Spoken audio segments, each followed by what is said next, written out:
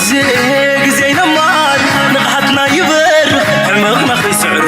إنمي نبلا بلوت مستي فقر نجاتح نغيب مع داين قاعد لبون ستر زكون يلن قرق حق خونيو نبر يا نبر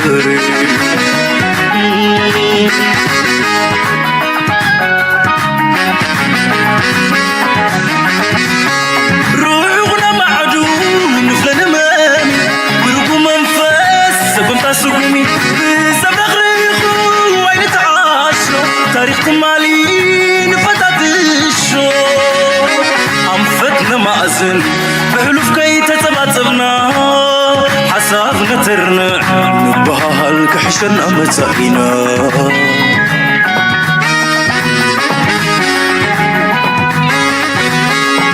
متحققاس سرت بالي ملدينا حيلي صنف غري عد ما سحبت حلف نكرفنيو يريدراو مالت بغفال نمني بلبي لساني خبط حينا تفر تغني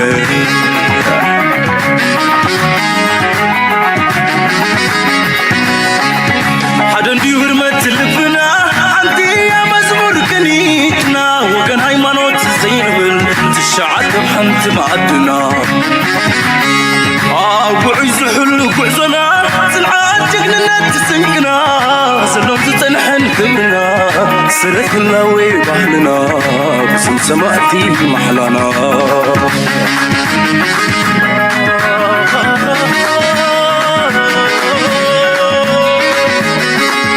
رأخ تقبر عصرنا حزو نبرار ينتصر لو يحبوا عزو عين فناته بس يخند ترقمو يريد راونت عين فناته بس يوتا ترقمو يريد راونت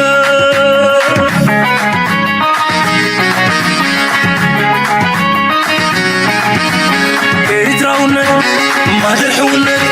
يريد راونت حبن جغنت عين قدد عن معرار نترر كم منعر بعلت اكوي لبو تسبر اريد راونت سعار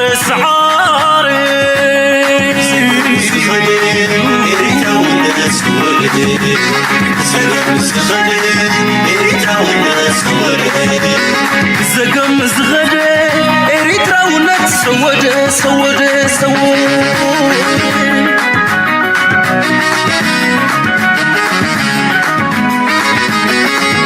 رأخ تقبر عصرنا حزو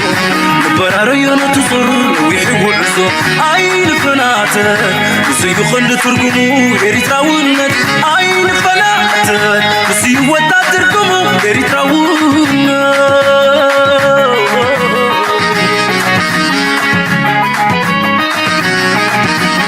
يريد راونت ما درحونت يريد راونت حبن جغنت عين قدد عن معرار نترر كم منعر بعلت اكوي لبو تسبر يريد راونت سعار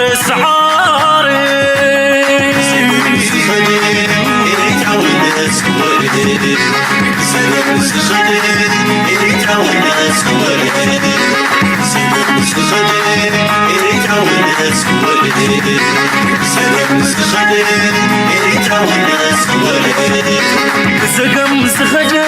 اريد راونت سود رأخ تقبر عصرنا حزو نبرار ينتصر ويحبوا عزو عين فناته بس يخند ترقمو يريد راونت عين فناته بس يوتا ترقمو يريد راونت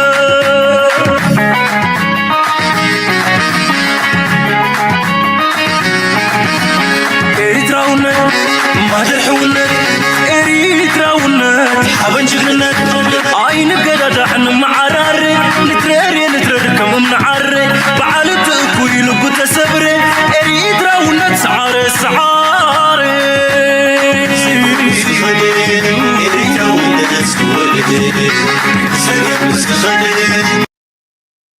سلام تخطاتلتي نايز channel كما يتخونو تبوك تكونو ناي واتر تمنيتنايو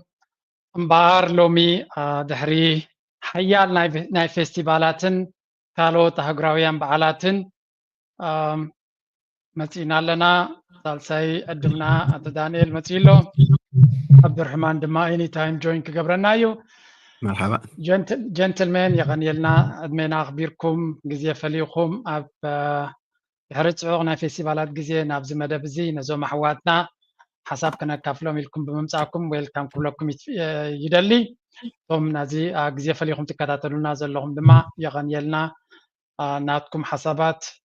بكومنت سكشن بخالي من قدك تحجزوا دما دقيمنا دقاقيمنا نتحساسب مالتيو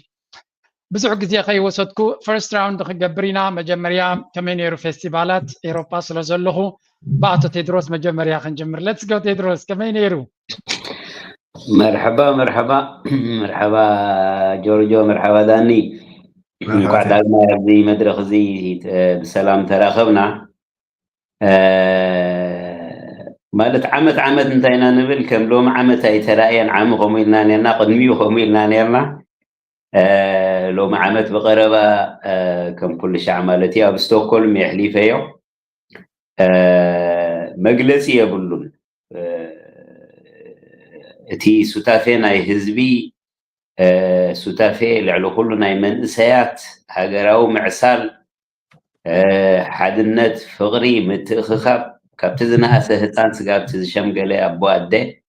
زنبرة متخخب كل زنبرة هالكتاتو مالتي سعري توفاينت سرح ليتنكترن هزيو زدنا غينيرو بحكي مالت كل شيء عندنا نفسنا ندنا غلاسة نحنا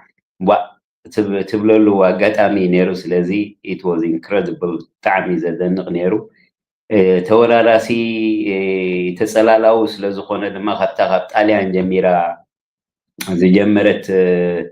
وقتي فيستيفالاتنا أوروبا دهريو هولاند سويسرلاند نابل عد إنجليز ونيرو دحرنا يشورن ون جرمن نيرو من الوقت تزعبي كالمينيشن وجناو خيتبلو نمبر ناي ستوكهولم فيستيفال سكاندينافيا إيو نيرو ناي وجنا أمريكا العالم كله نايو مجلسي يقولون بحكي أبتي زرزر كناتو نخيلنا نتي هل كنت خامن زرزر ينيرو تي سوتافنا حزبي وسيد نايت فيستيفال هاجراو متأخر يا مالت نزرباخا زيادة كنراغو دل كايل ناينا لذي تدي ميت كبار راسك عبد الرحمن من متينا له ويلكم عبد الرحمن مرحبا مرحبا مرحبا عبد الرحمن سلازي آتا نايلو ميتيم كومبليت كوينا لحجي يس داني كمينيرو كلتيهم ناتكم رياكشن تزنبري بعيني كم نجر كوا ببحرني نهنريو نتي first impression ناتكم زنبرة راي ومتشم كم ذي نايشورن دي مجمريا نيرو بتعم تم بمعرض رانا يسي تي فيديو تقلم سرانا سلسي وا كمزنا خمي غيركا كم موارد تنايدر خمي لك حلفي ولا صبط حلفس كم زخونا يكلني دبل عري غري من نايشورن مجمريا مسراخ مالتي ده حركاتي اب كاليفورنيا نبرون كل سبت خاتاتي لويو سلي بقاله ግን ካብቲ ምናልባት ፍሊ ዝበለ ንዓይ ዝገረመኒ ዝብሎ ምናልባት ዓብድራሕማን ኣብኡ ክስኸሉ ክእል እቲ ቦታ ዋላ ተኸተብቲ ኣከባቢ በኤርያ ንብሎ ገፊሕ ማለት ዕሪ ዓብ ቦታ እዩ እቲ ግዝኣት ክንብሎ እቲ ምሕደ ላይክ ኦክላንድ ሳን ፍራንሲስኮ ኢልካሲ ንዕኡ ወሲኹ ካብኡ ዳርጋ ተዋሓደ መገዲ ሰዓት ናብ ኩሉ ወገኑ እንተ ደኣ ኸይድካ ግን እሱ እቲ ከባቢ ናይ በኤርያ ይድበሃል ማለት ሕጂ ኣበይ ከም ድኸውን ሰብ ኣይፈለጠን ቅድሚ ሓንቲ መዓልቲ ድያ እንተይ ሓንቲ መዓልቲ ከመ እንተኾነት ቁርብ ኣፋፍኖት ማንቴካ ትበሃል ከተማ ኣላ በዚታት ኣቢሉ ገለ ተባሂል ማለት እዩ ሕጂ ቅድሚኡ ግን ሰብ ናይ ሆቴሉ ድዩ ናይ መገሽኡ ንመን ሒዙ ናበይ ከም ድኸይድ ናይ ኣሜሪካ ነገር ከዓ ናይ ፓብሊክ ትራንስፖርት ጥርጥር ኢልካ ድኸይድ ነገር ኣይኮነን ናርንጅ ጌርካ ማካይን ሒዝካ مسمن كم تخيل دحرت خاب دقد مصي ايربورت ابيناي لقربن قال خبل بزح توصلنا نجر دل نجر على كمال اجي أبغى لها كتردعنا نزو أمريكا زي لنا تتجيش دا نابي يلبو غير نيرو جست كاليفورنيا يلدي بو غير نيرو مالدي مالتي هو تحجي تقندنا طبي ونسي نوندو نسومسي ولا زوما حجي نعي ما قد خابز غزاي كلت ما قد خلت ساعات قالت رح ولا نحنا كمان حجي سبا خفيكم اتليست ابي كم دخون قرب افافنا تاع حزنا قال دبها نيرو مالتي دخون غينو حجي فاست فورورد غير ابتي بو ثامس بصحنا تعرب مالتي تقدمي معلتي صغير مليو جمس حدا نعلل نيرنا بجاكاب إيرتراويان سي كمزي أورايك تحلس أمول على ما يتغلني خا نوندو وراي كمزي فيستيفال مخا والعسى بيتدو لو كمول على جيشد سبد متص أمريكان نفس عالمي كاليفورنيا نفس عالمي نوندو خو متقبر وتهدرات كمان كمزي غير كتسلفو ما يتغلني خا أبي كم تقولي تفلت لهم تقربي الكان سخندز أبسالس كبي كل أبرسيو ምናልባት እቶም ሕጂ ኣነ ቁርብ ጎስጓስ ገለ ክገብር ደልየ ነይረ ሰብ ክመፅእ ምእንቲ ቅድሚኡ ከዓ ሓደ ሓደ ተዋሃብኮ ሆምወርክ ገለ ነይሩ ቁርባ ንገርና ምንቲ ዶን ወሪ ጥራሕ ይድበሃል ነይሩ ተዘረባ እሞ ዝኾነ ኮይኑ በቃ ሓደ ፍልይ ዝበለ ንናይ ካሊፎርኒያ ጥራሕ ደይኮነስ ኣብ ሙሉእ ዓለም ኣብ ወዳድባን ኣተሓሳስባ ኤርትራውያን መርኣያ እዩ ዝኸውን ዘሎ ማለት እዩ ሃገራውነት በዚኻ ትዕቁና ሕጂ እንታይ ዝኸውን ዘሎ ዓዳምን ተዓዳምን የብሉን ማለት እዩ ኩሉ በዓል ውራ እዩ ከምዚ زوم جزاء صاحبي أمي اللي حمي كي يكون بعلونا تو رايس لده خوانا بقى ينا برد مخنياتات قال مع التايت نقرتنا الله نحاوركم خميتات اللي خويني سمعنا نجن تمعك أنا ناي ناتو خوين رأي مالتي أنن تمنفوس قال مشوتي إرتراني ناوش ودنا هلو اسمران هلو على أبزنا هلو تي نبر ونن قالن كم تدرى أخمي زي أجن ولا كسب حاجات قرمني ولا إثيوبيان كم غير كاتك باي تخل سوماليان كم غير كاتك باي تخل أمريكان كم غير كاتك بحلف خالد حزب عالم كم يجريخو كرمو ورها كمان كسبتها ساعات كني جميرة ساعات كني كم تأتي بين كم دوت صديفة ليتو كمان نايم مسكان جي دعي حزب إيرتراي نحن بلا سراويت إيرترا قرميد بلاكا زي أخذ لي يس داني مالت you know از نگرات ترگیس زحلف نگری خاطر قیس کازلا فستیوال نایرترا اب کالیفورنیا کباب تخایدو that's the story ابت باckground زولوجن for example كل نجار كم زبال كايو ساعات كنت زغ جمري ب5 دقائق بزت ما جي بي اس نات كابزي باركينج نابزغ تروح بتدخلوا كل نجار تبهيلو خلو زي ما تسب بزحيو ስለዚህ እዚ እንታይ ዘርእየካ dedication ተወፋይነት ናይ ህዝቢ ኤርትራ I think by itself እዚ ታሪክ እዩ ሳዕ ክንደይ ሰብ ድልውነት ኣለዎ ዋጋ ንክኸፍል ኩሉ ዝንብሎ ዘለና ድማ in terms of budget ዓብ ባጀት ማለት እዩ last minute book ክትገብር last minute check ክትገብር ክትቅይር ክንደይ ዋጋታት ዘለዎ ኣብ ልዕሊኡ ንሰለስተ መዓልቲ ኢኻ ክፀንዕ incredible just ታሪክ ጥራይ ኢልና ክንሕልፎ ንኽእል እዚ ግን የቐንየለይ ከይ ነዚ ነገራት እዚ ከይሰገርካዮ ምኻድ it's very important ነዚ ነገራት እዚ ከም ንቡር ጌርካ ብምውሳድ ንቡር ዘይኮነ ነገር ንፅቡቅ ማለት እዩ ግን ንቡር ኣይኮነን እዚ ከም ንቡር ጌርካ ክረአ ዘይግባእ እዩ ዓብዱርሕማን ምስ መፀ ዝያዳ ኣብ ዳርእስቲ እውን ክበና ስለ ዝኾነ ፀገም የብሉን ሕጂ እቲ ፌስቲቫል ክሳዕ ክንደይ ፅቡቅ ምዃኑ I think መፂ ሎ ኦልሬዲ ተመሊስ ሎ is he back or what anyway መፂ ሎ ዓብዱርሕማን ሓናብቲ ዓብዱርሕማን ቁርባ ቢያትካ እንዳደላ ካብዚ ስቱዲዮ ክሰደካ ተመሊስካ ክታቱ ምንታን ኦኬ Okay, he's back. سمعنا لها؟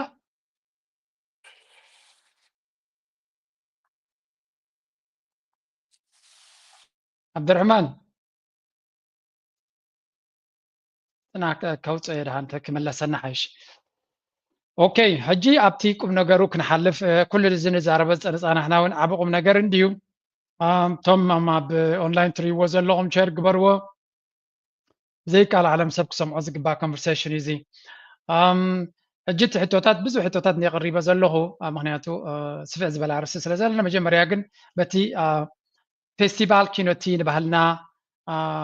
ክብርታትና ከምኡ ድማ ሓድነት ናይ ህዝቢ ኤርትራ ብሓደ ኮይንካ ትገብሮ ኣብ ፐብሊክ ዲፕሎማሲ ድዩ ብዛዕባ ህዝቢ ኤርትራ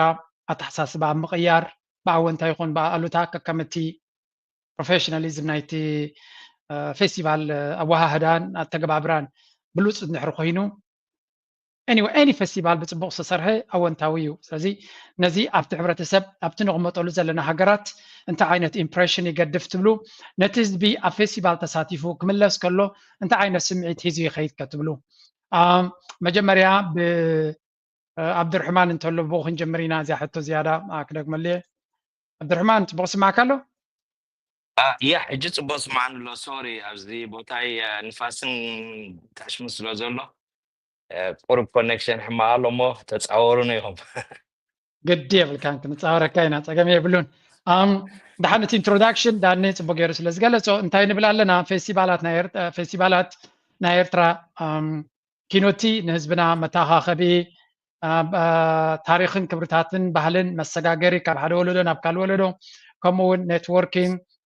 ኪኑ ዝሓለፈ ኣብቲ ንቕመጠሉ ዘለና ሃገራት ኣብቲ ዝግበረሉ ዘሎ ቦታታት እንታይ ዓይነት መልእኽቲ ዘመሓላልፍ ናይ ህዝቢ ጥርናፈ ብውዳበ ናቱ ይኹን በቲ ንንታይ መልእኽቲ ኢና ንገብረሉ ዘለና እንታይ ዓይነት መልእኽቲ ይገድፍ እቲ ሰብ ዝተሳተፈ ንገዙ ክኸይድ ከለኸ እንታይ ስምዒት ሒዙ ይኸይድ ትብል well እዚ very loaded ሕቶ እንዳ ጆርጅ ያ ናይ ብሓቂ እንታይ መልእኽቲ እዚ እቲ መልእኽቱ ብሓፂሩ እቲ ምውርራስ እዩ ወለዶ ምውርራስ እዩ እጅ ብሕልፊ ኣብ ደገ ዘለና እንድሕር ክንሪኦ ኮይና ስኒ እጅ እኳ ዳርጋ ካልኣይ ሳልሳይ ጀነሬሽን ንበፅሕ ኣለና ኣብ ደገ መስለኒ ከምዚ እንሪኦ ዘለና መብዛሕትኡ እቲ ባህሉ ዓቂቡ ልምዱ ዓቂቡ ኤርትራዊ መንነት ኩሉ ግዜ ቀዳምነት ገይሩ ማለት ኣብ መንነቱ ፈሊጡ ኣብቲ ዝነብሮ ሃገር እሞ ከም ኤርትራዊ መንነት መበቆሉ ወይ መንነቱ ፈሊጡ ዝነብረሉ ሓደ እቲ ምውርራስ እዩ ባህልን ልምድን እዚ ኩሉ እቲ ያታ ንብሎ እዩ ብፈጥሮ እንታይ እዩ እንድሕር ኢልካ ኣብቶም መንእሰያት ብዙሕ ይድራይ እዞም መንእሰያት ንሪኦ እንታይ እዩ እንድሕር ኢልካ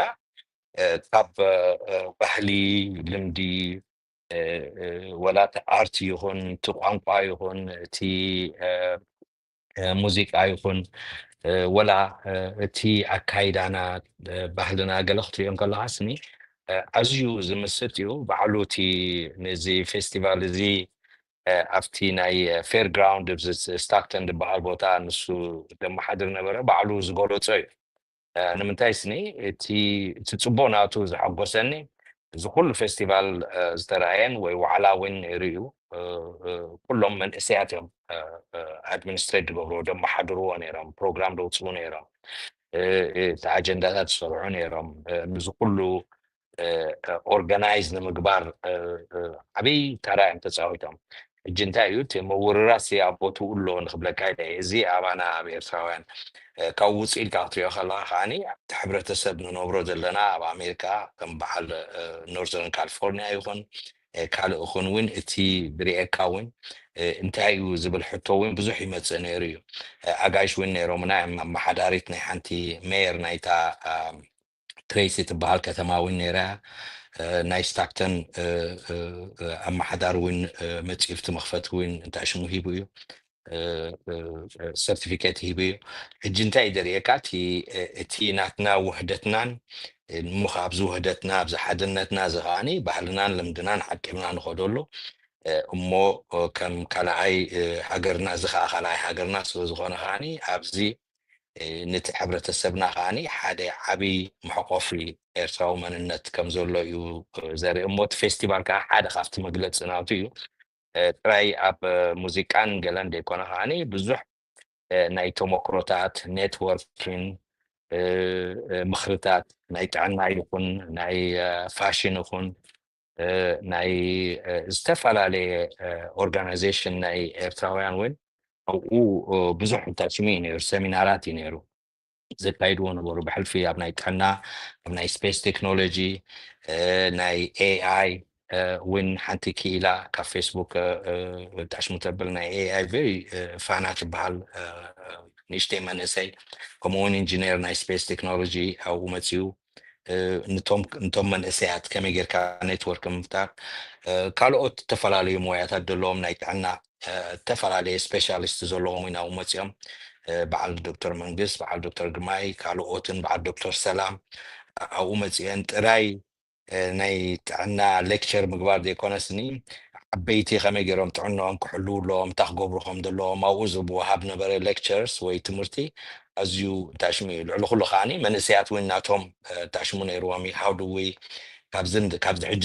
ዘለናዮ ንላዕሊስ ከመይ ጌርና ነብስና ኦርጋናይዝ ክንገብር ንኽእል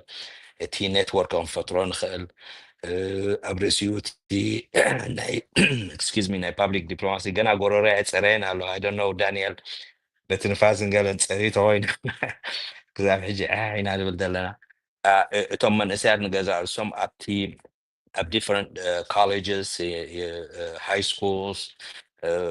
ኣብ ተፈላለየ ዓውድታት ዘለዉ እውን ንርእሶም ከመይ ገይሮም ኔትወርክ ክኸውን ናትና ዳታ ቤዝ ንምፍጣር እውን ኣብ ተፈላለየ ሞያታት ዘለዉ እዚ ኩሉ እዚ ዝሓቆፈ ፌስቲቫል እዩ ነይሩ ኣብ ልዕሊ ኩሉ ከዓኒ እቲ ኣብ መጨረሽታ ምሸት ዝግበር ነበረ ናይ ጓይላ ፀወታ ከዓኒ እዚ ዝሓቆፈ እዩ ነይሩ ክብለካ ኢለ ድራ ብሪልያንት ብጣዕሚ ፅቡቅ عبدالرحمن I think እስኻ ገለ ካብቶም ኣብ ስራሕ ዝገበርካ ብስም ኩሎም እቶም ኣብቲ ፌስቲቫል ተሳተፉ ከነመስግነካ ዝግባእ እዩ ዓብይ ስራሕ ከም ሰራሕካ ኩላትኩም እውን ከታስ ሰለስቲኹም ኣብ ዘለኹም ዓብይ እጃም ዝነበረኩም እዩ I think እቲ ኮሚኒቲ እቲ ፌስቲቫላት ኣሜዚንግ ኮይኑ ክሓልፍ ከሎ ክንሪኦ ከለና ብድሕሪ መጋረጃ ብዙሕ ዘይግለፅ ሽሞም ብዙሕ ግዜ ዘይንገር ሕብረተሰብና እውን ፅቡቅ ውራይ ሓሊፉ ብናይ መን ስራሕ ምዃኑ ኣይንገርን እዩ ብዙሕ ግዜ ዋና ውራይ ክፈልጦ ይኽእል ኸውን ግን ንውራይ ዝፀብቑ ሰባት ኣብ ሕብረተሰብና ብዙሕ ግዜ ዝኣክል ክብሪ ንህብ ሕብረተሰብ ኣይኮናን እቶም ከምኡ ዝገብሩ ከዓ ከምኡ ዓይነት ስለ ዝጎደሎም ዝቕየሙ ዓይነት ሰባት ካይኮኑን እቲ ሕብረተሰብ እውን ኣይ ቲንክ እቲ ኬሚስትሪ ናቱ ስለ ዝፈልጥ እዩ በዚ ኮይኑ በቲ ዓብ ስራሕ ነዚ ብሉፅ ፌስቲቫላት ንክሓልፍ ብፍላይ ናይ ኣሜሪካ ኣብ ዝያዳ ቦታ ኮይና ክንዛረብ ኢና ቴድሮስ እውን ኣብቶም ኣብ ናይ ስዊድን ከም ሕሱም ዝሰርሐን እቲ ዝረኣናዮ ንክኸውን ክውን ዝገበርኩም ስለ ዝኾንኩም ደጋጊምና ቴንክ ዩ ክንብል ንደሊ ኣይ ቲንክ እቶም ተኸታተልትና እውን ፅቡቅ ገይሮም ዝርድዎ እዚ መለስ ኢልና ብወገን ኤሮፓ ክንሪኦ ክንፍትን ኢና ነታ عبدالرحمن ጀሚርዋ ዘሎ ዳኒ ዝያዳ ኤክስፓንድ ክትገብራ ኢኻ ስፔሻሊ ኣብቲ ዲፕሎማሲ መልእኽቲ ናይቲ ፌስቲቫል እንታይ ነይሩ ኣብ ስዊድን ቴድሮስ ማለት ገለ ካብቶም ኤምባሲ ይኹን ካልኦት ተዋሃድቲ ናይቲ በዓላት ብፍሉይ ዝጠቐስዎ ኣብዚ ፌስቲቫል እዚ እንታይ ነይሩ መልእኽቲ ናቱ እንታይ ነይሩ ከምዚ መጀመርያ ኣነ እንታይ ክብል ዘሊ እዚ ኣዝዮም ውፍያት ብፆት ሓይሊ ናይ ፌስቲቫል ናይ ሽወደን ክግለፅ ዘለዎ ኮይኑ ዝስማዓኒ ኣዋሃዲ ሽማግለ በዓላት ከም ዓብ ትካል እዩ ካብቲ ኤግዜኪቲቭ ኣካሉ ጀሚርካ ስጋብ እቲ መሓውራቱ ቤት ምክሪ ኣሃዱ ቤት ምክሪ ዝበሃል ኣካላት ኣለዎ ነብሲ ወከፍ ውዳቤ ማሕበረ ኮማትን ካልኦት ውዳቤታትናን ካብ ሽወደን ጥራይ ዘይኮነ እንተላይ ካብ ኖርዌይ ዴንማርክ ፊንላንድ ዘቁምዎ ዓመት ሙሉእ ዝሰርሕ ወዳቢ ኣካል እዩ ስለዚ ኣዝዩ ሓያል ውዳቤ እዩ ትካል እዩ ናብ ትካል እዩ ተቐይሩ ዘሎ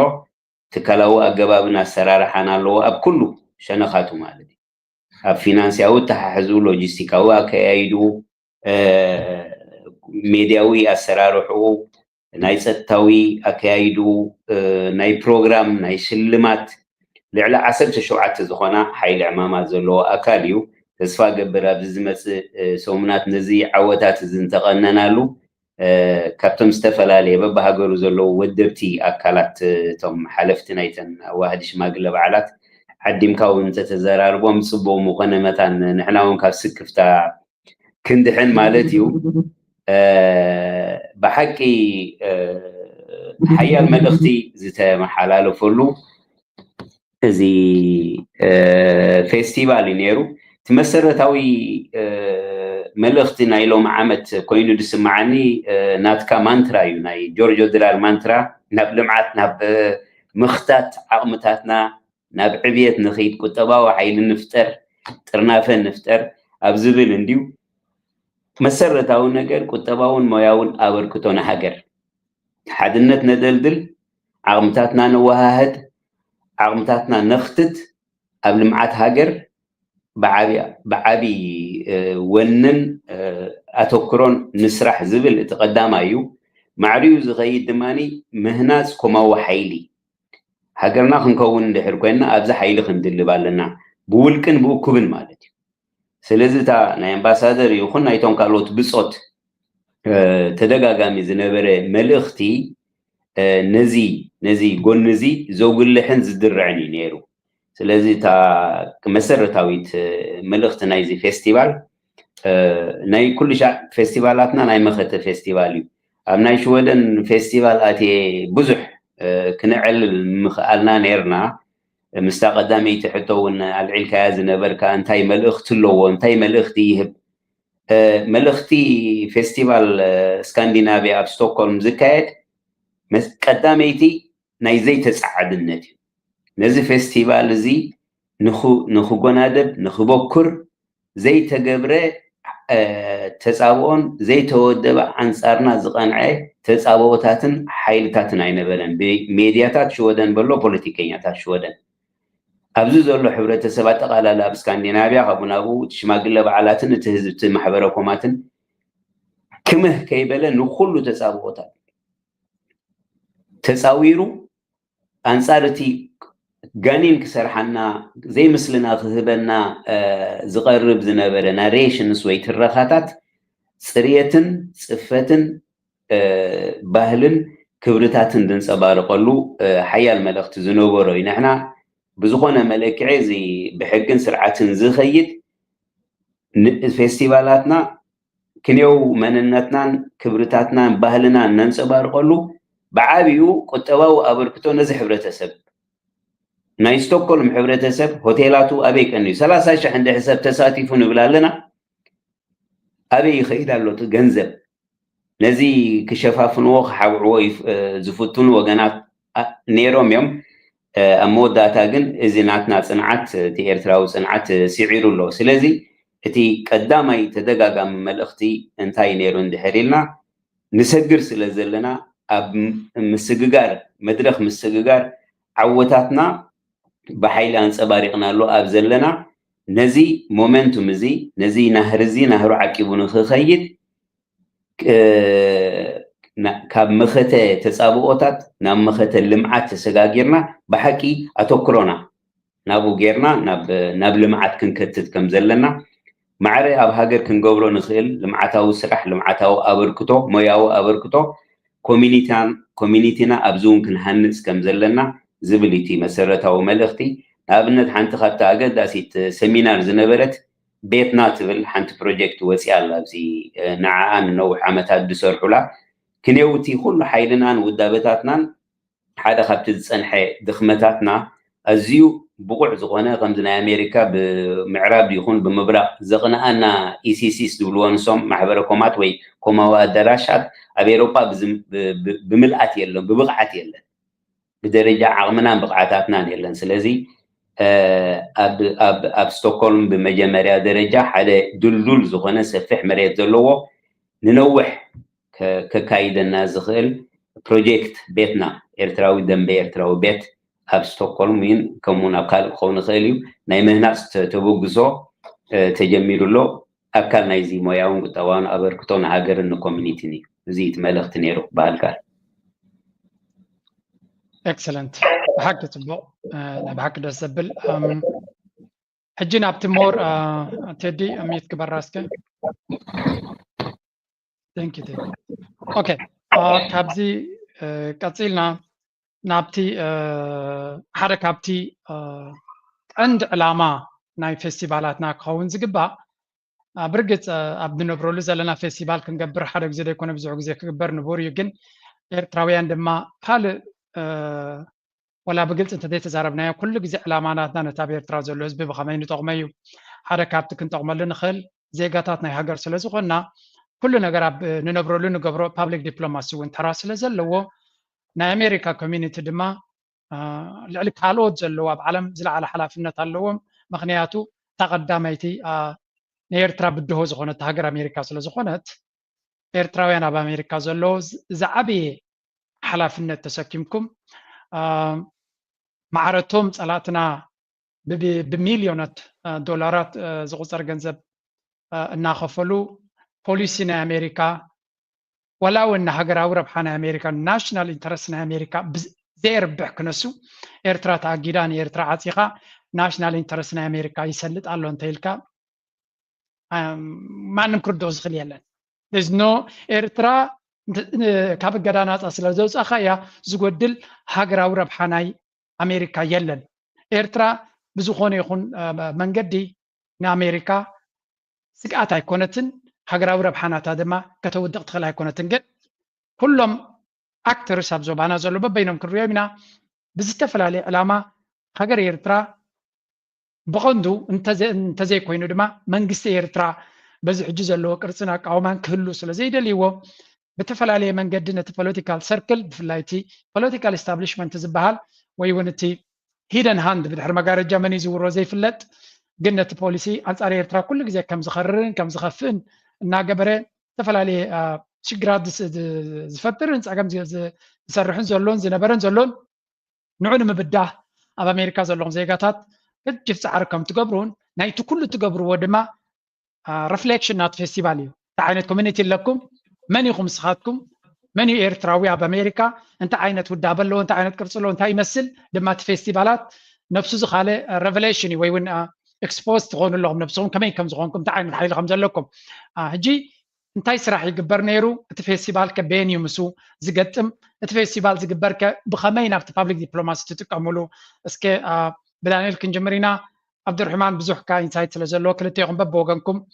ሂብኮ እንተተዛሪብኩም ላውን ድሕሪኡ ምስ ዝምድና ምስ ኣሜሪካ ዘሎ ከነተሓዞ ስለ ዝኾንና هو حراي طعم صبح ጆርጅ እቲ ፌስቲቫል ስነ እቲ ፓብሊክ ዲፕሎማሲ በየን ሕግዞ በኣ ተጀሚርና ብዓብዩ እቲ ፌስቲቫል ከምተም ካልኦትና ሓንሳብ ከቋናብፅዎ ድፍትኑ እቶም ክፈሽል ዝደልይዎ ከትፅበዮም ኢኻ ንሕማቕ እዩ ገለ መለ ክብሎ ናቶም ተሳዒሩ እዩ እቲ ፌስቲቫል እዚ ሓደን ቀንዱን ናይ ሓድነት ኤርትራውያን ብሓንሳብ ኮይኖም ሓደ መልእኽቲ ዝሰድሉ ኣወንታዊ ዝኾነ ኣሜሪካ ክንብል ተኮይና ኤርትራውያን ጥራሕ ደይኮንና ኤርትራውያን ኣሜሪካውያን ኢና ሕጂ እዚ ኤርትራውያን ኣሜሪካውያን ከዓ ልካ ከምቶም ካልኦት ካብ ሙሉእ ዓለም ተሰዲዶም ዝመፁ ስደተኛታት ባህሎም ሒዞም ኣወንታዊ ዝኾነ ተሳትፎ ኣወንታዊ ዝኾነ ነፀብራቅ ከም ዘለዎም ኣብ ኩሉ ወገን ዝግበር ግን እቲ ፌስቲቫል ከዓ ንኩሉ ፀሚቑ ዘርእዮ ማለት እዩ ሕጂ ካብቲ ቀልጢፉ ንካልኦት ዋላቶም ኣብኡ ክሕሉ ድዮም ዋላ ሰኪሪቲ ድዮም ገለ ድመፁ ዘይ ኤርትራውያን ቀልጢፉ ዝወጦም ነገር ተልዩ ክሳብ ክንደይ ሰላማዊ ዝኾነ ህዝቢ ምዃኑ እዩ ኣነ ክንደይ ከም ነበርና ኣብቲ ፌር ግራውንድስ ዓብድራሕማን ሞር ፈልጦ ኸውን ናተይ ግምት ፕሮባብሊ 10,000 15,000 ገለ በፃብዒት የተቆፅሮምኒ ካብቶም ሰኪሪቲ እሶም ከማን ቶም ናትናቶም ተዓጠቕቲ ኤርትራውያን ቮለንቲር ዝገብሩ እሶም ከማን ንበዝሑ ሰኪሪቲ ዘይትብሎም ናይ ኩሉ በቃ ዋላ ጉሓፍ ተወዲቓ ዋላ ዳይሬክሽን ድህቡካ ማለት እዮም ሃንዘ ኖንዶ ዓበይቲ ሲ ቆልዓ ከይተረፈ ክበከይ ትርኢ ክበኣሳይ ትርኢ ብጀካ ክስሕቕን ስታኽብለን ፀኒሑ ኣናውንስመንት ኣነ እውን ንሕና ምስ ክልተ ደቅና ኢና ከድና ነርና ጎቢዞም እዮም 21 እዮም ፀኒሐ ነግሮም ነይሩ ሕጂ ኣናውንስ ገብሩ ዶ ኣብቲ መድረክ ኮይኖም ቦርሳ ተረኺባ ኣላ እቲ ኣናውንስ ዝገብር ከዓ ናትና ይንህብን ዘይናትና ግና ይንደልን ዲና ኤርትራውያን ከማኢላ ምስ ወርቃሮ ምስ ገለ ተረኺባ ገለ ብል ሕጂ ኢትስ ናት ኢቭን ጆክ ፍልይ ዝበለ ነገር እዩ ነቶም طبعا نور سكرت قال باي ذا واي did he let me tell you what he just said نقرم نيره ማለት እዩ ሕጂ እዛ ዓይነት ብኩሉ ነገር ካብ ኣገባብ ካብ ኣሰራርሓ ካብ ነንሕድዱ ወፃእተኛ ኮንካ ነቲ ኤርትራ ክትሪኦ ከለካ ነንሕድዱ حدا تنافافق نبر سلام كبهال كله بحنسا سعسع كله بحنسا ورايح حلف كله سلاماوي حزب مهانو صلاتي إرترا جن ولا نت منقست ديم ولا نت حزب ديم كقول كله خمسة حدا صفار رقم كان قلعود كمز جيرو نوجن وروجن نايدم فساسن كمهردو علقة لما لازم معاه حسيتها أبكر ميخا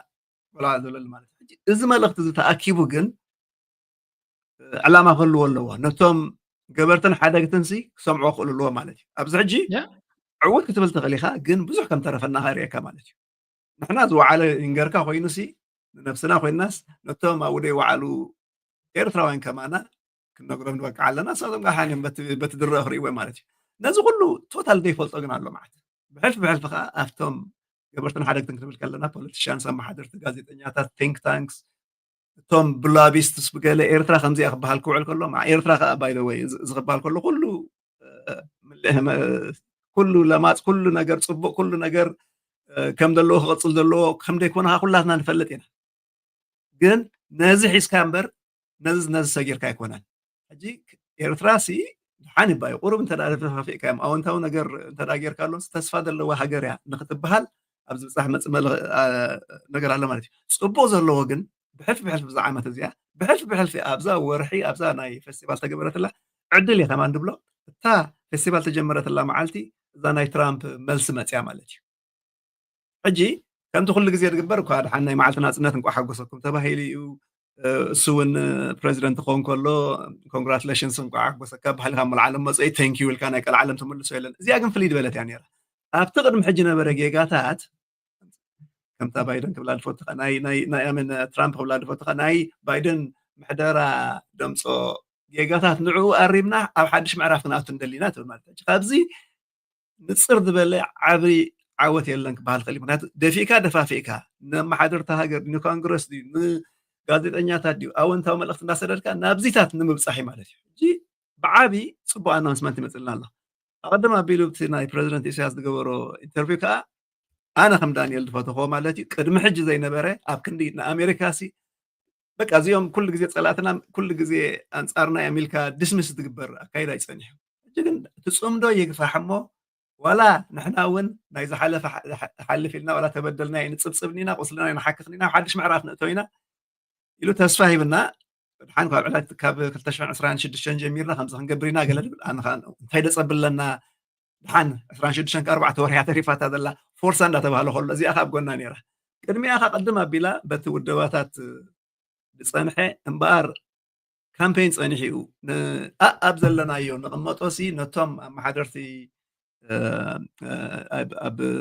كونغرس دلو مالتيو اب سند دلو نعاتهم دارخبنا بزعبا ايرترا نسد دلهم اوتوميت دخونه كامبين تجمير صنيحو قدمتناي انترفيو ناي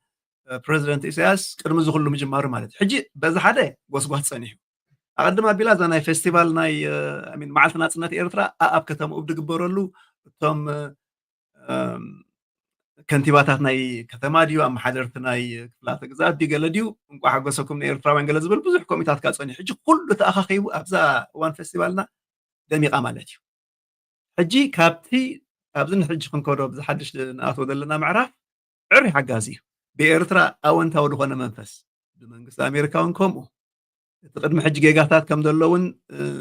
درجة أنفتلو أنتو اللو خانعو علينا أمتاهم كيدينا دبل مالتي بحلف أبزي إثيوبيا بأنتي بعلى هريما بعلى وعينة دياتاناتهم تاكتي كل جزء أبغى كل جزء مدعوة لنا أبغى أون تبغى سامي مصنيح مالتي إيرترا سؤال وتصنحو سؤال أحد نقدر صنيح مالتي حجي تقول له تدماميرو أبتي public diplomacy اللي تقند علامو أبتي ناي public ناي community affairs تقبر ولا خاب إمباسي إيرترا جميركا ولا ودبات تقدفون أب كم زيام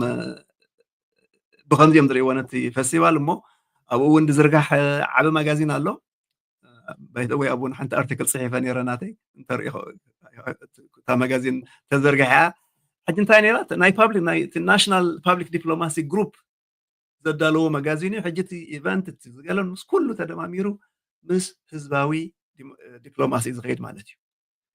اجي بكل مقدو تعويت لنا نقدمي دخل المقدتات بزح حلو بتغلب وغنكا كمزي عاب ورق حسكا كم بزح سبكا دي عدغون تلو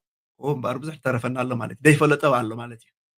ቀንዲ ብቐንዱ እቲ ተጠራጠሪ ዋላ እቲ ኤርትራዊ ድዩ ዋላ ተኻልእ ድዩ ከምዚ ናይ ሳዕስዒት ናይ ወንኻ መውፅኢ ናይ ባንዴራታት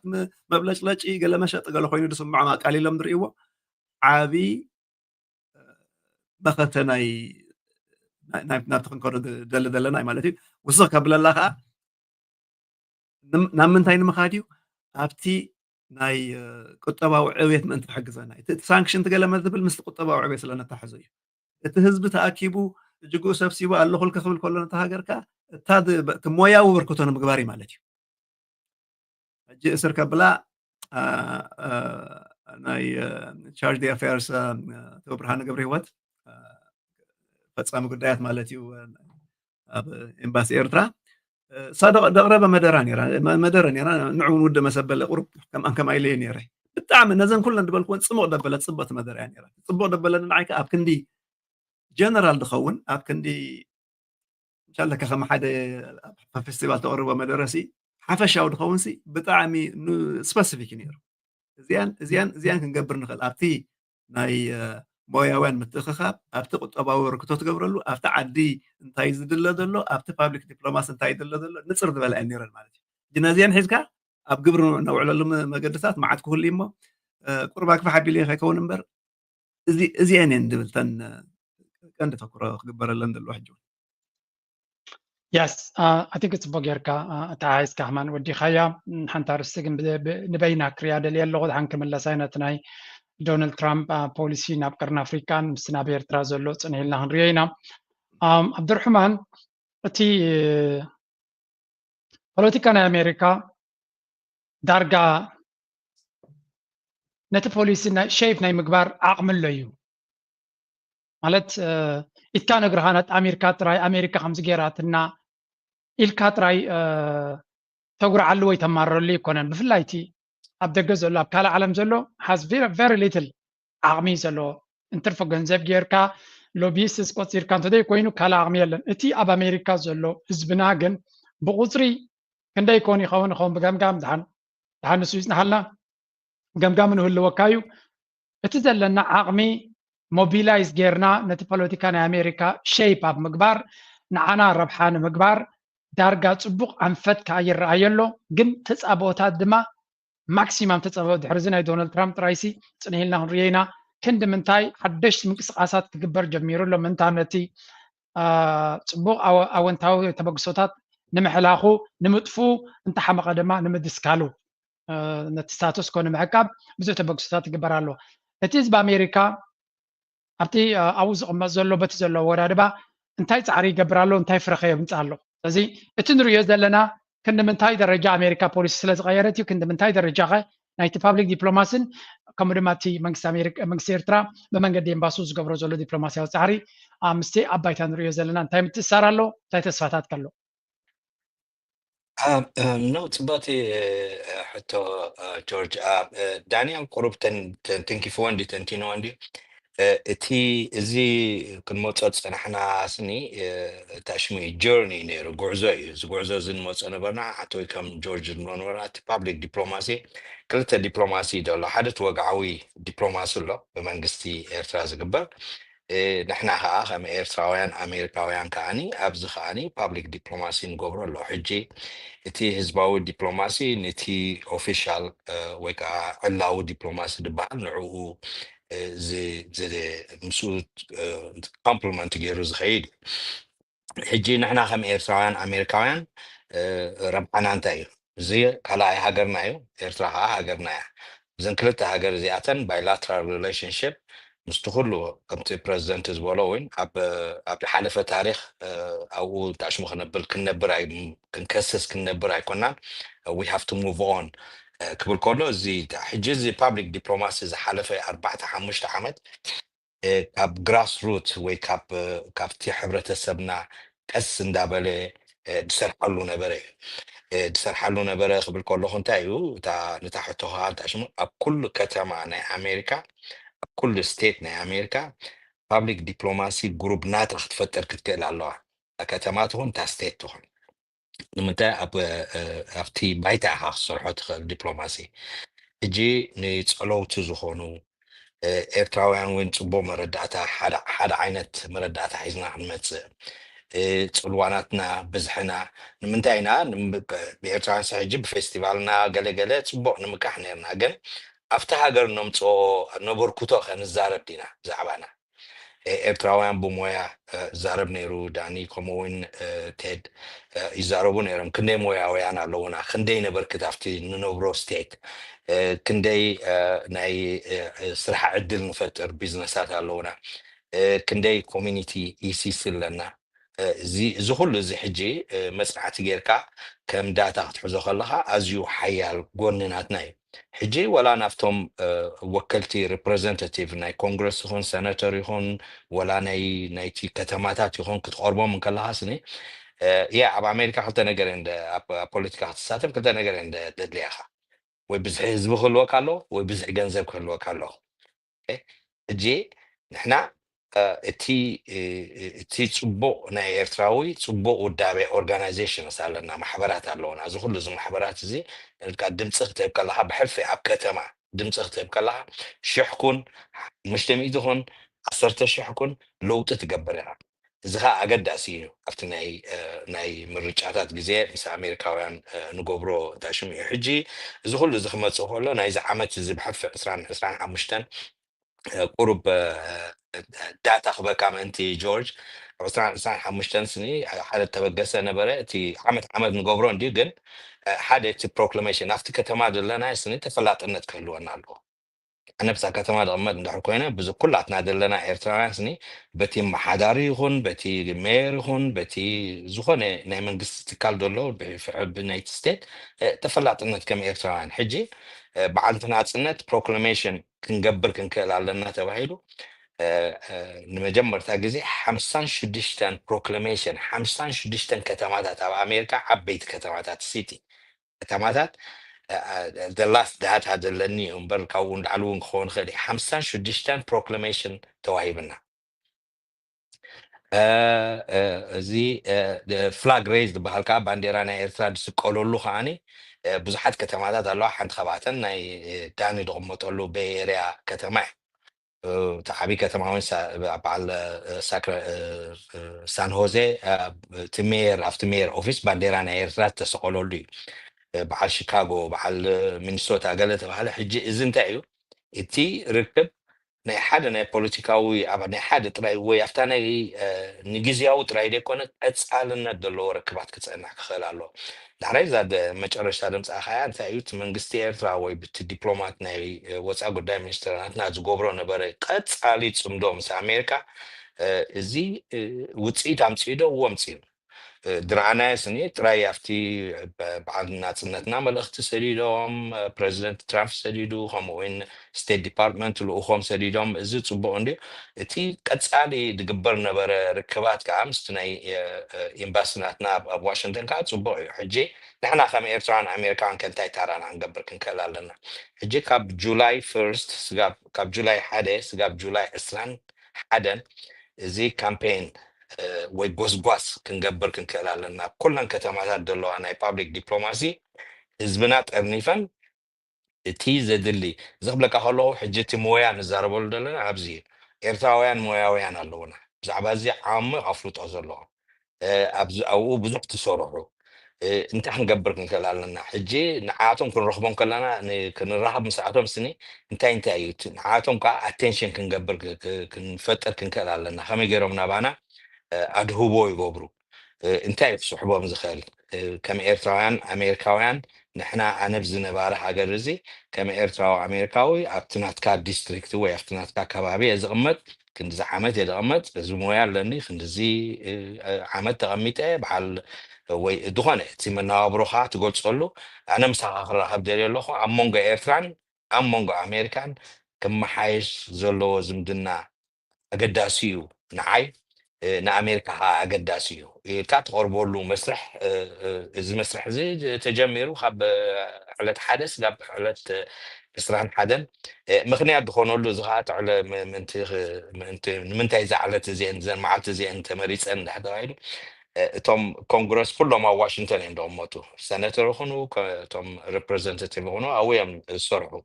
نخلو ستيتات وكيلهم أو يوم حجي عرفت سلوز موتو عرفتهم نكتموا أمين موتو عفت كتما مسحلا عفت كتما أنا خوين خم إيرترا وخوين خروج مخ خلالني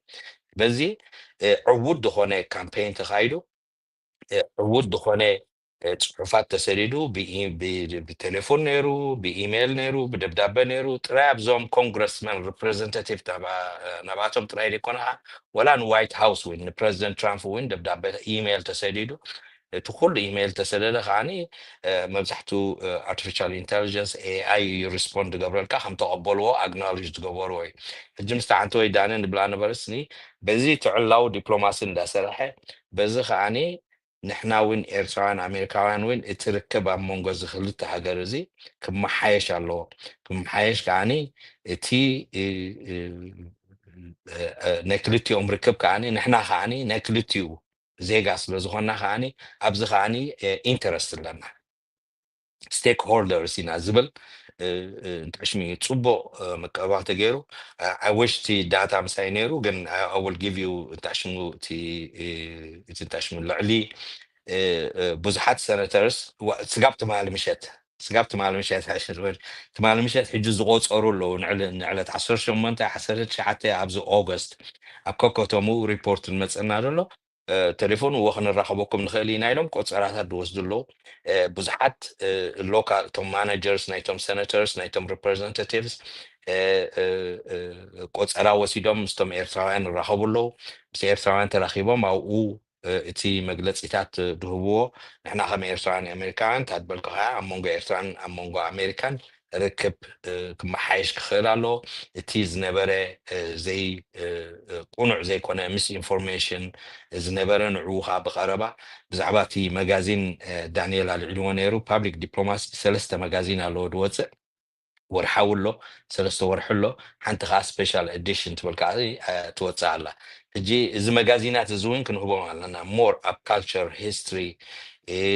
لمدتات بحلتات كم وين اب امريكا دولون فتح عالم دولون فتح إيرتراو زبوركتو إيرتراو زبورو بزعبة ارت دزاربي ودقلت يو تي ناي بابليك دبلوماسي جي زخول زنتاي تقريبا عند حركة بزح إذن كنركب كيلنا بزحات سمعونا خيلهم سقابتي ناي أفريكان ناي كونغرس دولو ناي فورين ريليشنز دبل أبوامبر وين سقاب مبل كلايس على سايق زي حجر راهو لو بصوتنا ودولو إزي قوني تعلاو دبلوماسي بإمباسناتنا ببساي برهاني يكايرو كان تخوني نحنا وين معرمة عبد الرحمن مني نايتي سنة فورين ريليشنز حلاف من على بزوان زي ناي شمو تعال أنا أقرأ بالك كتل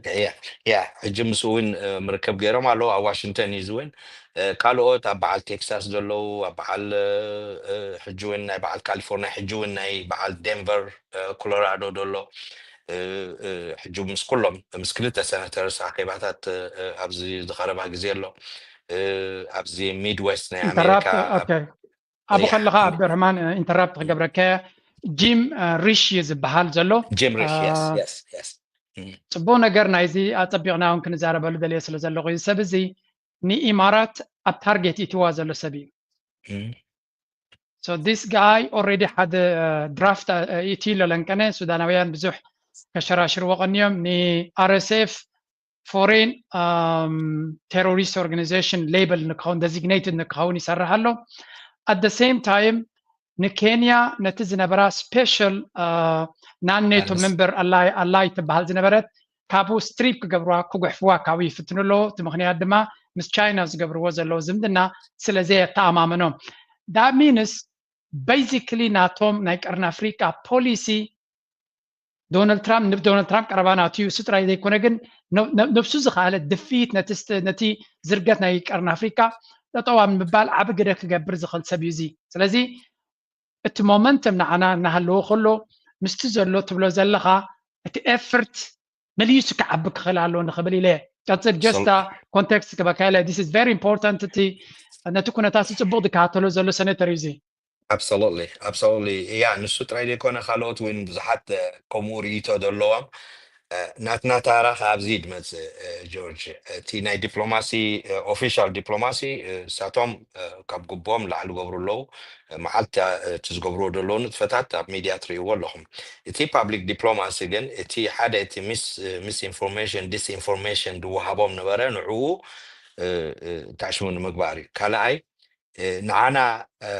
إيرترا حجز أنت عند حريتك مس تقصد أنحكا مس السودان دو مس كينيا دو مس كالو دو قال حجي فوت ودليم له إيرترا genuine دخانه relationship عدل دلامبر نايريديت relationship أيقونه جي زي نعنا تي حيال قلنا حيال قلنا نريديت كنقبل حاجز كنقبل ويك حجزنا ويك كزريولنا نعود يكونه نو سلاما رجعتنا في خباب سفن ويك خون ندحر كوينو تراي أبكرنا أفريقيا دي كونه أبكي بحروهن تفاسسني لهن كمون دابلكات خبابين دا أو very strong تاشم زلو حجي إيرترا أبزدن محدار زخاني interest نيزلو رجعتن سلاما في خباب نغسفن كابريديتن كاب حاجزن كاني نتعينا حنت بوليتيكا وحرياد الله هاجر إيرترا منجستي تي دبلوماسي تسرح له خاني تي وقعوا دبلوماسي خا تي فورين بوليسناتنا بو يحجي نزا زي جنا بزح وين كنسرح له زلنا بزح نتعادل فولو زلنا زي عم جمرتها كامبين استجبرت نايب حق عبوتي نيرو بزح تمكروتات تمكرنا لنا بزح تماهرنا لنا حجوين فوز عابي كنقبر كم نخل سنين زراغ تسألنا خناتاتي المتسللو أقاط أمو هنا عن تويت دزارب الله نبري داني وين اتي ناي بريزيدنت عبد الرحمن بخالي من قدك من لساندي كيتنا وحنا تحت هجبزي بزح تتطلنا بزار سكن ملالسينا because this is one of the main ألومي ركبنات ناقن نتوم يروبازو لو دما تيدروس أبي أميتنا حنسب مقالة سلا تقبر كسابان حتى دود thank you انتاي قبل دليل لغو سويدن هذا كابزو مع بيروبا زلو اجريسيف انصار ايرتراويان التخيد زنبرتن زلان هاجريا تزقرم ببزحي ايرتراويان اب سويدن اللو ترايدي كونس ويل استابليشد يوم زيغنت ناي سويدن زلوم يوم and how كاما بوليتيكا كم تزدل صلوا كنقبر زي تخالي معناتو كاب اب مولي ايروبا زلو كغانا يدلن يگن كاب اب مولي ايروبا زلو حبرتسب اب سويدن زلو more integrated you the system سويدن النرويين زلو more integrated you the system إذا مالت اب حمش عام زي جنز وسده دارجا اب فيستيفال كاب ساتف زنبره 70-80% maybe or 60% زي جنت ناي سويدن زلو زي مصدقو دما كل زي ازي ريسورس زي موبيلايز غيركا كمي غيركا نت بوليتيكا شيب اب مغبار كسرح زي تخاله اين سنس ديمقراطياو هاجريو كبرص خلو سبات هلو حزبي ኤርትራ ጥርኑፍ ብዝኾነ መንገዲ ድምፂ ክህብ ከሎ ንረብሓ ኤርትራውያን ስዊድናውያን ብዝጠቅም መንገዲ እዚ ማለት ኣብ ስዊድን ነበርካ ከለካ ዝጠቕመካ ነገር ኣሎ ተመሳሳሊ ካ ረብሓናትና ተገራጨው ረብሓ የብልናን ኩላትና ንደልዮ ኤርትራውያን ተመሳሳሊ ረብሓ እዩ ኣብ ልዕሊ ድማ ኣብ ልዕሊ ኤርትራ ዝግበር ዘሎ ነገር ንምቕያር ስለምንታይ ምዝ ኩሉ ዕምቆት ዘሎ ፌስቲቫል ኣለና I know እቲ ፀገም ብድሆ ይርዳእኒ እዩ እንታይ ዓይነት ብድሆ ከም ዘሎ እቲ ሬጂም ቼንጅ ዝበሃል ኣብቲ ስታተስ ኮ ኣብቲ ሲስተም ስለ ዘሎ ዝበዝሐ እቲ ፖለቲከኛ ምስ ዝርዕም ስለ ዝኾነ እቲ ናይ ኤርትራ ንእሽተይ ዓቕሚ ናይ ህዝቢ ክንዕቅቦ ይኽእሉ እዮም ግን ክንምንታይ ኣብቲ ኔትወርክ ብፍላይ ፕሮፌሽናል ዝኾነ ኢቨንት ዘገብር ተለኩም ፕሮፌሽናል ዝኾነ ሎቢ ክገብር ዝኽእል ወይ እውን እስከ ብገንዘብ ጥራይ ዘይኮነ ነቲ ፀጋታቱ ሞቢላይዝ ገይሩ ኣብቲ ዘድሊ ለሰይ ናይ ከተማታት ምርጫ ድዩ ናይ ገማይ እንደ ናይቲ ኮምን ምርጫ ድዩ ገለ ክግበር ከሎ ፅልዋ ንክትገብር እንታይ ዝተገበረሎ ስለምንታይ ክሳዕ ክንዱ ስዊድን ነቲ ናይ ኤርትራ ፌስቲቫላት ኩሉ ግዜ ብድሆ ኮይና ፀኒሓ ብግምጣሉ ኤርትራውያን ኣብ ስዊድን ሲ ንስዊድን ጥራይ ዘይኮነስ መንገዲ ኤውሮጳውን ፅልዋ ክገብሩላ እንፅበዮም ዜጋታት ኣለዉ ኣብ ስዊድን ዘለዉ እዮም ምክንያቱ ከምታ ዝበልኩኻ ሰፊሕ ዝበለ ደረጃ ዘለዎ ህዝቢ ዘለና ብጣዕሚ ፅቡቅ ትሕቶ እንድያ ናትና ሕፅረታት ኣሎ ነይሩ ኣሎ ናትና ሕፅረታት ኣብቲ ናይ ፅልዋ ዕጥቅና ናይ ፅልዋ ኣሰራርሓና እዚ ሓደ እዩ እቲ ዝዓበየ ግን ሽወደን ኣንፃር إرترا أبز جبر تسابو حنت أنكر هاجر يا خوينا سنها كمتنا أنكر التحساسبات تبزو باقرنا أفريقيا ويا أفريقيا بحفشة زسنها نايز الليبرالية وديمقراطية وعالم زبهل أنصار إرترا كابز مرسون هاجرات وحبرتسبات شو ودن يعني رات أنصار ناس غني أب زبنا قارسن تتملسنا حبر ودابتات شو ودن أبيات خريستيان شو ودن ناي نوروي تمساسالي مس إرترا ولاتي وقعوا بوليسي عباي إثيوبيا زبل تنبري ولا ناي سوشيال ديمقراطيك بارتي وي ناي كالوت أكالات جن بحكي أب سيفل سوسايتين أب وسنت أكالات تريد يونيون ناي محبر سرحتنياتاتن كالن صلوا إرترا أب سمانياتات تسعاتات أزيو حيان نيرو انت لاي ناي شودا ناي أهقراو زمدناتاتن ناي أهقراوي ناي ديفلوبمنتال ايد فلسفنا سورة إرتراوي سأليوه مسنعتي بزعباز استقبر له بروفيسور محاري قبر مدهن زبهالو له عبي مهورابونا النسيدة دبهال ناي سويدش انترناشنال ديفلوبمنتال ايجنسي أبتسعتات نعو أبو دحر كم سرحتينياتات دموزو أكالات أب سمانياتاتن مجمريا تسعتاتن ميدا إرترا زخدو زنوبرو قسقستي من سيات شو دناويان يمنيرو انت لاي ناي نوروي زيوم من سيات زيوم ناي شركنة التحساسبا بارتنرشيب زبل كونسبت أبا هقراوي ديفلوم ناي لمعات زمدناتات شركنة كهلو لو زبل التحساسبا حلفتي سورة إرترا مريحنة هزباو جنبر أبزوم ناي من سيات ناي شو دنا بتمدرختي تمساس على عدمون سلوز نوبروم ناي سورة حلفتنا صلوا غيرهم لهم أب سندات ناي شودن ناي تسعات زنبرة إذا تحساسبا ناي شركنة بارتنرشيب إذا ناي كان هابان ناي تخابن تتقابل ناي دبوبن سمينن زبل ناي لعلن تحتنا تحساسبا كغير له زبل مسرته أبتي دوكترين بارادايم شيفت زجبرة الرأية سورة إرترا وحلفت سورة إرترا ناي تشعوان منسيات دحيرهم دماني مينستراتن حلفت نايزان تكالاتن زخونو منسيات شودن النروين عبد صلوا خمزن بري زتسند تاريخ زي سلازي أف سمانياتات تسعاتات زي صلوانان حيلنا ناب شودن نيرو محازوت إرترا زبهال ناي محزنت ودابتات حكايم استفلالي موياويان حلوف حليف ومسي كلته شودناويان أبي إرترا مسوات خفيلهم هيرانا سبرينغ دبهالا ميدا إرترا استسوى أسدي كالون شمو عجي خزنقو عدلي أب نقفة بشمو تسرحت بيت مرتون على حدا بوندستام من سون نيرو مالتي سلازي حيال زمدناتات نيرو نحنا أوسن مدرخ أكله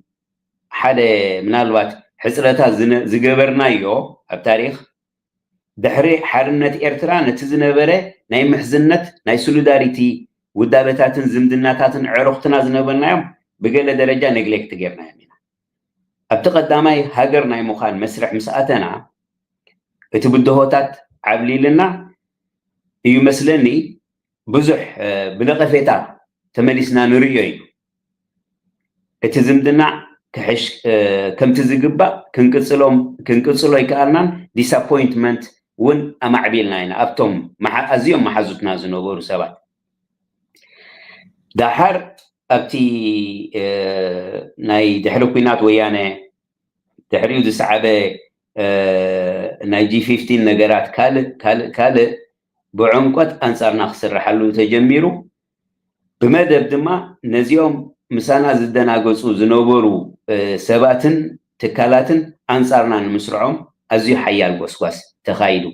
شودن نوروين كم نزي نتا أنصارنا زتودب حيلي وأنصارنا زغنعي التحساسبان مدباتن كم أنكر حيزم بزعبه ميتو معصو ዳዊት ይስሐቅ ዶ ካልእ ዶ ገሌልካ ብሓይሊ ተሰሪዑ ስለዚ ሽወደን ካብዚ ኣዝዩ ሓያል ጥቡቕ ብፍላይ ኣብቲ ግራስ ሩትስ ኣብቲ ውዳበታት ኣብቲ ሲቪል ሶሳይቲ ካብ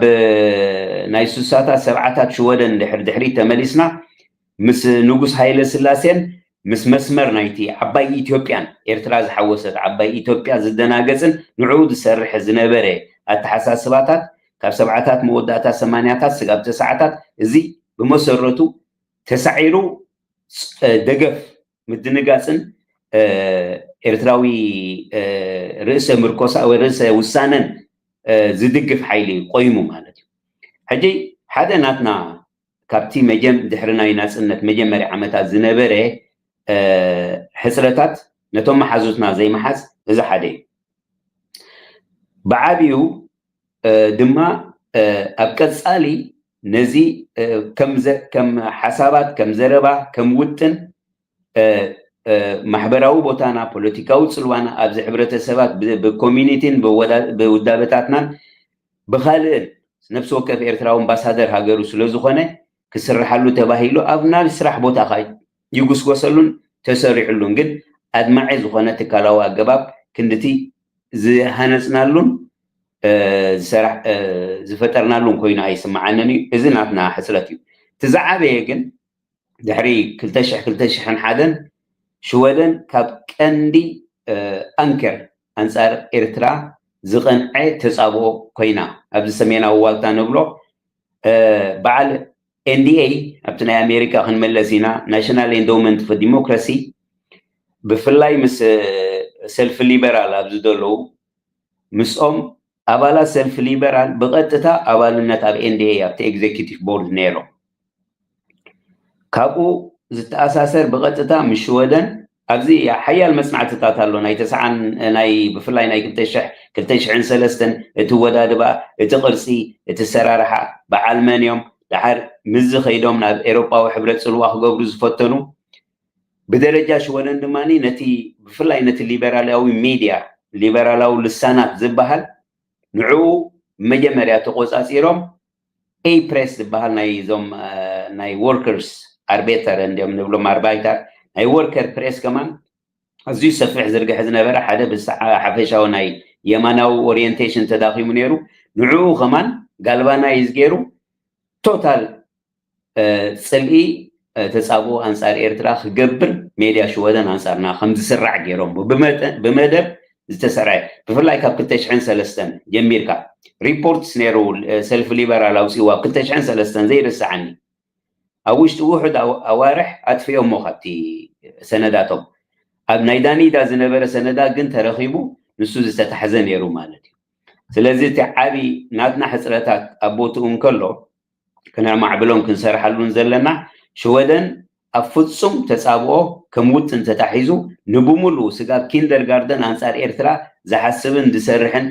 ከምዚ ሎሚ ብዛዕባ ዝተፈላለየ ርእስቲ ወላ ኤልጂቢቲዩ ገለ ኢሎም ዝዛረብሉ ኩሉ ክሮስ ቦርድ ነቲ ኩሉን ንጋድምን ብዛዕባ ርእስታት ከምዚ ዓይነት ዝዛረብሉ ወይ ካልእ ኣንፃር ኣብ ዓለም ክጉስጉስሉ ዝደልዩ ተሪኦታት ስጋብ ታሕቲ ወሪዶም ዝዘራርብሉ ብዛዕባ ኤርትራ ከም ሓንቲ ኤርትራ ንምስይጣን መሪሕነትና ንምስይጣን ንዓና ከም ኤርትራውያን ንምስይጣን ስጋብ ዝደቀቀ ኣብ ኪንደርጋርደን ደቅና እውን በኣሉታ ክፀሉ ዝኽእል ዝበኺሉ ዝነበሩ ኩነታት እዚ ዘይበሃል ጎስጓስ ኣንፃርና ተኻይዱ ስለዚ እቲ ዝዓበየ ኣንፃር ኤርትራ ዝቐንዐ ሞሽ ወደንን ኖርዌይን ኮማን ድሓር ኖርዌይ ኣብ 98 ወራር ወያነ ዝጀመረሉን ካልእን ኖርዌይን ሆላንድን እየን ንኤርትራ ዝድግፋ ዝነበራ መርገፂ ኤርትራ ነዘን ሃገራት ድማ ታርጌት ገይሮም ነቲ ካልእ ፖለቲካዊ ሓይሊ ውሽጢ እቲ ሕብረተሰባ ዝነበረ ኣንፃር ኤርትራ ከም ዝስለፍ ገይሮም ብውጥንን ብመደብን ስለዚ ዓብዪ ውጥን ተኻይዱ ኣብዚ ዝሓለፈ ዓመታት ተረባሪቡ ሕብረተሰብና ኣብዚ ዘሎ ውዳበታቱ ተረባሪቡ እቲ ዝዓበየ ስራሕ ከምዚ ንኣብነት ፌስቲቫላቱ ኣብ ውሽጢ እዚ ኩሉ ዝሓለፈ ዓመታት ፌስቲቫል ክምህ ከይበለ ኣንፃር ኩሉ ግድሆታትን ተፃብኦታትን ውሽጣዊ ኮሄሽናትና ጥምረትና ውዳበታትና ሓይልና ኣበርክቶና ኣዝዩ دلدل كوينو خمس قصلن نزح جي تبسيح زلو مدرخ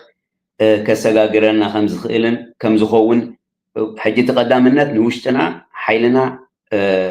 نمرغغاسيو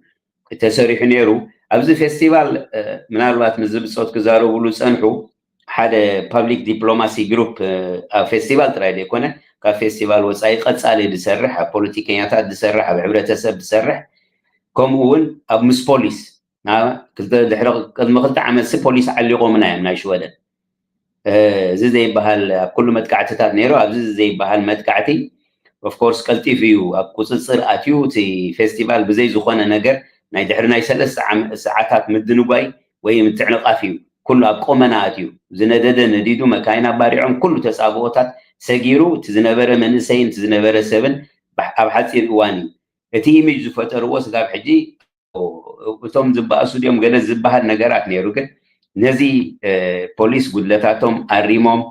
نعومون حدقا بعلوم زفترو حدقا ناي نحمدو بلو ناي كال مسو زمص نغراتن كال سلازنبره قدلتاتهم اريموم بوليتيكياتاتون حقي خسغلو خمزي يكل ميديا جينا انصارنا يزلو ግን እንሰሙን ክሰግሩዎ ዘይክእሉ ሓይሊ እዚ ኩሉ ድማ ሳላ ሓይልና እንጽናዓትና ናይ ዝብዝ ዘሎ ኤርትራዊ ሓይልን ጽናዓትን ተወፋይነትን ስዒርዎ ከይድ ኣሎ ዓብ ስራሕ የድልየና እዩ ከምዚ ዝበልካዮ ጆርጆ ዓብ ቴድሮስ ምሳል ግባቢለ ሕቶ ክበካ ናተይ ትዕዝብትያ ምናልባት ጌጋ ስልከይህሉ ኣብቲ መርሕነት ናይ እዚ ውዳቤታት ብፍላይ ኣብ ሽወደን የትዛረብ ዘለኹም ይትግበረዳኒ ኣነ ክዛ ቴድሮስ ይትግበረዳ እንታይ ክብል ደልየ ኣለኹ መሲልካ ኣብ ስዊድን ኣነ ኣብ ዝሓለፈ እዋን ብዙሕ ግዜ ይመላለስ ስለ ዝነበርኩ ፅቡቅ ዝኾነ ኣንደርስታንዲንግ ኣለኒ እቲ ሕብረተሰብናትና ከመይ ኢሎም ዘለው ሕጂ እንታይ ክብል ደልየ ብዙሕ ኣብ ስዊድን ተወሊዱ ዝዓበየ መንእሰይ ኣለና ኣብ ኩሉ ክፋል ናይቲ ሕብረተሰብ ዝኣተወ ነዚ መንእሰይ እዚ ክንምንታይ ንጥቀመሉ ኣለና ኣሜን እቲ ካብ ኤርትራ ዝመፀ ትምህርቲ ዘለዎ ተመክሮ ዘለዎ ኣብ ገሊ ዝነበረ ፋይን እዚ መንእሰይ ደኢነ ዓውት ውሽጡን ውሻጢውን ናይ ስዊድን ዝርድኦን ዝፈልጦን ኣብ ፖለቲካ ድዩ ኣብ ኮሚዩኒቲ እቲ ናይ ገማይን እንታይ ትብሎ ኮሚዩኒቲ ትብሎ ኣብ ኮሙናት ዝሰርሑ ምስ ኮኔክት ዝኾኑ ነዚኦም ሰባት እዚኣቶም ኣብቲ ፓብሊክ ዲፕሎማሲ ከም ሊደርሽፕ ኣምፂኻ ወይ እውን ከም ኮንሰልታንት ኣምፂኻ ኣብ ዝተፈላለየ ደረጃ ነቲ ምስ ስዊድን ዝግበር ዘሎ ስለምንታይ ኣብዚኣ ይጠቅጥ ኣለኹ ኣነ the more ስዊድን ሓደ ካብቶም ኣገደሲ ሃገራት እዩ if we can win ኣብ ስዊድን ድሕሪ እቲ ኤርትራ ናታ ፖዚሽን ከተነፅር ክኢላ the same ቴክኒክ ኣብ ኤሮፓ ሕብረትካ ክንጥቀም ንኽእል ኢና ምክንያቱ ኣብ ብራስልስ ብዙሕ ኤርትራዊ የለን ስለዚ እንተሎ እውን ሓድሽ ዝመፀ እዩ ብዙሕ ክንድኡ ዝኣክል ኮሚኒቲ የለን ስለዚ ኣብ ሽዌደንን ኣብ ኖርዌይን ዘሎ ሓደ ካብቲ ንነዊሕ ዓመታት ዝቐፀለ ዌል ኤስታብሊሽድ ሕብረተሰብ ኣለና ድሕሪ እቲ ናይ ዩኬ ማለት እዩ እዚ እንድሕሪ ተሰሪሕሉ ናብ ሓደ ፅቡቅ ነገር ክበፅሕ እንተዝኽእል ብፍላይ ድማ እቶም ኣብዚ ተወሊዶም ዝዓበዩ እሞ ካብቲ ፌስቲቫላት ተሰለፍቲ ዝኾኑ ነዚኦም ሰባት እዚኣቶም ሒዝካ ምሁራት ናይ ሕጊ ምሁራት ናይ ፖለቲካ ምሁራት ናይ ሶሲዮሎጂ ኩሉ ዓይነት ናይቲ ፖለቲካል ሲስተምስ ኣምፂኻ sometimes when even ገንዘብ ኢንቨስት ጌርካ ነዚኦም ሰባት እዚኣቶም ስፔሻል ታስክ ሂብካ ድዩ ዋላ ፕሮጀክት ሂብካ ድዩ ነቲ ንደልዮ ዘለና ኩሉ ግዜ ብሓይልን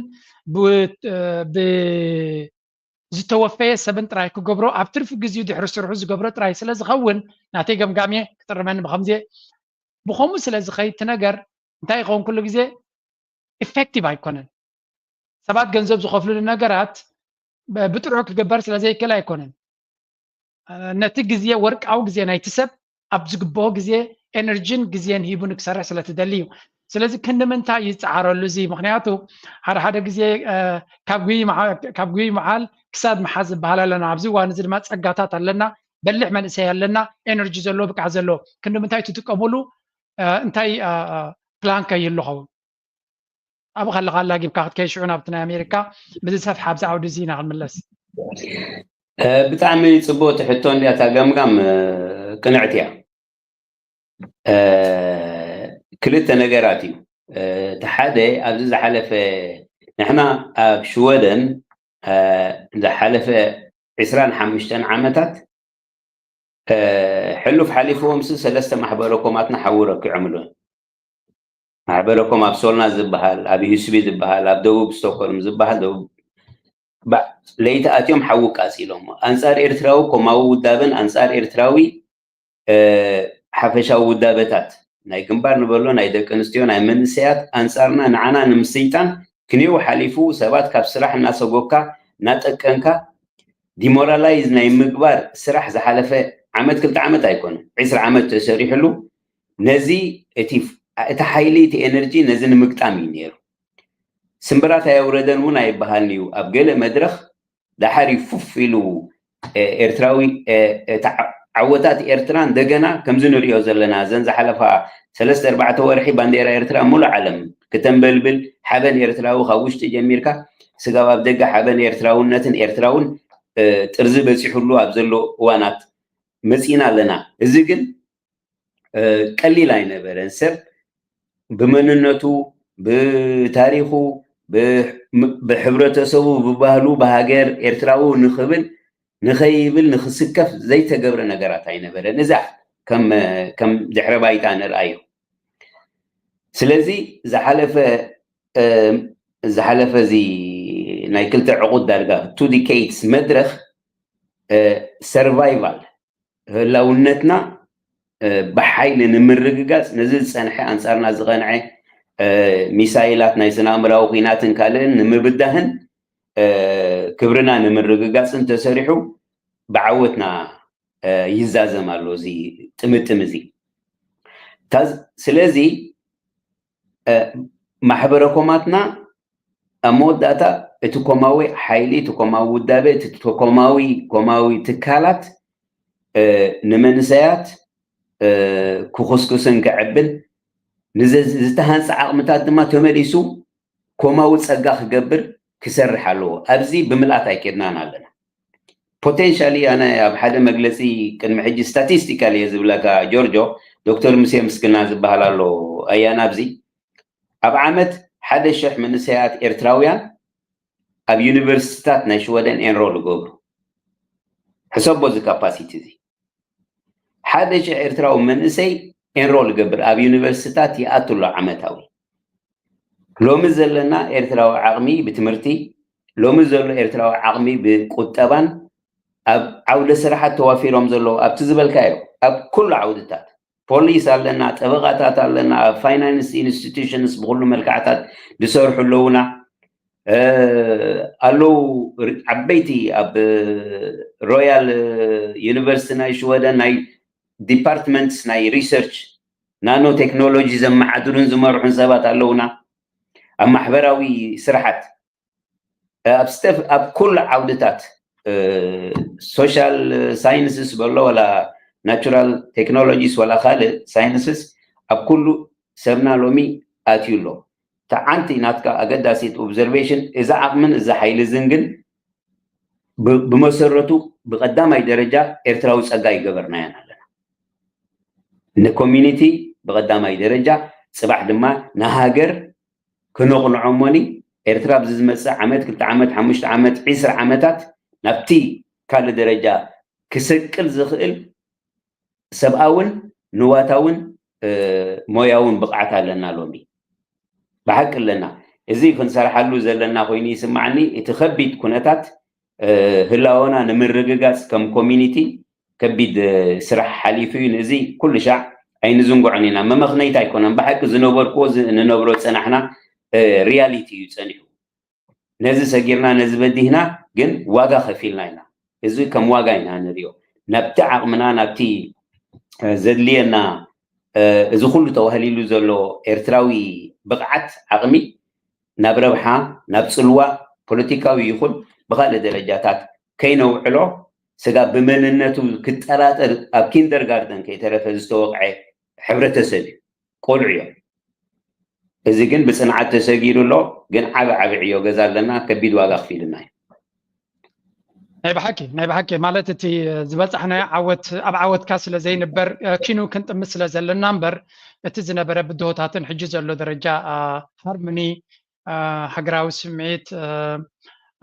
ኪኖ ነፍስኻ ንካልእ ንክትከውን ዝድለ ዘሎ ተበግሶታት እቲ ፌስቲቫል ንባዕሉ ስቴትመንት እኮ እዩ ኢልና እንዲና ነዚ ፅቡቅ ዶኩመንት ጌርካ ሓፀርቲ ቪድዮታት ጌርካ ኣብ ነፍስ ወከፍ ፓብሊክ ዲፕሎማሲ ኤፈርት ፍላይ ኣሜሪካ ዝብል ዘለኹ እዚ ቪድዮ እዚ ኣቐዲሙ ክኸዶም ክኽእል ኣለዎ how peaceful ክሳዕ ክንደይ capable ሕብረተሰብ ክንዲ ምንታይ መንእሰይ ምዃኑ ከመይ ሞቢላይዝ ዝኾነ ምዃኑ ከመይ ገይሩ ኣብ ሓደ ቦታ ንኸመይ ዝበለ ኩነታት ክመፅእ ክእል ኣብቲ ቁጠባ ናይቲ ሃገር ድማ እንታይ ኣበርክቶ ኣለዎ ኢልና ኢና ፋይን ሕጂ ኔክስት ስቴፕ ናትና ንእሽተይ ኣብነት ክበካስ ኣነ ኣብዚ ምዕራብ ስቶክሆልም ዝበሃል ከባቢ ኣለና ማሕበረኮምና ደልዲሉ ኣሎ ሓያል እዩ ብዚ ፌስቲቫል እውን ኣዝዩ ሓያል ተራ ተፃዊቱ ምስ ደቅና ኣብዚ እዚ ምምሕዳር ከባቢና እዚ ገማይ እንደትብሎ ነበርካ ምምሕዳር ከባቢ ኣለና ኣብዚ ምምሕዳር ከባቢ ዝሓለፈ 5 ዓመት ከም ዝኾነ ማሕበር ካልኦት ሲቪል ሶሳይቲ ማሕበራት ናይ ወፃተኛታት ይኹኑ ካልእ ንኸይንሳተፍ ዝነበረ ተፃብኦ ኣንፃርና እዚ ይብለካኒ ኣብ ፓብሊክ ዲፕሎማሲያዊ ስራሕ ብላዕለዋይ ደረጃ ዘይኮነስ ሎካሊ እውን ኣብኡ ፀሚድና ኣተሓሳስቦኦምን ንሕና ሳጋንንቲ ይኮና ኖርማል ወፊርናስ እዚ የሎ ቬስት ጌርና ኣገልግሎት ክንገብር ስጋብ ክንድኡ ኖ ፈንፊኖምናስ ንስኹም ድሓን ንፅንሑ ኣብ ዝበሉና እዋን ነይሩ ክንሰርሕ ኮይና ምሶም ከማና ድማ ሰራሕተኛ እውን የለን ኣብ ውፍይ ስራሕ ሕጂ ግን ኣብ ዝሓለፈ ዓመት ንኣብነት ኣብዚ ምዕራብ ስቶክሆልም ዘሎ ከባቢ ደረጃ ብደረጃ እናቐረፍና ብግብሪ ነቲ ሕጂ ሓደ ዓቢ ፖሊሲ ኣሎ ኣንፃርና ጠጠው ኢሉ ዘሎ ንሱ ገና ክሰዓር ኣለዎ ግን ኣብቲ ባይታ ከምዚ ብፆታ ብሰፍሕ ዝግበር ዘሎ ኣብ ላዕሊ ኣብ ደረጃ መንግስታት ደረጃ ባይቶ ብደረጃ ላዕለዎት ሓለፍቲ ኣባላት ባይቶን ገለ ሰነት ገለ ክትገብር ትኽእል ትኸውን ካብቲ ቀንዲ ስራሕና ድማኒ ነቲ ኣንፃርና ዘሎ ናይ ኣብቲ ሕብረተሰብ ዘሎ ምስልን ስእልን ንዕኡ ዝቕይር ሓይሊ ዲፕሎማሲያዊ ስራሕ ክድልየና እዩ ስለዚ ኣብዚ ምዕራብ ስቶክሆልም ንኣብነት ንዕኡ ታክል ጌርና ዳርጋ ብኣዝዩ ሓያል ደረጃ በፂሕና ኣለና ግን ወርሓዊ ሰሙናዊ ምሶም ርክብ እናገበርና ኣብ ኣኼባታቶም እናኸድና ኣብቲ ርክባቶም እናኸድና እናኳሕኳሕና በቲ ገንዘብ ከሊኦምና ንዓመን ዝምልከተ ንዓና ዝግባአና ሓገዝ ኣብቲ ሰለስተ ኮሚቴታትን ኣካላትን ግን ኣብኡ ወኪልና ክንሰርሕ መሪፆምና ረኺብናዮም በቲ ከም ዘይግባአና ኢልኩም ከሊእኩምና ኣብዚ ግን ተእትውና ኣለኹም ሓዲዩ ምረፁ ወይ ኣጋንንቲና ወይ መላእኽቲና ክልተ ነገራት የለን ኣብ ዝበልናሉ ዘተውን ነይሩ ቅድሚ 2 ወርሒ ስለዚ ከምዚታት እውን ይኸይድ ኣሎ ግን ብዙሕ ፃዕሪ ከድልየና እዩ كم ناتي تيب انتاي مبالكو تدرس كحالفايا وخلها كم كومنت ترى عب كم زبده تاتاب زقت منا زيادة بدك ناجرنا هنصعد نفتن زيادة ناتي ادفايس I think توم عبد السوليدوم زعبيو have توم دك عدي توم عبد السوليدوم زعبيو soft spot allo نعنا كم زرا خايو كبير تراس مثلا and I cannot blame them 100% I كنا فما يكلني سلمتاي تقاومت زنبرنا له بعد احنا زنبرنا له passionately ناس ارى ايرترا نقاوم نيرنا passionately دخاني so anywhere chance كنركب كلنا passionately منكس ايرترا ابزك سعر له ناو انا اجي بس بوليتيكانيا ترخيبه قبل كاي كلني نيرا مخنياتو ابز عدي قربت لي kind of بوليتيكانا اذا عدي قرب complicated احنا دونغي ناس لازم مسانا درجه بكاسوت تدي كوينم ساعتهم بقصا بالرخاب يلن ببب after politica بصوت انا جزء جاي I'm too busy to deal with Swiss stuff يدبل ده لغصاب جي ابزي ولا كنت كمان عندنا تبز قربيتي تخونه ابزي جزاك غير كل لغه كيرم دحري فلتون ايميل صدوا لي جلس صدوا لي كدني again this has to change I know and this has to change اجي كتزارب والله ميزي كرني جن انتايوتي بوغير وين فلتوناتنا behavior كمناتكم يا مازيوم ركعتيهم ما استوفرت تقبر every detail نات كم فلت ابزي وحدات ስለዝኾና they know every detail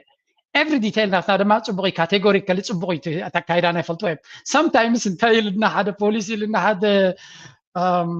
ሓደ ኤርትራውስ እንታይ ኢለለና ከሰካኩም ኢለ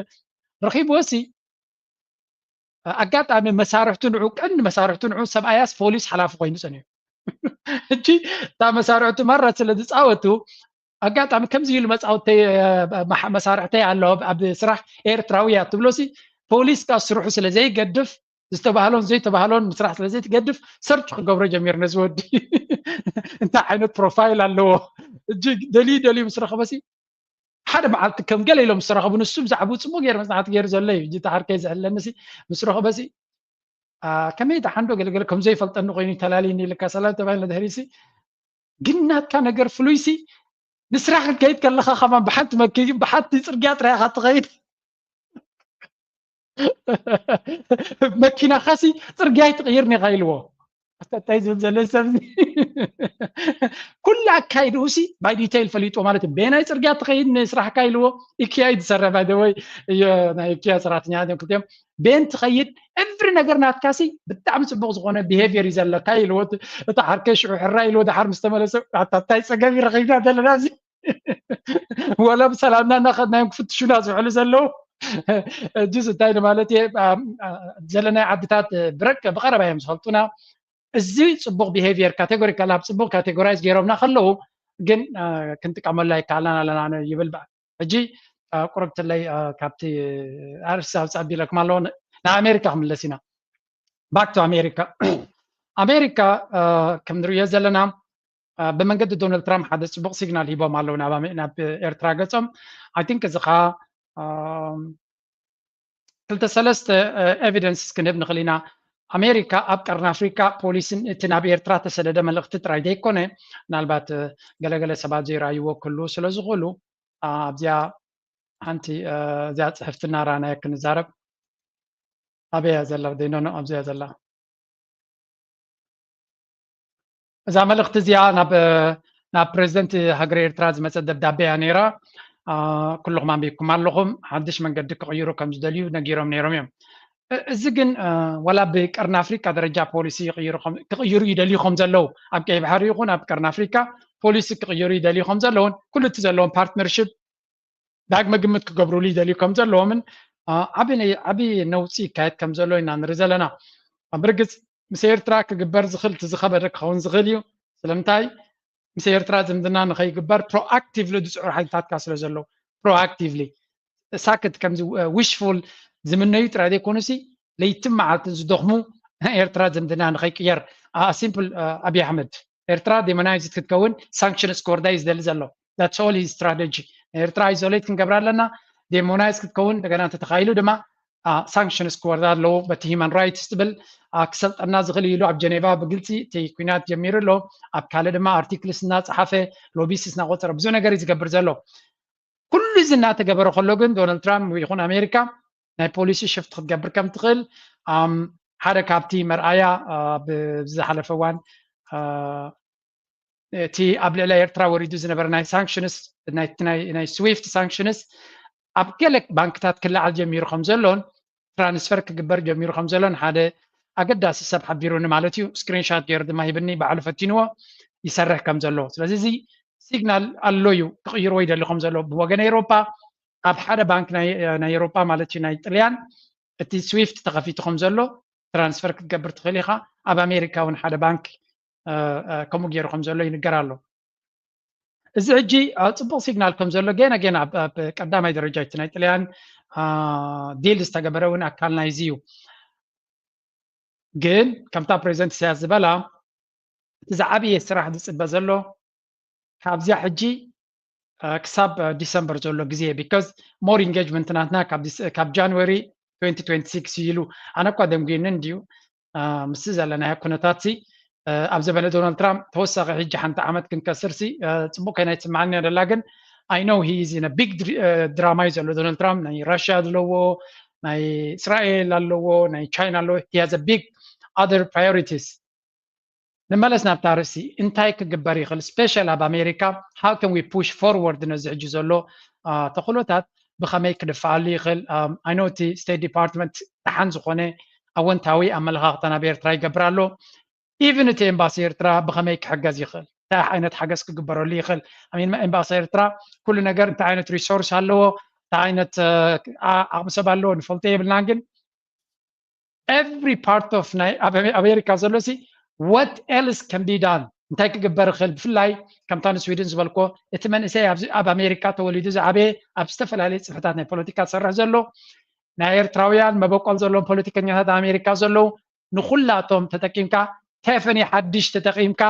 what can be done and what ካብቲ ዝግበር ዝነበረ ዝበርትዐ ንክኸውን ብዳንኤል ክንጅምር ኢና ምንታን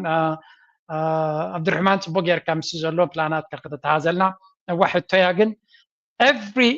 connection ኣብ ኣሜሪካ ዘለና now or never is ዓይነት እዩ ዘሎ ኣብ ኣሜሪካ እንታይ ክግበር ከለትከ ወይለ ኣነ ዶ ክጀምር ሓራሕ የዝዳኒ እዛ ሕቶ ኣቀማምጣ ከፈተያ ኣለኹ ሕጂ let's go now or never እያ ዘላ እዚኣ ከይሓለፈትና ከላ ክንጥቀመላ ኣለና ሕጂ ኣብ ከምዚ እሞ ከዓ ትድድሎ ዘሎ ብኤርትራ ዝስደድ ዘሎ መልእኽቲ ኣብ ሓድሽ ምዕራፍ ንእቶ ዝብል እዩ ምሕደራ ናይ ባይደን ከይዱ ድሓር ናይ ትራምፕ ክመፅእ ከሎ እንቋ ሓጎሰካ ሕጂ ሓድሽ ምዕራፍ ንኣቱ ኣለና ገለ ዝብል ብመንግስቲ ኣሜሪካ ተሰደ መልእኽቱ ጀነራል ክሓስቦ ከለና ቅድሚ ሕጂ ነበረ ጌጋታት ገዲፍና ብሓድሽ ነገር ንእቶ ድብል እዩ ሕጂ ነዚ ኢንጌጅመንት እዚ እታ ኢንጌጅመንት ትብል ቃል ባና ክትፅምዶ ኢና ንብላ ዘለና ማለት እዩ ብሓድሽ ኣፀማምዳ ሕጂ ኣብ ዘበነ ፅምዶ ኢና ዘለና ሕጂ ኣብ ዘበነ ፅምዶ በቲ ምስ ትግራይ ኢልካ ተጀመረ ፅምዶ ኣተሓሳስባ ገለ ክንሪኦ ከለና ሓደ ኣገዳሲ ነገር ከሎሲ ግን ምስ ናይ ኣሜሪካ ክንጥቀመሉ ተኮይንና ከይንስሕቶ ደፍራሓኒ ነገር ኣሎ ማለት እዩ ሕጂ ኣብ ዘበነ ፅምዶ ከዓ ንሓን ሕጂ እውን ትንክፍ ናበልኩ ንኩሉ ግን ከኣሳሰሩ እየ ምልስ እንታይ ኢልና ከዓ ደገፊ ተቃዋሚ ከይበልና ከም ኤርትራውያን ኮይና ሓድሽ ኣተሓሳስባ ብሓድሽ ምዕራፍ ንእቶ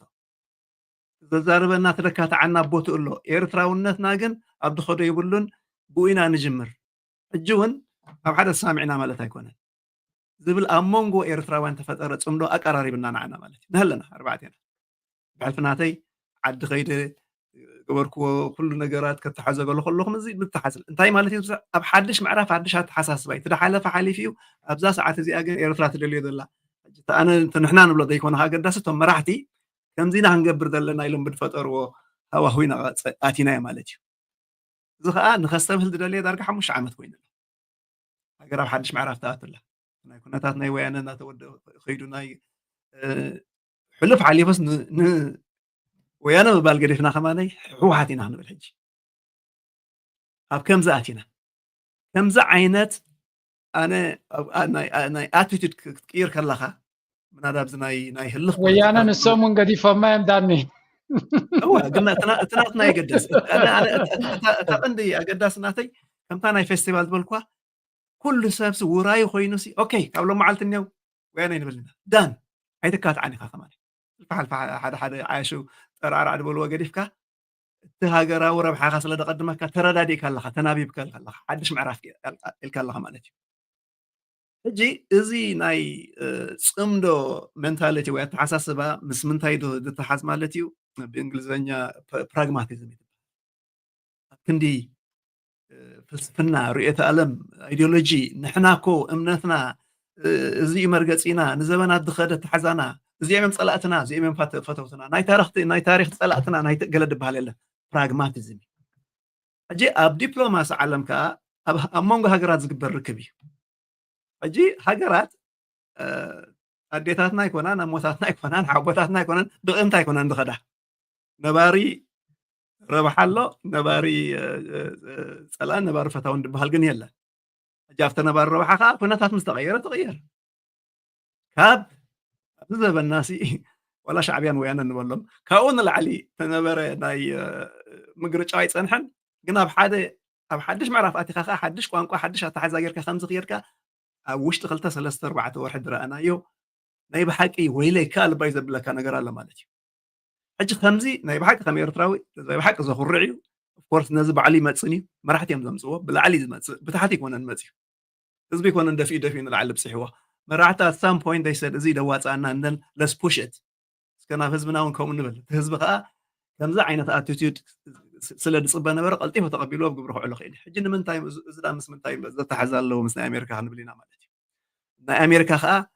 እዚ ዝፀንሐ ኣካይዳ ብድሓን በብወገኑ መን ሓቂ ነይሩ መን ሓሶት ነይሩ ኣይትብልኒ ካ ፕራግማቲዝም ናይ ዝሓለፈ ሓሊፉ ሕጂ እንታይ ንግበር ሕጂ ግዳ ሓቂ ናይ ትራምፕ ተቀዳሚ ተተርም መፅኡ ሕጂ ካልኣይ ግዜ ይመፅእ ዘሎ ኣብታ ቀዳመይቲ ተርም ከማነይ ተጀመረ ፅቡቅ ተበግሶታት ከም ዘሎ ብቀዳማይ ፕረዚደንት ኢሳያስ ኣብሪሂልና ነይሩ ኣብ መንጎ ግን ተኸሊፉ ተቋሪፁ ከይቀፀለ ኣብ ቁም ነገር ክሳብ ከይበፅሐ ድሓር ናይ ስታይ መፅኢ ማለት እዩ ሕጂ እንታይ ማለት እዩ ኣብ ኣሜሪካ ብዛዕባ ኣሜሪካ ክንዛረብ ከለናስ ኣሜሪካ ዝበሃል ፖሊሲ የለን ብጀካቲ ኣብ ሓደ እዋን ሓደ ምሕደራ ዘምፅኦ ሓደ ምሕደራ ከማ ናብ 4 ዓመት ሓንቲ ፖሊሲ ክትህልወን እያ it depends on the situation very situational እዩ ምስ ኩነታት ድኸይተ ኮይኑ ከዓ ስታይ ኣይኮነን ማለት እዩ ከምዚ ናይ ቀደም ናይ ገለ ብዙሕ ኣይገድስኒ ማለት እዩ ግን ዕድልና ኮይኑ ፅቡቅ ዕድል እዩ ዝብል ንዓና ደሓይሽ ዓይነት ስልጣን ዝሓዝቡ ኣሜሪካ ኣለዎ ማለት እዩ ብዓቢኡ እታ ውግእ ተጀመረትላ እዛ ናይ መወዳእታ ናይ ሰሜን ኢትዮጵያ ውግእ ሕድሕድ ክንብሎ ናይ ትግራይ ውግእ ክንብል ከሎ ሚሳይላት ምስ ተተኮሰ ናብ ኤርትራ እቲ ናይ ወፃኢ ጉዳይ ሚኒስተር ናይ ኣሜሪካ ናይ ፎሬን ሰክሬታሪ ማይክ ፖምፔዮ ይበሃል ትዊት ዝገበራ ትዝክርዋ ኢኹም ከምዚ ኢላ ወያነ እዩ ስትሬት ከምዚ ኢሎም ተቐፂሎም ኣብቲ ናይ ግብረ ሽበራዊ ሊስታ ክንእትዎም ዘሉ መገድታት ከማን ክኽፈት ኣለዎ ኢሉ ድሕሪ 3-4 መዓልቲ ድዩ ነይሩ እቲ ምርጫታት ድሕሪ እቲ ናብ ካልኦም ከይዶም ማለት እዩ እዚኣ ከማን ኣይኮነትን ሕጂ ሚሳይል ተተኩስካ ድከላኸለልካ ነበረ ስርዓት ሲ እንደገና ኣብ ስልጣን መፅኡ ከም ዘሎ እንተዳ ፈሊጥካ እቲ ኣቲቱድ ኣሜሪካ ኮ 80 ዓመት ከምዚ ጌራትና ኢልካ ምን እንትብለሉ መገዲ ኣይኮነን ኣገዳሲ እውን ኣይኮነን ድሓርካ ብዓብዪ ካቶም ገበርትን ሓደግትን ናይ ኣብ ኣሜሪካ ስልጣን ድርድኦም ቋንቋ እውን ኣይኮነን ኣብ 80ታት ከምዚ ጌርኩምና ተልካዮም ወይ ድማ ሬጋን ዲ ካርተር ዲ ከም ጌርኩም ኣይርድኦምኒ ናቱ ድተሓዝ ነገር የብሉን እሶም ድፈልጡ ሓድሽ ኣድሚኒስትሬሽን መፅእ ሓድሽ ገለ መፅእ ከምዚ ናይ ዘለኣለም ተፃብኦና ገለ መለ ሕጂ ኣብዛ ሰዓት እዚኣ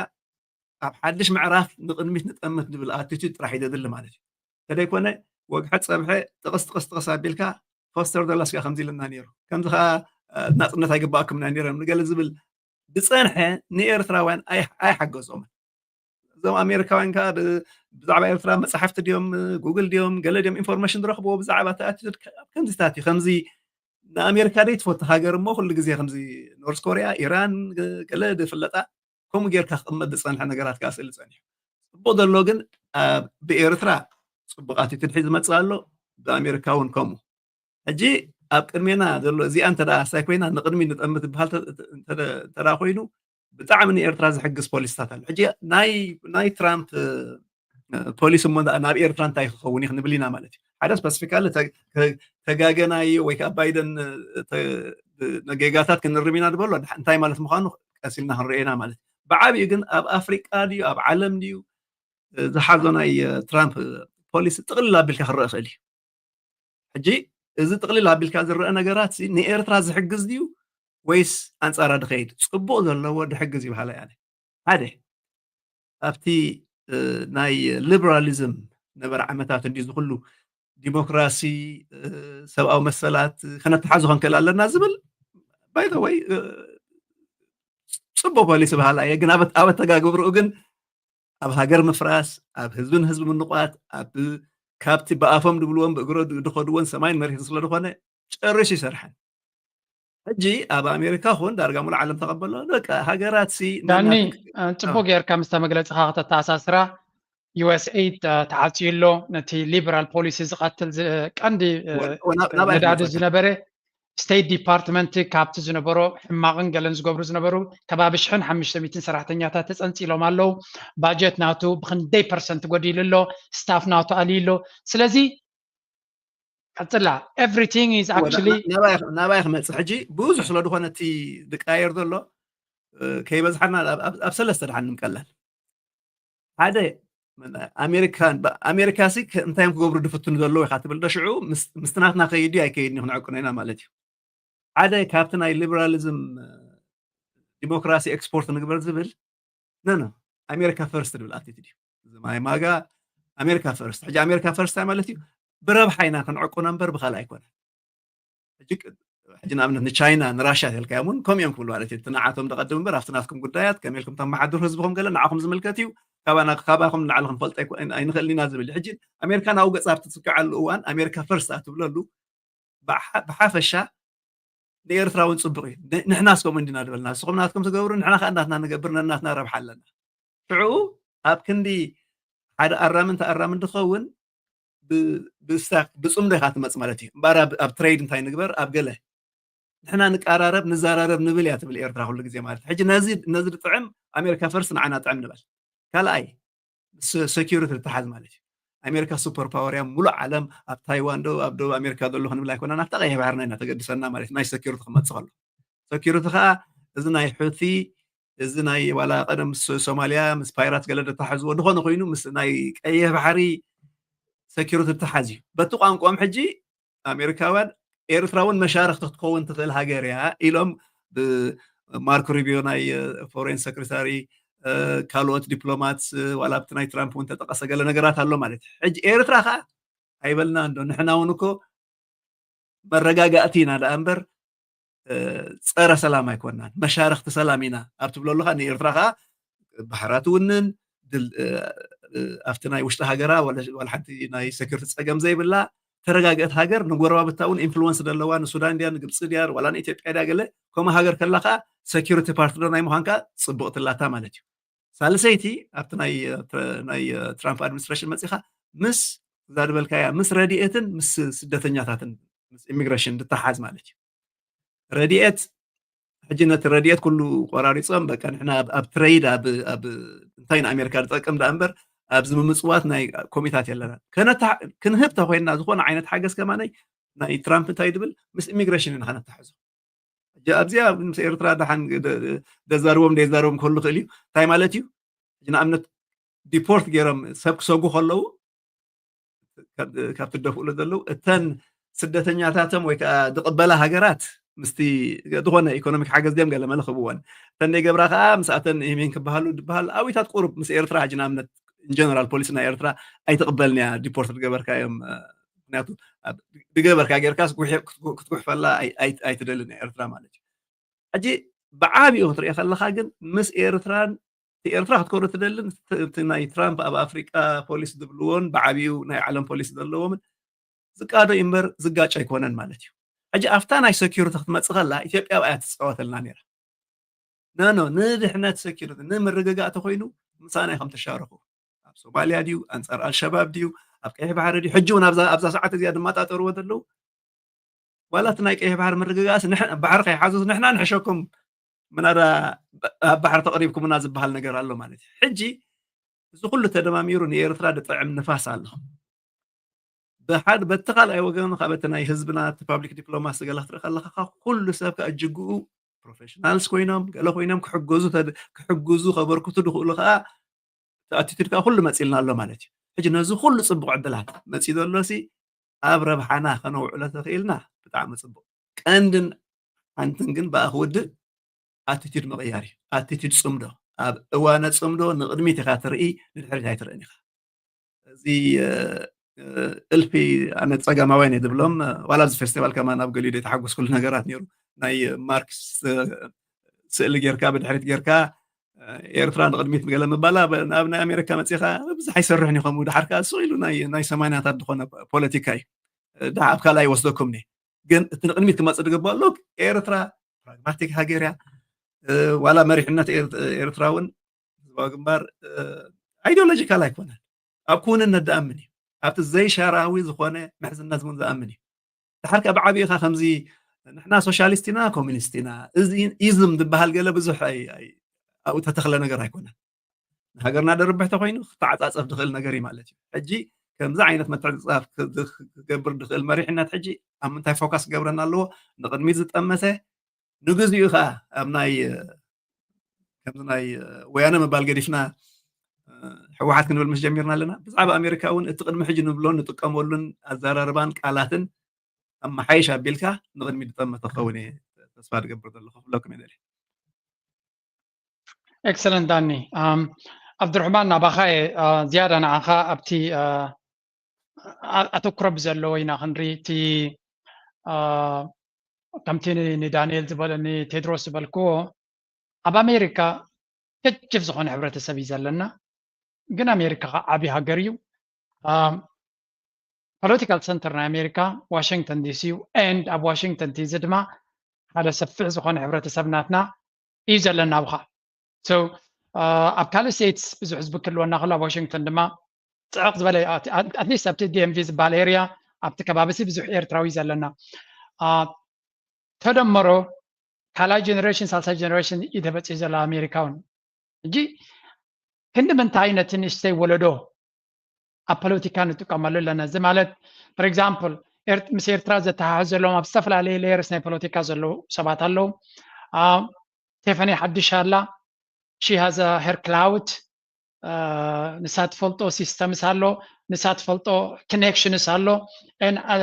ከም ዝረኣናያ ሺ ዘ ቨሪ ፓሽነት ብዛዕባ ኤርትራ ሓንቲ ኣርቲክል ብኣንጋሪሰን ተፃሕፈት ብዛዕባ እቲ ፌስቲቫል ትዛረብ ነይራ መድረክ እንተፍቂዱስ ኣብ ኤርትራ ሪዞርት ክገብር ሓስብ እየ ከም ዝበለታ ኣብቲ ፌስቲቫል ማለት እዩ ኣነ ብዙሕ ግዜ 2-3 ግዜ ኣብ ኤክስፖስ ገይረ ኣለኹ ኤቭሪባዲ ወስ ተሓጒሱ በቲ ናታ ፓሽን ወኒ ማለት እዩ ሶ one has to say what can ካብኡ ንላዕሊ እንታይ ክንጥቀመላ ንኽእል ነዛ ሰብ እዚኣ ክንጥቀመላ ማለት ንሳ ንባዕላ ኤርትራ ናብ ፅቡቅ ክትከይትደሊ ሰብ ምዃና ፈሊጥ ኣለኹ ማለት እዩ ቢካዝ ኩላትና ስቴክ ሆልደርስ ኢና ኤርትራ ፅቡቅ ተኮይና ህዝብና ፅቡቅ ይረክብ ንሕና ድማ ብተዓፃፃፊ ፅቡቅ ነገር ንረክብ ዓድና ፅቡቅ ስለ ትኾነልና ደላ ስለዚ እንታይ ካልእ ፕላንስ ክግበር ይኽእል ወይ እውን እንታይ ክግበር ይኽእል ነቲ ዘለና ምሁራት ናይ ኤርትራ ናይ ሕጊ ይኹን ናይ ፖለቲካ ይኹን ናይ ካልእ ፕሮፌሽናልስ ንዕኦም ተጠቒምካ እንታይ ክግበር ይኽእል ካብቲ ዝግበር ዝነበረ ነዚ ሕጂ ዘሎ ሞመንትም ነዚ ሕጂ ዳርጋ ወርቃዊ ዕድል ክንብሎ ንኽእል ኢና we have 3 years and 3 ዓመት ፈረቓና ኣለና ናይ ዶናልድ ትራምፕ ድሕሪኡ ጋራንቲ ኣለን because ዴሞክራትስ መብዛሕትኡ ግዜ ረሲኖም ክመፅእ ክኽእሉ እዮም እቲ ማጋ ክዝሕል ድያ ይዝሕልን ዋላ እኳ ፅቡቅ ቻንስስ እንተለዎ but still ኣብዚ ሕጂ ዘሎ ኩነታት ክቕየር ይኽእል እዩ እንታይ ክግበር ይኽእል ኣብዚ እዋን እዚ ምስቲ ኣብቲ ዝግበር ዘሎ ዘይተገበረ ካልእ ክውስኽ ኣለዎ ትብልዎ እንታይ ኣሎ ሶሪ ኣንሚሕልካ ኣለኹ ትሕቶ ግን you got the point no ፅቡቅ ትሕቶ እንድሕር ዕድል ሂብካኒ wanna get opportunity እንታይ ክብል ደለ ብዛዕባ እዚ ናይ ፌስቲቫልን ገለን ክንዛረብ ከለና መጀመርታ እዞም ኣብ ቤይ ኤርያ ዘለው ኮሚኒቲናትና ንዓቶም ከመስግኖም ደሊ ንምንታይ ዓብይ ስራሕ እዮም ገይሮም ናይ ብሓቂ ዓብይ ስራሕ እዮም ገይሮም ማዕሪኡ ኣፍታ ናትካ ናይ መንእሰያት እቶም ኣብዚ ዝዓበዩ ወይ ኣብዚ ዝተወለዱ ኣብዚ ፌስቲቫል ወይ ከዓኒ ኣብዚ ዋዕላ ነበረ ኣኒዋል ታሽሙኻ ፔድሮስ ሚትባግ በራ thank you ኣብዚ ቅድሚ ፌስቲቫል ሲ 3 መዓልቲ እቲ ዓመታዊ ዋዕላ ነይሩ እዩ ኣብዚ ዋዕላ እዚ ብዙሓት መንእሰያት ንሳቶም እዮም ከዓ ታሽሙ ዝገብርዎ ነይሮም ናቶም ኣክቲቪቲ ዘለዎ ናቶም ስራሕ ዘለዎ ፕሮፌሽናልስ ንሳቶም ኦርጋናይዝ ዝገብርዎ ንሳቶም ዘበርክትዎ it was a big discussion ዝገብርዎ ዳሕራይ ኣሰስመንት ዝገብሩ forward ንመፃኢ ፕላን እንታይ ከም ዝገብሩ ገለ ማለት እዚ ዝታድሕዙ እዮም ሕጂ እንታይ እዩ ካብቲ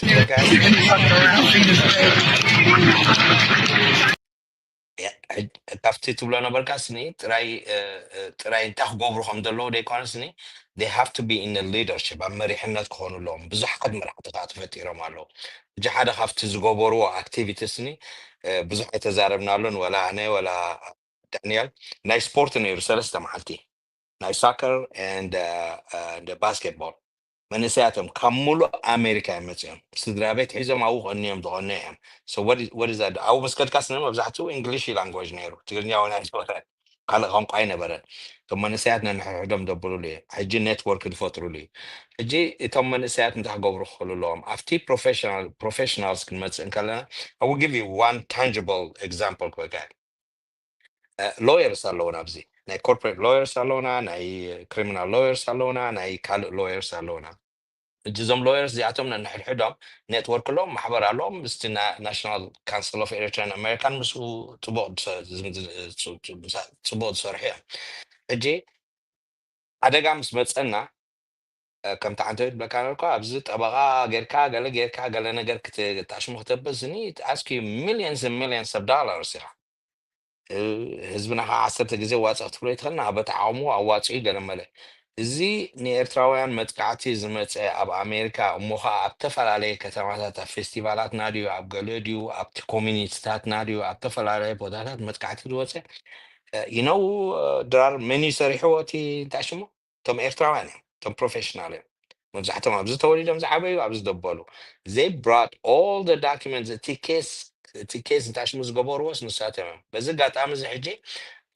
أبزي فيستيفال وين تي لوير زغوتسرنايو attorney إدوارد روي ንሱ መፂኡ እውን ፀብፃብ ሂብና ዓመት ፀብፃብ ሂብና ሎሚ ፀብፃብ ሂብና ኢኖ እውን ምንታይ ኣፕሪሽት ዝገበር ንሱ ከምዚ ኬስ ፕሬፓሬሽን ዘቕረቡለይስኒ ከምዚ እንታይ ሽሙ ቢለ ኣይፈልጥን they made it easy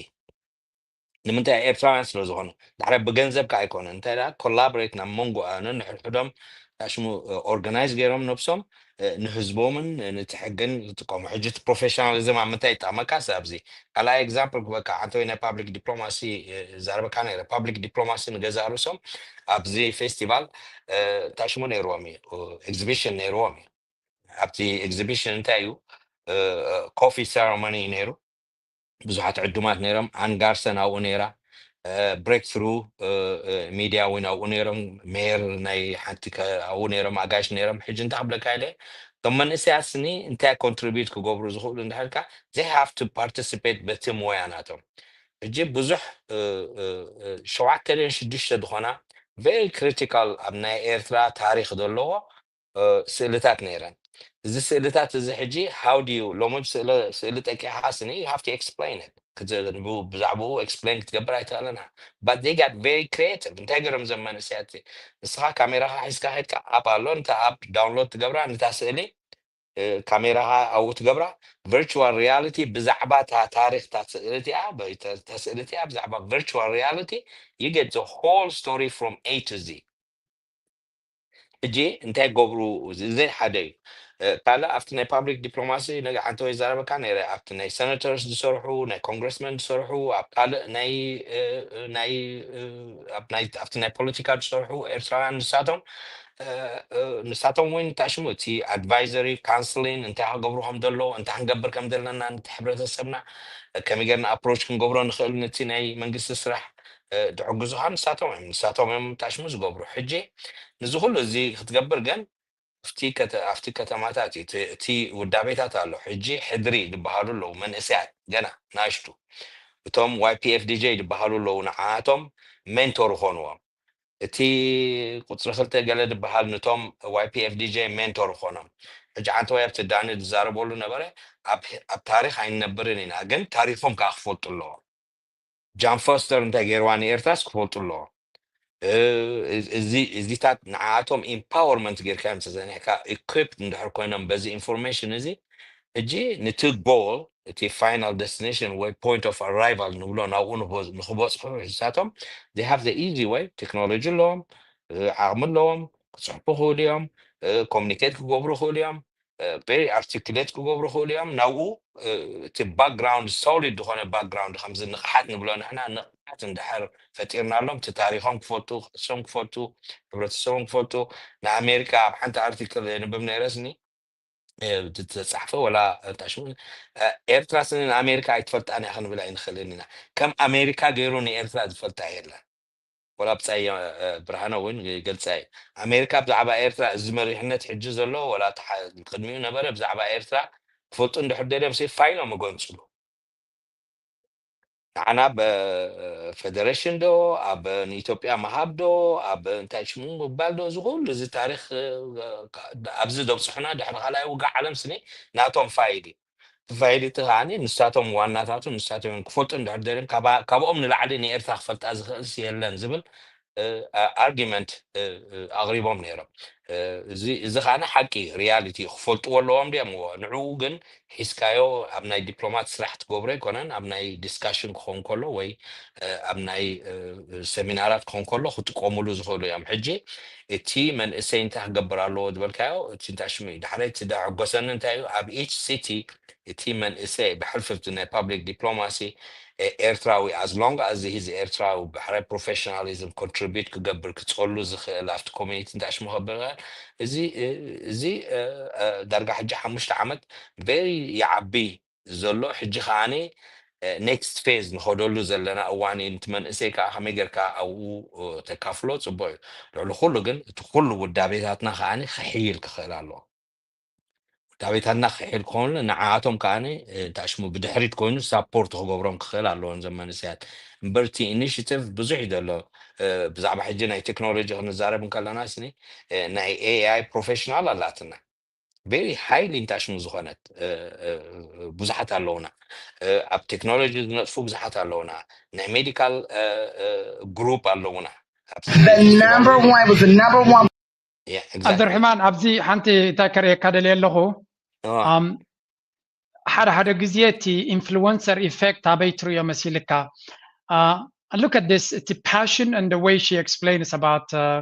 بزعبا Eritrea تزارب زلا I think this part I really like it أبزي كفالزي They was able to carbon date it. So also, I believe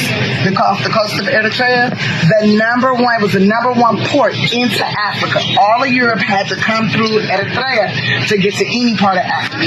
And in order to get up to Europe, you had to come through Adulis. Number one port.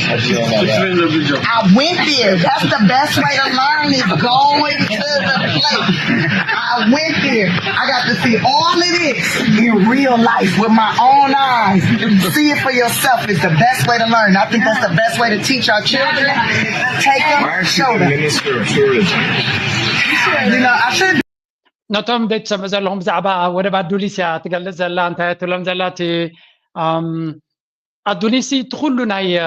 اسيا يكون ناي اوروبا ناب افريقيا تخلو بز ودا بزياتي لا اكثر مخانخه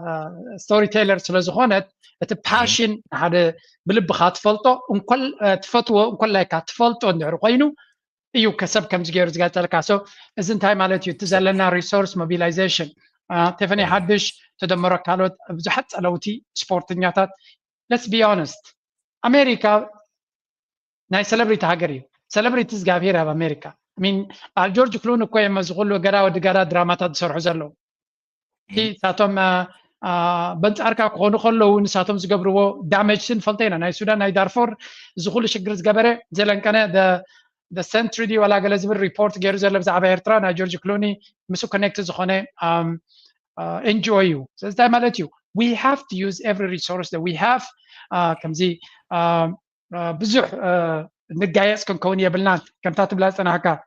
تفني حدش is one of the most important people نتي public diplomacy ناتنا لك كم يوم توم ابزع زبزلو very impressive يوم كاينهم بتسا تقبر زلا نغرات and this is the kind of impression you need at the highest level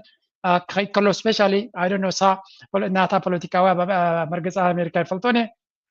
so نزيتات نمتكام انتي بلانات الله قبل كايله okay no that's good actually نبزي خمسة كده حجي ناي تيفاني actually تا تنت دراها تا غشت ناي public diplomacy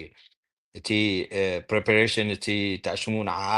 نساعد دابت سحار رياضات بحرية قال كله رياضة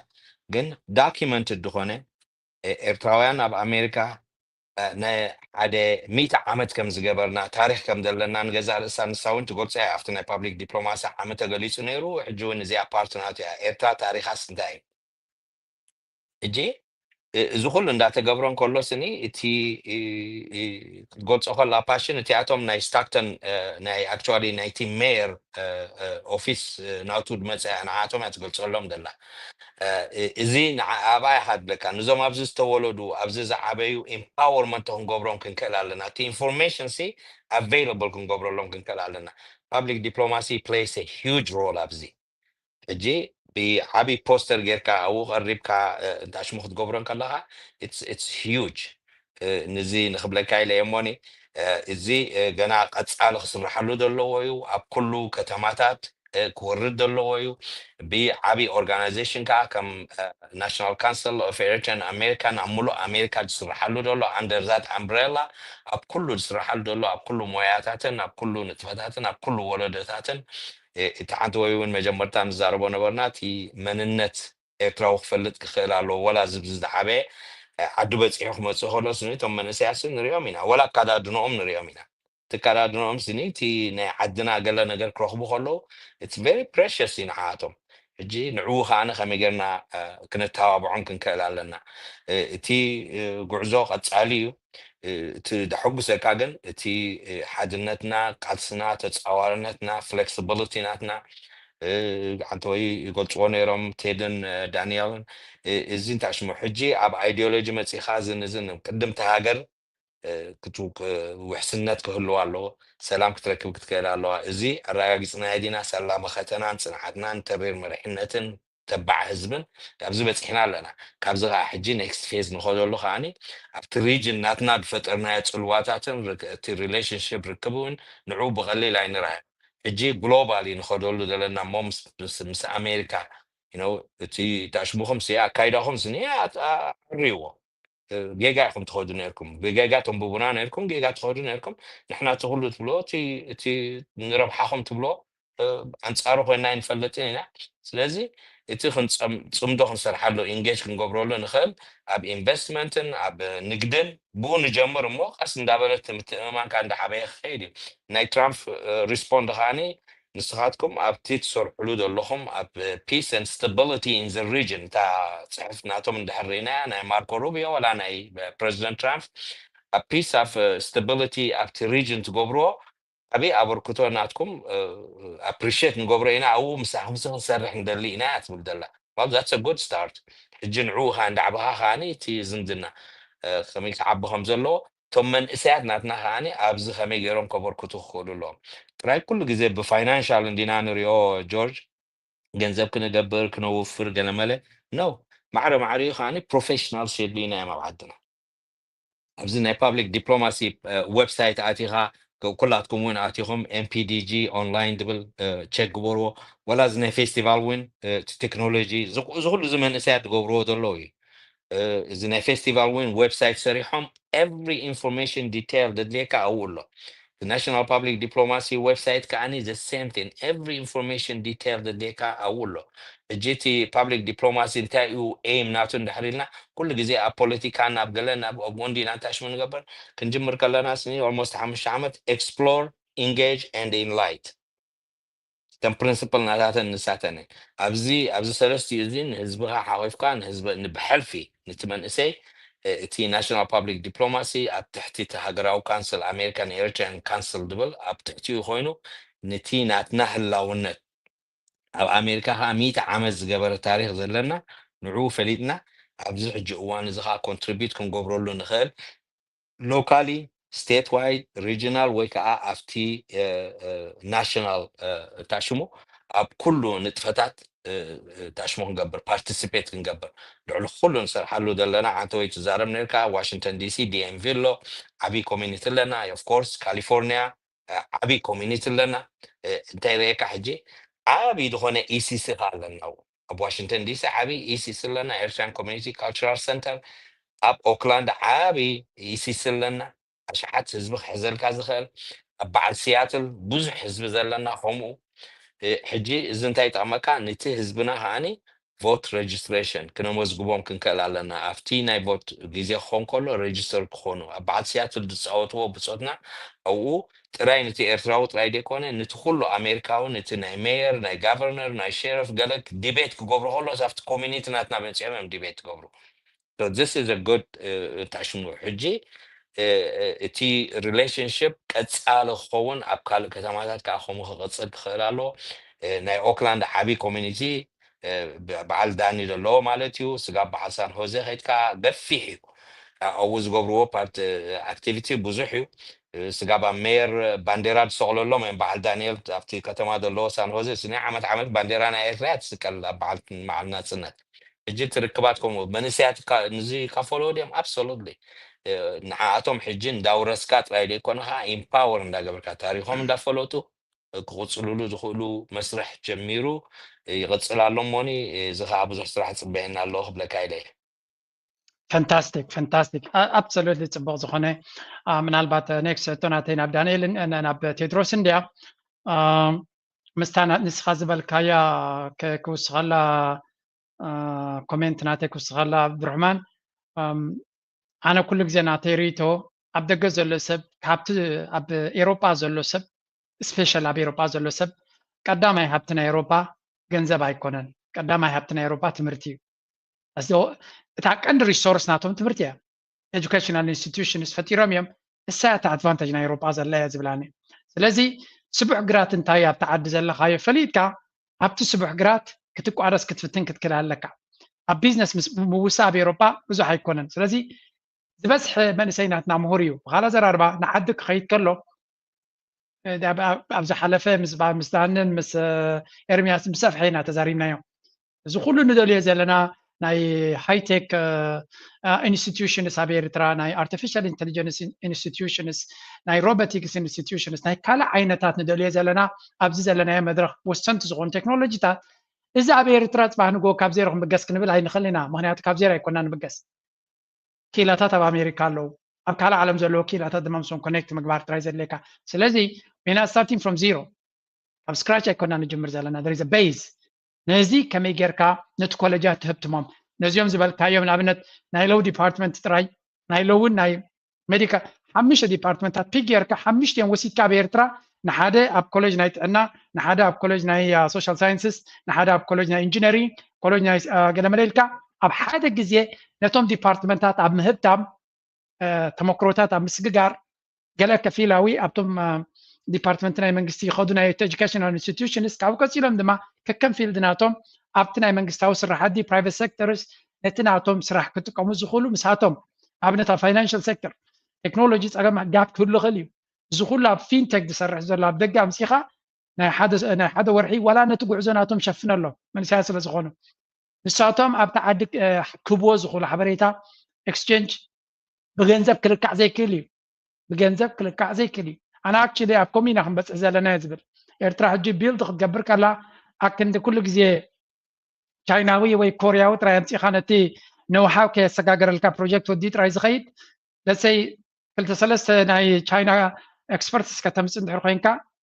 ሓደ 5 ወይ 6 ድማ ኤርትራውያን ካብ ካልእ ዓለም ተምፅእ ወዲኻኒ عندهم تم ኤርትራውያን ብሪጅ ይኾኑ ሜይቢ ነታ ፕሮጀክት ኤግዛክትሊ ኣይፈልጥዋን እዮም ግን እቲ ነውሃው ስለ ዘለዎም ቀልጢፎም ንሶም ወሲዶም ነቶም ታሕቲ ዘለዎ ኤርትራውያን ፅቡቅ ጌሮም ከውርሱልካ ይኽእሉ ስለዚ እቲ ፍልጠት ኣይጠፍእን እዩ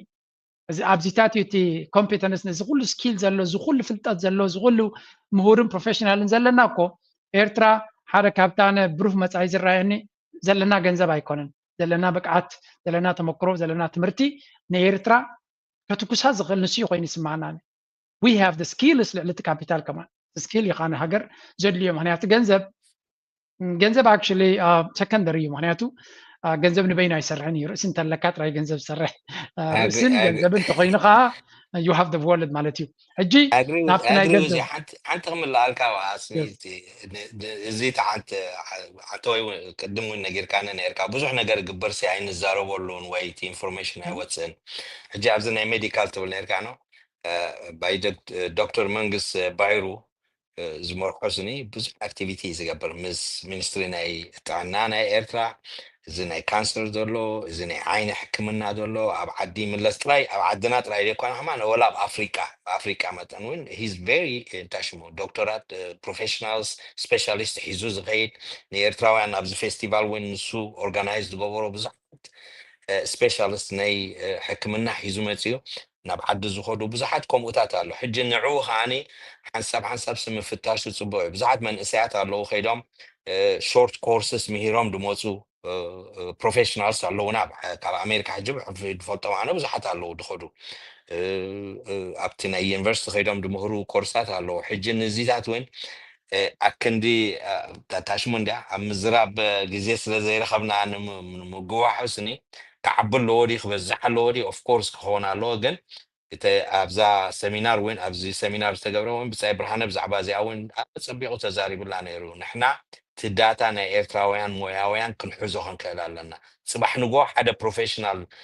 نا archaeology دي لنا نا geology دي لنا نا space technology ديو نا AI ديو نا من تايدو China عندي ولا أمريكا ولا أوروبا نبلولي ولا ندحت الداتا لنا نتي إيرتراو بقدامنا نعوه وهاب نساتهم موانات أتيرتراوي وانا موني نعاتهم كن وكوسهم كن كلا لنا زبل ملختي بس إبراهيم وين أبتي سيمينار صبوا غيرو ميتوانيري موسوري انترابت قبل كايلي كونكور No, I think actually كلا كابتن كندا قد سنة بتاعت زيادتنا ناب تدرس سجر كله هو نزيو أبتي كمتا قديم كاس جلس كات تيمان أيتي فيستيفالات برجس تمدرخ ونزت ألبس لزلو كم جرنا نعدنا كابت زلاتو نلعب جسنا نوزدا أنا دارجا بتدقاقامية تزارب نيرة every time زبز بذكر خلو خصي زبز زلو جيمي سكن أبتي يوتيوب كمان بزوج زي تزاري بلو نيرة قلق اليوم كمان إرتايد حريقوام كون غلي كن زمان سي كسعسعي لي متأكاني number one so this is we have to be clear in here سعسعي سي بزغالة لا درفتاتهم غير كاب كلب كوين كاب بار كوين كاب سعسعي تخلي خاب غزا هاون لومي موزيكا كملو محاسيري فلتني بيوتيوب مقالن there is a purpose in here زي سابزاب زمت زلو حنقولوا أمرونا بإرترا سلزلو إرترا سلزرها قطي عبز متي زلو so if there was other possibilities لك كم زي نابزي عزمت زلو نيرترا خيا دلو زخل بقليل انت زنبر نيرو easily زي سبزنا بإرترا خيا زخل زنبري سلزي كميجر كان زي I think نذكر يخلو كالو تغرات they can تقونو ترايم زخلو كم زي عينت أجازلو هجر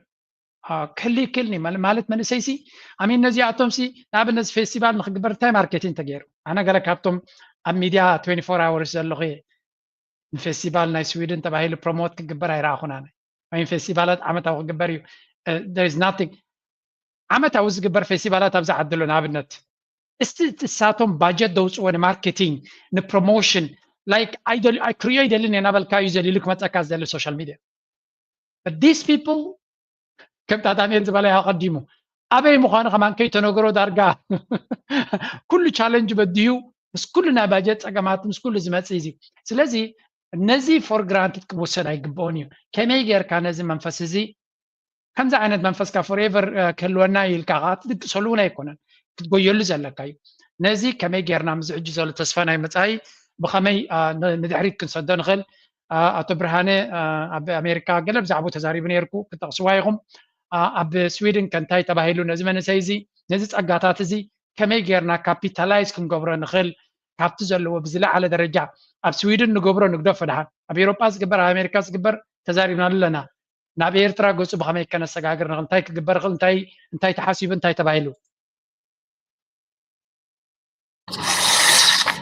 مدرخ يوساني اندي زبهل حانتي كم مزخاخري هاجراو شماغل بساي عبد الرحمن ون ناشونال كانسل يلو دغاغيمو تقيسوا نيرو قد مع 10 عامات ابيلو حد شاودا دبا مزيو مالتيو هاجراو شماغل زبل هاجراو شماغل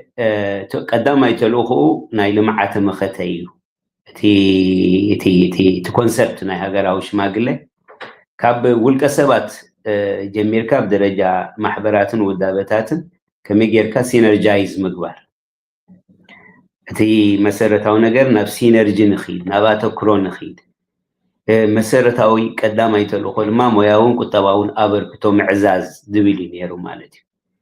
سلازي تا حجي بعل امريكا تي ناي هاغراوش ماقل ودابي زيادة زحيلي اب اوروبا لو استفلالي هاجرات فلتي اب شودن ون الله سلازي تا هاغراوش ماقل زبلا تحساسبا نزان بلا زلنا كمجرنا ابيرت اب وصاي اب دغه اب دياسبورا زتوهلله على عقم سبنالو استفلالي بريزيدنت إساس استفلالي صقم يلن إرتراو خيدو أيتفن معالت له زملسلو أبو خن كذا ناي لوم وصي ازلات مال وصي ازلا فيديو نتوم حسانات رخيبو منسياتنا امريكا مثلا نززارو زمخروم نيربا نزعد فلطوا بدهوتات فلطو رأيو كبسمرا وصيكم اب كل زورو كابزي اخيتكم تمهروا بقعتها تريو مسيكم نزهاجر هنسوا تحلافنتنا تكون زبلي نيرو سلازي كما ودار بحجي دا يكونس زحلف 10 عامات كما يركا يرتراو عقمي علاليخا ابزي بمدرخ اجديدكا امخته تصابوتا تاعتو مالتي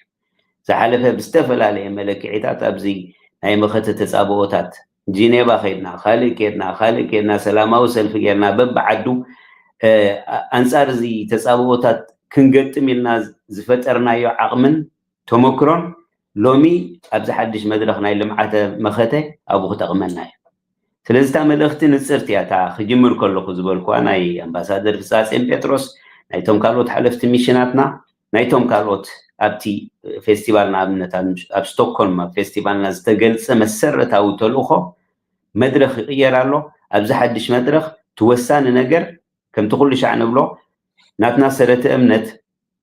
ኣብ ወሳንነት ሰብ እዩ ዝምርኮስ ሰብ እዩ ወሳኒ ዝብል ሓፂነ መፂን ካልእ ማላ ኣይኮነን ሰብ እዩ ወሳኒ ሰብ እዩ ቅያድ ዝፈጥር سبي زهنسن زي المعن زعنو دما سبي سلازي نحنا بسبب سلانو مركز حجي إذا هاجر زيا بستعص عصف نهري نابل معت كيد اللوا كون النت دلنا درجة كالي كنردان كنفلتنا لنا إرترا زلاتو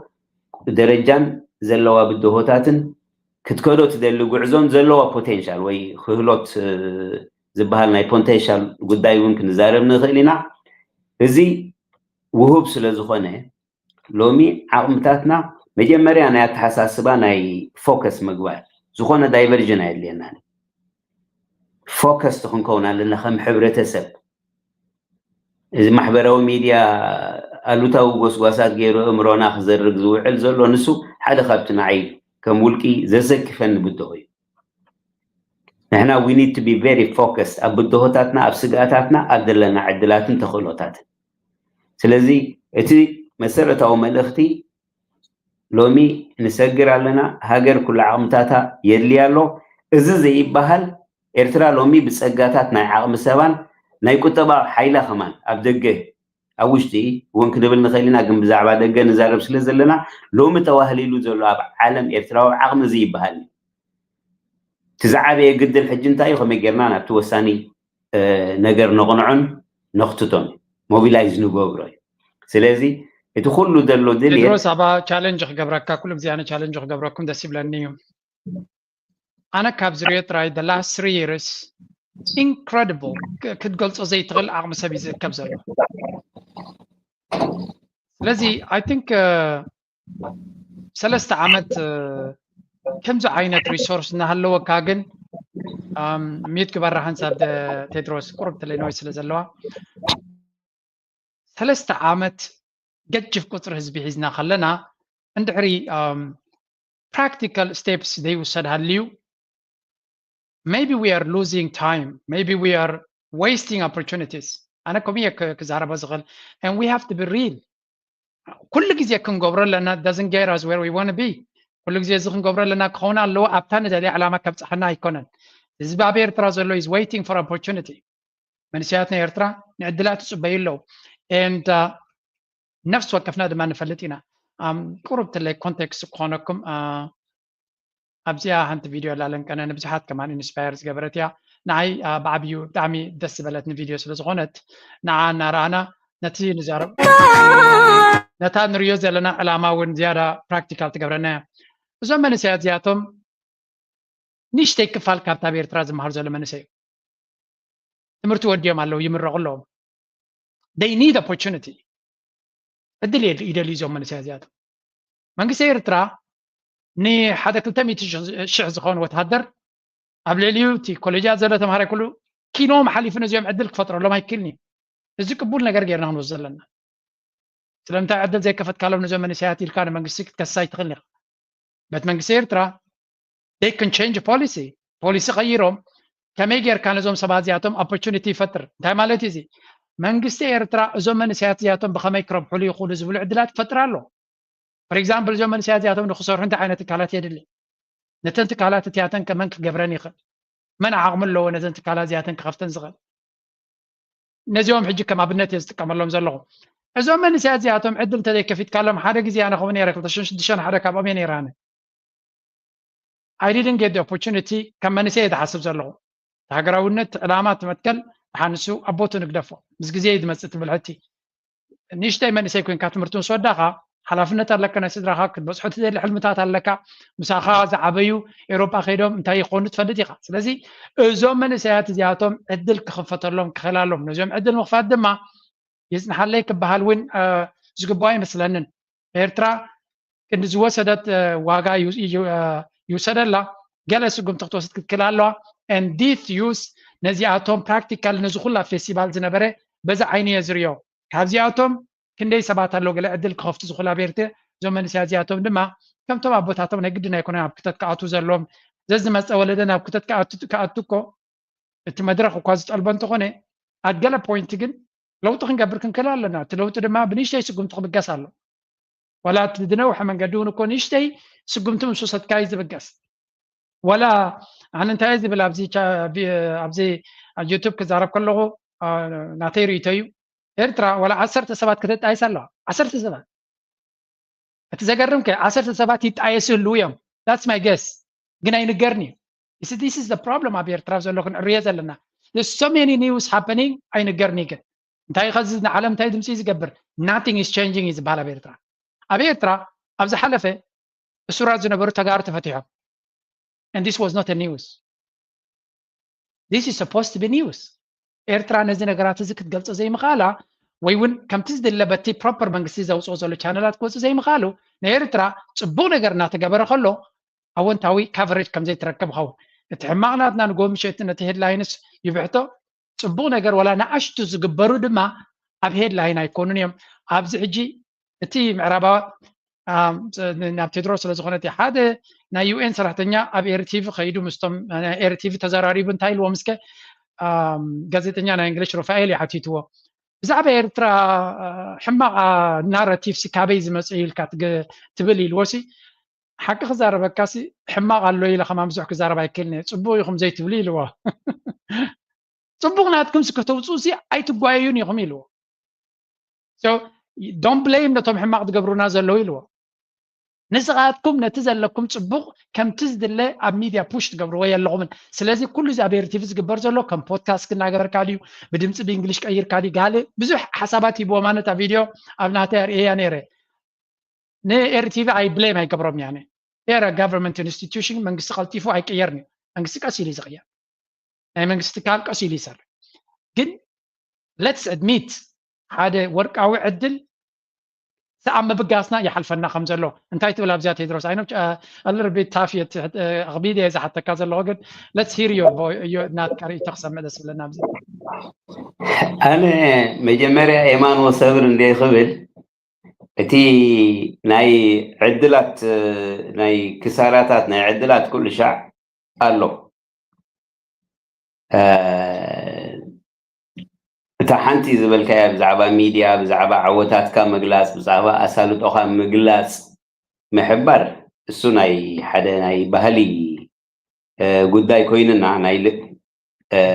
زيادة هنصر حلو خمزلنا كنيوون اريتيبي بلو كالوت ناي ميديا أكالاتنا انتكالاتنا زيادة تودا دار نجر تودا دار سرح تودا دار أكرار واخو قبرو خمزلهم نرداد قالوا مسلني سلامتاي ازي صبوق بروجراماتون زقرم نغرات الله لمكن ازيك سدل كون حاسيبه نيره اب كباب اسمرا زل حدا اندستريال ناي انستاليشن الله ناي ريفريجريشن قال ريغايت خول تتريات صبوق سد ولا كم زقون كلاي حليفاتني ازيا هو كسدل قايلسي اوا كلهم بيسرحوا ذلو كابتي جنرال مانجر جميركا اناليست كلهم قال ملا قال بايتا لعلن تحت المنسيات لا يعني بيسرحوا كلهم ابزح حلف عامتات بكوليج حلفوا او تمريهم ابتتكالتي شايناويانن دقي كال عليتن يوم مسوم سريحهم نسوم حجب بملات اركيبهم ملو حلافنا تشكيمهم كنيو إذا أي كباب اسمرا زلا عد نفاسي مثلني زلا تكال أب كباب ألوبون أب سمينا وغيح بحري أب باسع يا مثلني تزعبي إندستريال ناتنا ناي ريجي ناي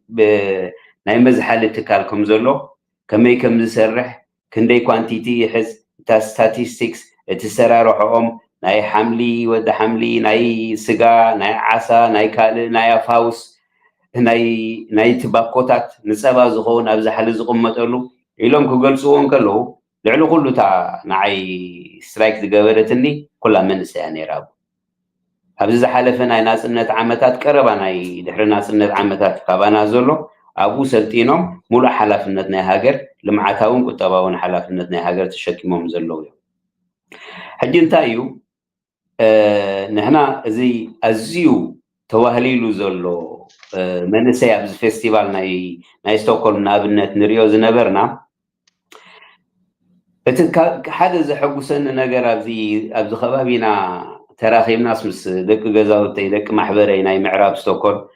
نزرارب ناس هذا ريخايدا توم بقدامي تنانستي مقبل سر حالهم زنبرا نتوم ناي برجيد نحمدو توم سوتن كابتوم من زدربيلنا نبروس كلهم سي مس حزبنا حشنا يلوم سمسيوم حسيلهم نيرو تا مسرتاوي نجار ابزلوم نم بصيدان نون تبلون نبركا نعنا مسكال دي كنا مس نفسنا ون اندينا هنصمت زلنا تصمدونا سي أتغلي هوليستيكي بس أمريكا نسمد مس أوشتنا دماني سب بفرلاي سجات كام سوقت كا سجاتاتنا علينا لنا زبنا سجاتن قالين من الوقت كذا كتكلاقل تجدد تقو لو ما جن بفرلاي مس عوتنا إذا هجروا مسمر عوس لزلو سبناينا نملس سلزي بزح سب انت لا تقشتة يلوز تمرسل لخناتات أبز فيستيفالنا لو مرئينا هنا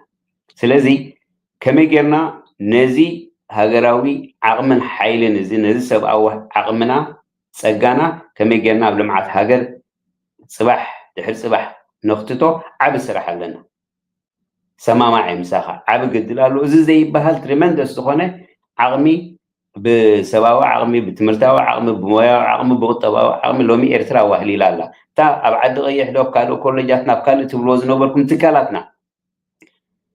أبحث وان إرترا قالوا نايس قبل أب تحدش كال رياليتي ناي معبالة الرجاج صلى زخل عقم لنا لوني كم تمايو عقمتاتنا بديقاتنا أو أهلنا الرجاج سناد لنا إرترا لما ما يتقص أسيراله نبل معت لايك سجاجر زلو سلزي أبزن السماء معنا كنسر حزل لنا إذا زي بهالي أو هجراو لمعتاو برنامج سفيرو زلو كتاتاتو زلو سراح دماني تسنعي زلو زي بهالني أنا زي بصوت عدل رخيبكم أبزي ناي GIS ناي مصنعتاو تكال أبو مس إنجينير مني خاتو لو جميترا جيتاتشو زلو ومسهم كيدر إيه نيري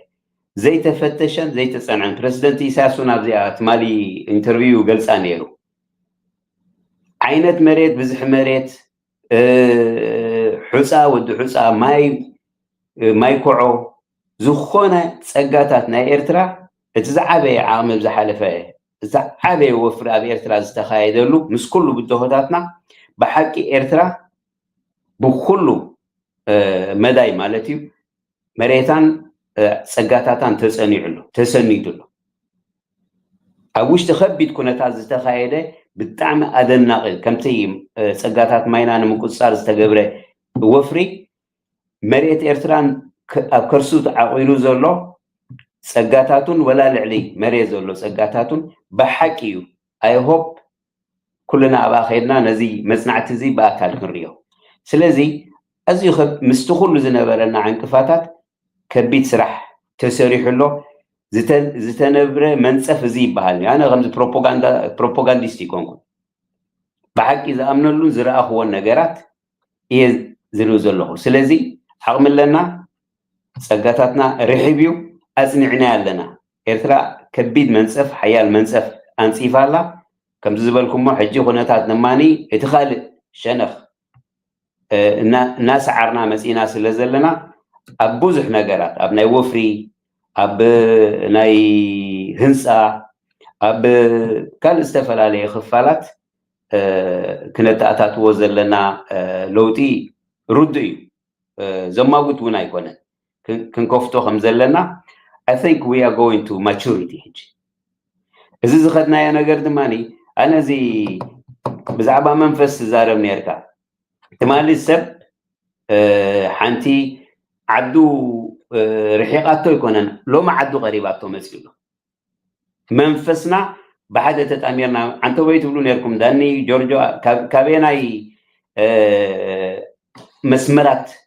هاجراو مسمري ግን ካበናይ ናይ ተሓሳስባ ፍልልያት ከም ዘያብ ሓደ መድረክ መሲና ኣለና ኤርትራ ሎም ብመንፈስ ቀሪባትና ኣላ ስለዚ እዚ ሎም ዝዓስል ዘሎ ሰብ ናብ ተጨባጢ ኣድማዒ ሓይሊ ክንቅይሮ ዝቐለለየ እዚ ኸማን ኣገዳሲ ጉዕዞ እዩ ነይሩ ኣገዳሲ ጉዕዞ እዩ ነይሩ እዚ ናይ ምዕሳል ኣብ ኤርትራ ኣነሲ ብዙሕ ግዜ ከምዚ ዝበልካዮ ልዕለይ ንስኹም እውን ዝዓበኹምሉ ኣነ ኣብ ሽወደን እየ ዓብየ 40 ዓመት እየ ገይረ ብዛዕዲ ክሪቲካል ኣተሓሳስባ ካልእ ሎሚ ወላ ብሃገር ብዙሕ ሰብ ናብ ርዝነት ናብ ርድየት መፅዩ ናብ መረዳእታ መፅዩ ንህዝባዊ ግንባርን ኣተሓሳስቡን ሎሚ ከዓግበሉ ጀሚሩ ዝያዳ ብዙሕ بسمعت دايكونا بعمقت زبللو موني كلتا جزي زحسبلو مدرخ بس احنا لنا اذا بعلو اكلنا يتلمعت او بعزوي سلامتاي حنتي نجر من الوقت انت بزعبا سنه حساب ترى حسابات انا ترى سنه حساب وساني بهلاي مالتي هميننت دوغماتيزم ايدليناني زباو جنبار ما دوغماتي كوين ايفلتني براغماتيكي غبراوي اجن اب هاجراوي حرنتاو بعزو نصر رأي نصر حسابات النيرو ناي هاجراونت مالتي هاجراونت ناشوناليزم ابزي ناي لمعت بعزونا دما ايرتران تاخذ كون الله محبره فتحاويت هاجر سوشيال جاستس سفن الله هاجر اب علماوت زمدناتاتنا دما شركنت مكببار شركنت اذا عينتنا حسابات نجر وساني نعنا زغلصنا ايرتراون زغلص حسابات كهلونا أقداسيو أوشتو دماغنا معبلو كنفتشو قدن يقن ترى حسابن سنة حسابن سي جينا فاليد خونا لوو لدي يكون غمزة معراب أنصار كل حساباتهم فيهم 3 عامتنا سريقهم نازلو غمعين سرا Thank you Tedros. George زي after challenge خملا الكادو if you don't mind I'll take yes, only a of few course. minutes Jump after in. challenge دنس هاسني تي ناي سرح مفتار زي ناي حجزهم ناي chemical engineering مرات دمس أخاهم كن يومين medical نيرم دوتو بعدنا تبوي تي سرح كفتر على ده absolutely زي حتى زدلي يكونن challenge أنا إذا لنا أنا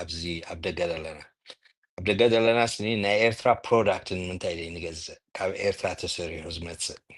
من تايدين نجزء كداونتي خن زوريا خن بربرا خن شرا خن دوغانه whatever that is من تاي إيرترا زي نجزء مبلي كم زي أب إيرترا دلو كدان ديزاينرز نساتهم ديزاين جيرهم صرحوهم كلهم إحنا بدقت هدي جزينا أصلح نجو راح سينهم وصيام من دهر كنا I think نحنا نفسنا هنقفر لنا عارف بدقة بدايسبورا دلنا كالوت أمسيخا نهندي بربرة نهندي شرون دبلكا مقبار سيتنا إيرتران تخوينه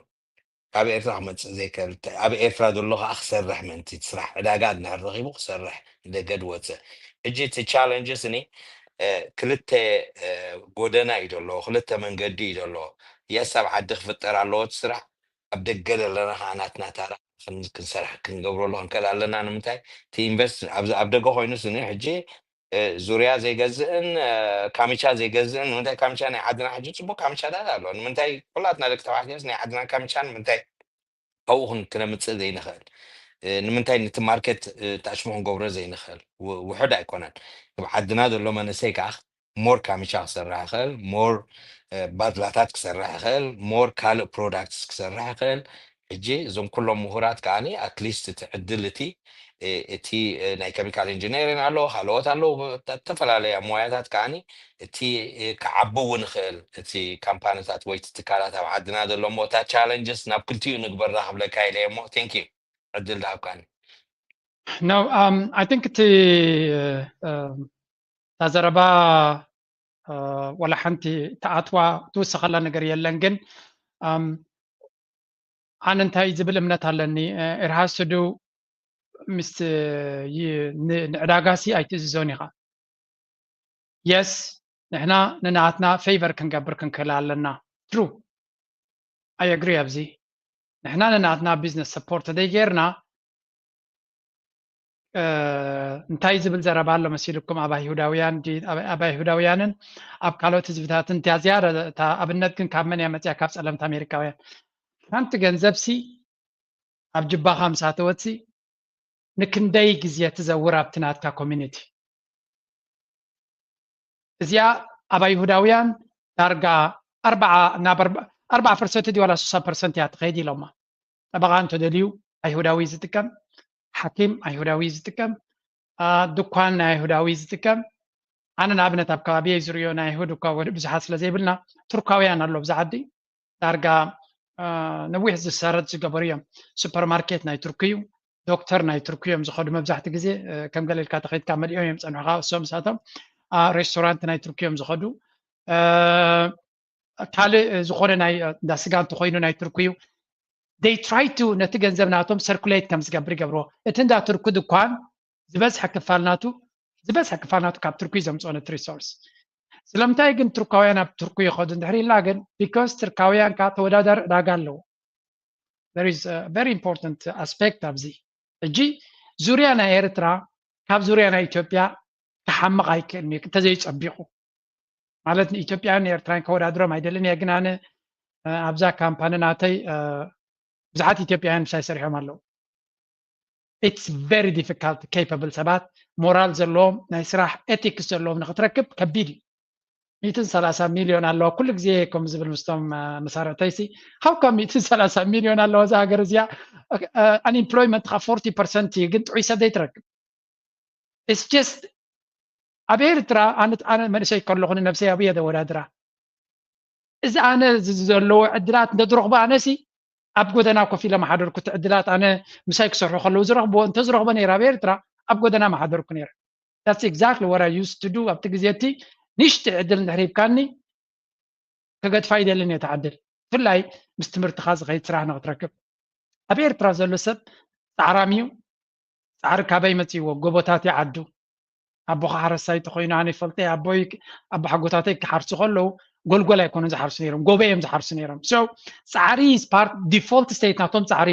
ኮፍ ዝበሃል የለን እጂ ካብኩም እንድሕር መፂኻ ክትፅዕር ግዴታ ኣለካ ካልእ ነገር ካብ ካልእ ዓለም ክትከይድ ከለካ ፍኹስ ዝበለይቲ ፃዕሪ ናትካ ድመሪቡ ውፅኢት ኣለዎ እጂ እንታይ እዩ እቲ ኣብ ኤርትራ ዘሎ ፀገም ምናልባት ሎጂስቲክስ እያ ኣነ ዝብል እቶም ሳርቶ ዝሰርሑ ኣብ ኤርትራ ፅቡቅ ክሰርሑ ከም ዝኽእሉ ጥርጥር የብለይና እንታይ ግን ካብኡ ወፂኡ ናብዚ ንኽመፅእ ሎጂስቲክስ ከኽብሮ ይኽእል ይኸውን እዩ እሱታት እቲ ፀገማት ክፈጥር ዝኽእል ኣነ ዝፈርድ ኣለኹ ድማ ነቲ ፀገም ናትና ቻይናውያን ብኮ ይጥቀሙሉ እሞ ነታ ንብረት ናትና ቻይና ሰሪሖም ኣብዚ ዕዳጋ የምፅኡልና and this is scary part ናይ ኣፍሪካ ኢንዱስትሪያላይዜሽን ዝርመስ ዘሎ ብሰንኪ እዚ እዩ ቻይናውያን ንሽተይ ጋብ ተረኺቦም ሓንቲ ግዜ ኣብ እንዳ ቻይና እትየ ካብ ቻይና ኤርትራ እንተኢለ መዓት ናይ ቻይና ናይ ኤርትራ ዋላ መብልዒ ቁርሲ ዲ ዋላ ናይ ቢንያም ግርማይ ስእሊ ፖስተር ገይሮም ከም ግዛለ ዝብሉኻ እጂ they are so creative and ነቲ ዘሎ ነገራት ናይ ምስራሕካ ፍሉይ ዓቕሚ ዘለዎ እዚ ዓይነት ኤነርጂ ኣለና ኣብ ኤርትራ ፃዕራ ምስ በለና ግን እቲ ዘሎ ጋፕስ ናይ ዌብሳይታት ዘይምህላው ኢንተርኔት ፍሉዌንት ዘይምዃኑ እገዳ ዝፈጥሮ ዘሎ ሎጂስቲክስ ኤርላይንስ ናትና ዳይሬክትሊ ዘይከይድ ምዃኑ these are the problems እቲ ነቲ ንግዲ ዓንቂፆሞ ዘለው እምበር ካብ ኤርትራ ዳ ካብ ኢትዮጵያ ዝመፁ ሽሮ እኮ ሰብ ኩሉ ግዜ እኮ ፍርቂ ልቡ ተሻቂሉ እኮ ይትበልዖ ብቐሊሉ እኮ ኣምኖ ዓዲ ይኮነን ኣነስ ቁርብትለይ ስለ ዝኸድኩ ርየ ሱቕ ኢልካ ሃንገፍ ኢልካ ሽሮ ይትገዝእኒ ኢኻ ምክንያቱ you're not sure ሽሮ ምዃኑ በርበረ ከምኡ ማለት ሕማቕ ከይገብሩልካ ኣይኮነን ግን ናይ ገንዘብ ስስዐ ስለ ዘሎ እቲ ተኣማሚንካ ትወዞ ትኽእል ነገር ኣይኮነን ኣብ ኤርትራ ግን እቲ ግርሂ ዝኾነ ሕብረተሰብ ኣለና we have an advantage እዚ ንኤርትራውያን ትካላት ብዙሕ ግዜ ኣነ ፓሽነት ኮይነ ዛረብ ነዚ ኤርትራውያን ትካላት ክረብሑ ተኮይኖም ኢንተርኔት ክጅምር ኣለዎ እየ ዝብል ኣነ ቢካዝ ቀጥታ ኮኔክሽን እዚ በማይት ኣሽሓት ዝቁፀር ዓቕሚ ዘለዎ ሰብ ኣብ ደገ ዘሎ ንሃገሩ ክሕግዝ ዝደሊ እሳቶም እዮም ክረብሑ እቲ ኢንተርኔት እንተሎ ኮይኑ መዓት ስራሓት ናብ ኤርትራ ከይድ ከም ዝኽእል ኣብ ኡጋንዳ ክንደይ ሰብ እኮ እዩ እዚ ኩሉ ዩቱብ ትርእይዎ ዘለኹም ሰራሕተኛ ኣለዎ ኤቭሪ ዩቱብ ቻነል ዝንቀሳቐስ 2-3 ሰራሕተኛ ኣለዎ መን እዮም እዚኣቶም ኢትዮጵያውያን እዮም ወይ ኣብ ኡጋንዳ ዘለዉ ኤርትራውያን እዮም እንታይ ማለት እዩ እዚ ኩሉ እዚ ዕድላት ኣብ ኤርትራ ክኸይድ ዝኽእል ዝነበረ እዩ ስለዚ እቲ ዘሎ ቻለንጅስ ምኽፋት ክጅመር ክንብል ከለና ከማ ብመሰረቱ ብከምዚ ክኽፈት ዝኽእል بخمسة تجيركا نحنا نهزبنا نتكم نسوم كان عناي تقمنا مالتي لازنا ربحنا كلنا نربح نخل حنتي حتى لا تني أبزيا كيس أجركوا خلوه نبدأ نتخيل يا زاحتو زيا أبتار استعان تبوس قرين نيرنا نتاي كبلي لي زاحتو زيا كنريا مس أمريكا صمدوخن قبر بتاع ما قداسين زارب لنا أمريكا أب زبنا دونالد ترامب كي هاب كان أي مساخاي زاربني زبلي very transactional دونالد ترامب مزي عالم لو زارب زلي استراتيجيك زخونه قليله إذنك بكات غينو what can I get from you تاي تبنيو نيتو زبالة قد سنة ولا أوروبا حبرت زبالة قد سنة مشارقتي يمكن انتاي تربحوني زبلهم زلنا ስለዚህ ኤርትራ እንታይ ሒዝና ክንቀርብ ንኽእል ወይ ኤርትራሲ እንታይ ሒዛ ጣውላ ክትመፅእ ትኽእል ንዶናልድ ትራምፕ ኣቴንሽን ናቱ ንክትረክብ ንኣሜሪካ ኣቴንሽን ናቱ ስለምንታይ እዛ ስእሊ ምፅያልካ ፀኒሐ እዞም ሶማሊላንድስ እንታይ ይብሉ ኣለዉ እስከ ኣብ ደገ ባሕሪ ተደሊኹም ናቫል ቤዝ ድዩ ዋላ ወትኤቨር ዮር ዌልካም ኣብ ከባቢ ባብኤል እዛ ፍላየር ገይሮም እዮም ፕሮሞት ዝገብርዋ ዘለዉ ሬር ኤርዝ ኣለና ማዕድናት ኣለና ወደብ ተደሊኹም ኣለኩም ኩሉ ንክንበኩም ንኽእል ኢና ምሳና ስርሑ ይብሉ ኣለዉ بنيون دحر خيتك أبي أحمد أبي أحمد كواقع لكم خليه الوم حلف حليفه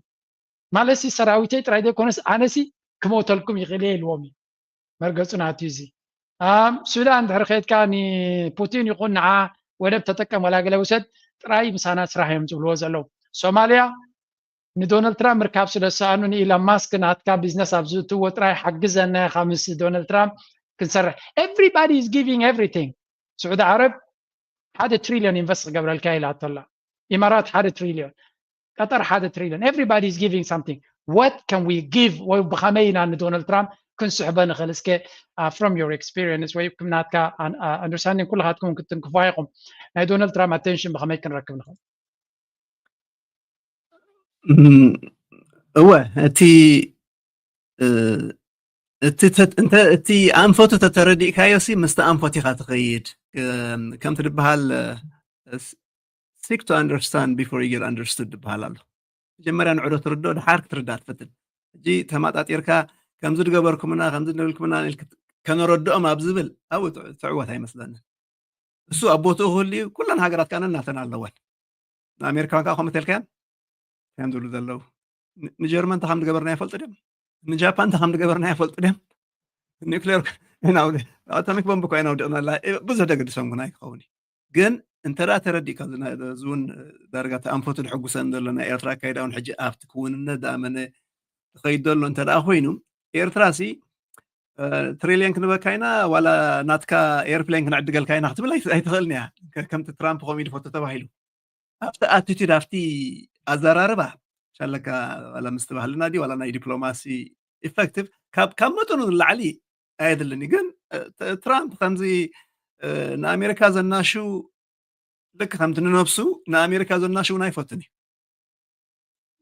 ሜክ ኣሜሪካ ግሬት ኣጌን ክትብል ከለኻ ኣሜሪካ ኮ ግሬት ኣይኮነን ኢልካ ቻሌንጅ ትገብሮ እንተደኣ ኮንካ ኣብኢታት መቸም ኮሚታት ጌጋታት ኣይክህሉን እዩ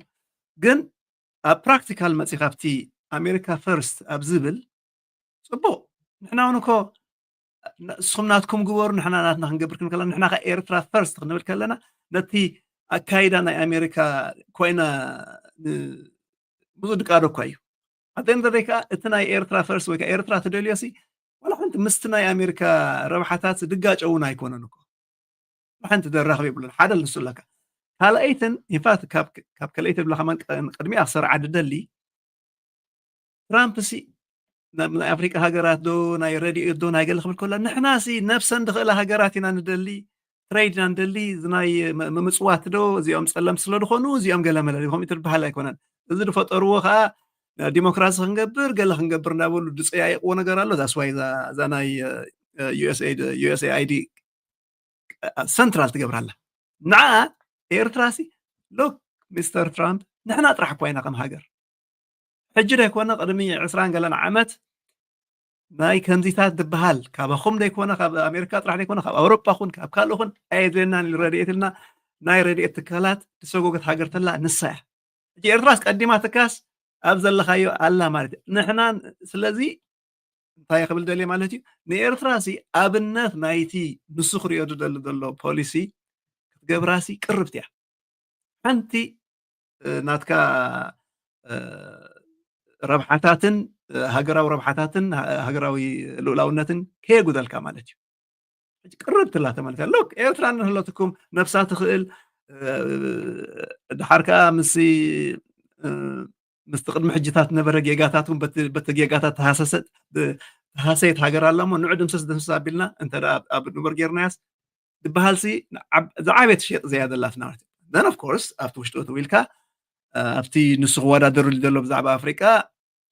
ናይ ዕደና ኣሎ for example ምስ ቻይና ምስ ራሻ ተወዳዲርካ ፅልዋታት ኣብ ምቅድዳም እዩ ዘሎ ማለት እዩ ሕጂ ኤርትራ ከዓ ኣብ ናይ ፖታሽ ድዩ ኣብ ናይ ካልእ ማዕድናት ድዩ ኣብ ናይ ብሕጂ እውን ናይ ኦይል ኤክስፕሎሬሽን ገለ መለህሉ ግድነት ኣይኮነን ንሓደ ሰንዲኻ ንሓደ ክትእቱ ንኣሜሪካ እውን ካብቲ ርሒቃትሉ ነበረት ተሳታፊት ትገብረሉ መገድታት እውን ብዙሕ ነገር ኣሎ ማለት ስለዝኾነ ኮይኑስ ኣብቲ ናይ ጣውላ ናይ ዲፕሎማሲ ምስ ቀረብካ ነቶም ፕሮፌሽናል ዲፕሎማትናትና እኳ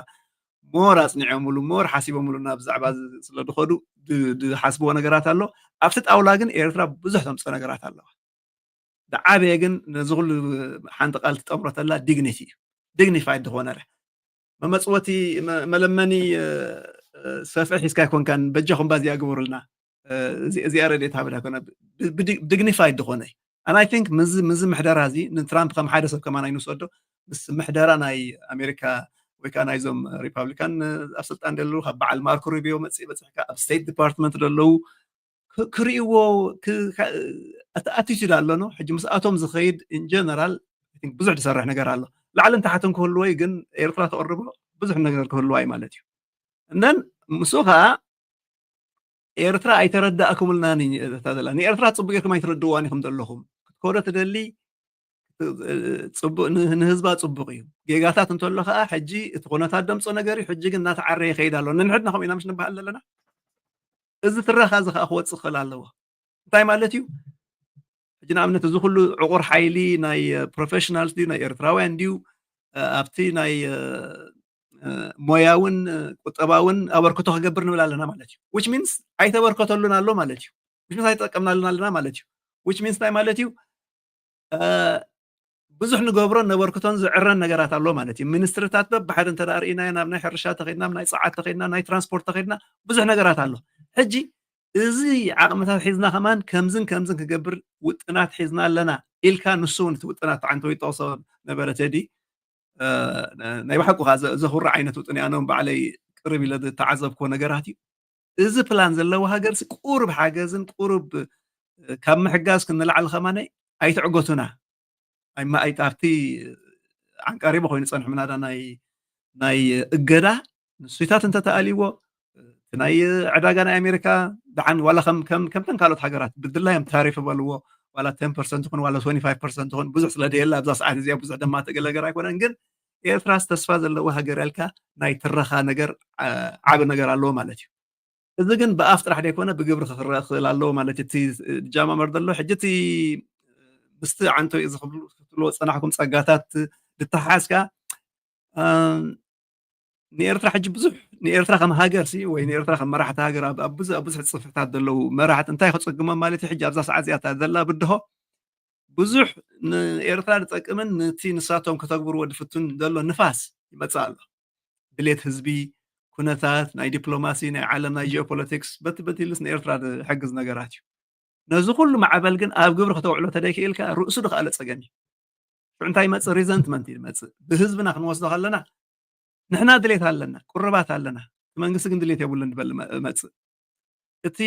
ክትጥቀመሉ ደይትኽእል ሓይሊ ተኾንካ እቲ ናይ ዓቕምታትን ክእለታትን ናበይ ከም ሕጂ ንኣብነት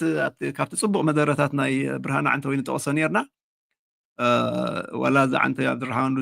ድበሎ ወሲኽካ ማለት እዩ ካብ ኤርትራ ሜድ ኢን ኤርትራ ነገራት ክንሕግዝ ኣለና ክንገዝእ ክንክእል ኣለና ቁጠባ ናይ ኤርትራ ክመሓሽ ተረኣ ኮይኑ ሜድ ኤርትራ ሕጂ ናት ኣብ ብናይ ኣሜሪካ ብናይ ዲፕሎማሲ ዓይኒ ወይ ብናይ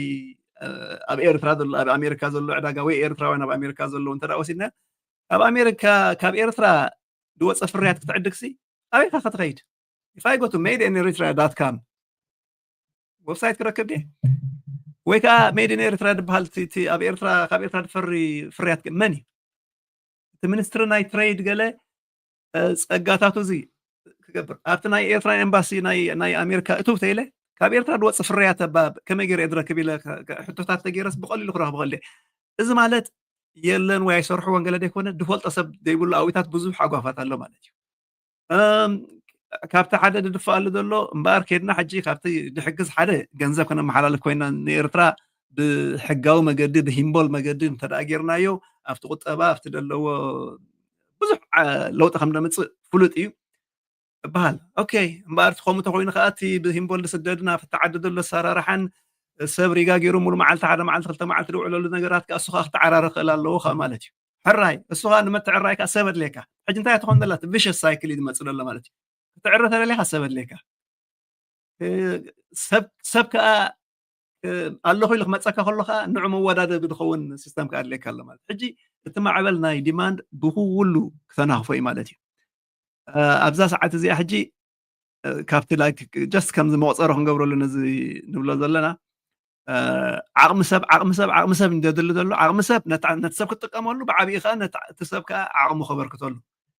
ሕጂ ኣብ ኣሜሪካ ሓደ 20,000 ፕሮፌሽናልስ ክንምዝግብ ደሊና ኢሉ ብፃይ ብርሃነ ኣብዚ መደርኡ ማለት እዩ ብጣዕሚ ፅቡቅ ካብዞም 20,000 ሕጂ 2,000 በፂሕና ልዕሊ ሕጂ ድሕጉስ ኣይኮነን 10 ካብ 100 ጥራሕ ማለት እዩ 20,000 ግን ክንበፅሕ ክንክእል ኣለና ኣብሶሉትሊ እዚ ኩሉ ዝበሃል እንተደኣ እቲ ናይ ሰብ ድሌት ኣሎ ሕጂ 20,000 ካብ ኣሜሪካ 20,000 ካብ ኣውሮፓ ዳኒ ኣባ ከለኻ ነዚኣ ኣርእስቲ እዚኣ ኣንተ ብዙሕ ኣይጠቐስናያ እንታ ብርሃነ ኣምባሳደር ብርሃነ ዝተዛረበን ዘረባታት ምስቲ ዘሎ ሲቹዌሽንስ ብሓርፋፊ ኢኻ ተንኪፍካያ እምበር ዲቴይልድ ኣይተዛረብካያን ስለዚ ምዚኣ ርእሲ ስለትኸይድ ፅቡቅ ጌርካ ንገረና ገለ ካብቶም ፕራክቲካል ሕቶታት ናይ ህዝቢ መሊሱ ዝበልካያ እወ ሕጂ ምዝየ እንድተሓዛይ ማለት እዩ ሕጂ ካብቲ ናሱ ሪኮመንድ ዝገበሮ ወይ እንታይ እንታይ ንክንገብር ዝግባአና ድበሎ ንኣብነት ኣብቲ ናይ ቁጠባዊ ኣበርክቶ ኢልና እንተደኣ ብደምዲምና ብዓብዩ ሼር ናይ ምዕዳግ ናይ ኣስመራ ቢራ ድዩ ናይ ብገንዘብ ሊጋል ምትሕልላፍ ድዩ ባንክ ኣካውንት ኣብ ኤርትራ ምኽፋት ድዩ ሜድ ኢን ኤርትራ ድኾነ ነገራት ካብ ኤርትራ ተሰርሐ ድፈረየ ምዕዳግ ከምዚ ክፀንሐ ኣብ ርእሲኻ ነቲ ወፃእ ዘሎ ኤርትራዊ ነንሕድሕድና ከዓ ንነጋገድ ነንሕድና ከዓ ንግዲ ንግበር ካብቶም ሰብ ቢዝነስና ኣብ ወፃእ ዘለዉ ከዓ ነንሕድና ከዓ ንስራሕ ዝብል ብዙሕ ተሓዋወሰ ነይሩ ማለት እዩ ዝኾነ ኮይኑ ነዚ ኩሉ ብቐሊሉ ክትረኽቦ ደይትኽእል ተኾንካ ኣይትገብሮን ኢኻ ማለት እዩ ሕጂ ኣብታ ናይ ቁፅሪ ዴታቤስ ክመፅእ 20,000 ካብ ኣሜሪካ 20,000 ካብ ኣውሮፓ ተልካ 20,000 ካብ ኣፍሪቃ ተልካ 20,000 እንዳኣከብካ ሓደ 100,000 ዝኾኑ ፕሮፌሽናልስ ደድልይዎ ኣብቲ ውሽጢ ሃገር ከዓ ነተን ሚኒስትርታት በብሓደ ናይ ሕርሻ ናይ ፋይናንስ ናይ ገለ እንዳበልካ ኩለን ትዕርየሉ መገድታት እዚ ርእሱ ድኸኣለ ዓብ ፕሮጀክት እዩ ድኸውን ዘሎ ማለት እዩ ሕጂ ትብድሆ እንዲ ከምፅኦ ደልየ ነዚ ኣብ ግብሪ ኣብ ዝሓፀረ እዋን ክውዕል ተደይክኢሉ ኣብ ምንታይ ድኸይድ ኣብ ሪዘንትመንት ድኸይድ ገሊኮ ዋላ ኣብቲ ደራሻት ንሕተት እዩ እምበር ድሌት ኣሎ እዩ ንምዕራይ ድበሃል ነገራት መፅእ ሽዑ ምክንያቱ ዓመት መፀ ዝምልከቶ ኣካል መፅናዕ ትገብረሉ ለልካ ተፋንዎ ተኾንካ ፅቡቅ ኣይኮነን ግን እቶም ጥብቕ ኢልና ንርኢ ከዓ ናዳ ዓዲ ከይድካ ገለ ክትርኢ ናይ ብሓቂ ብዙሕ ዘይተተረኸሉ ዳ እምበር ዝስራሕ ዘሎሲ ዕርዩ መወዳእታ ይብሉን እዚ ከምዚ ምናዳ እንታይ ፕሮፓጋንዳ ምግባር ደልዮ ነገር ኣይኮነን ነቲ ሕማቅ ነቲ ፅቡቅ ምባል ከዓ ወላ ሓንቲ ዓይኒ ዝሓሰሉ ነገር ኣይኮነን ግን ከም መዕቀኒ ናይ እዚኣ ቅድሚ 3-4 መዓልቲ ትኸውን ኣላ ሕጂ ሓንቲ ቪድዮ ዘርጋሕኳ ነይራ ብዛዕባ ናይ ሓልሓለ ናይ ኣግሮ ኢንዳስትሪ ማለት እዩ ንኣብነት እየ ድብል ኣለኹ ሕጂ ንሳ ሕጂ እዚኣ ብዙሕ ሕቶታታ ትምልስ ሓደ ናይ ኣግሮ ኢንዳስትሪ ናይ ሚኒስትሪ ሕርሻ ማለት እዩ ሓንቲ ሚኒስትሪ ኢና ልዒልና ዘለና እዞም ካሌጅ ተምሃሮ ሕጂ ከተሪኦም ፀናሕካ ናይ ኬሚካል ኢንጂነሪንግ ምሩቃት እዮም ናይ ሕርሻ ደፅንዑ ተምሃሮ ከዓ ኣብዚ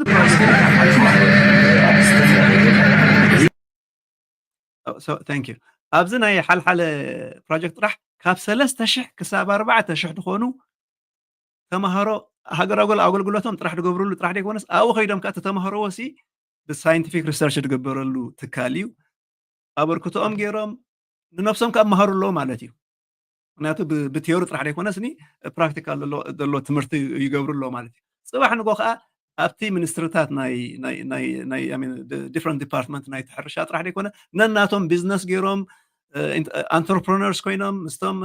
حدا ناي فاينانس مرقالو حدا كيميكال انجينير مرقالو حدا ኮይኖም ነናቶም ዝገብሩሉ መገድታት ከ ማዓት ነገራት አሉ ሕጂ እዚ ብዙሕ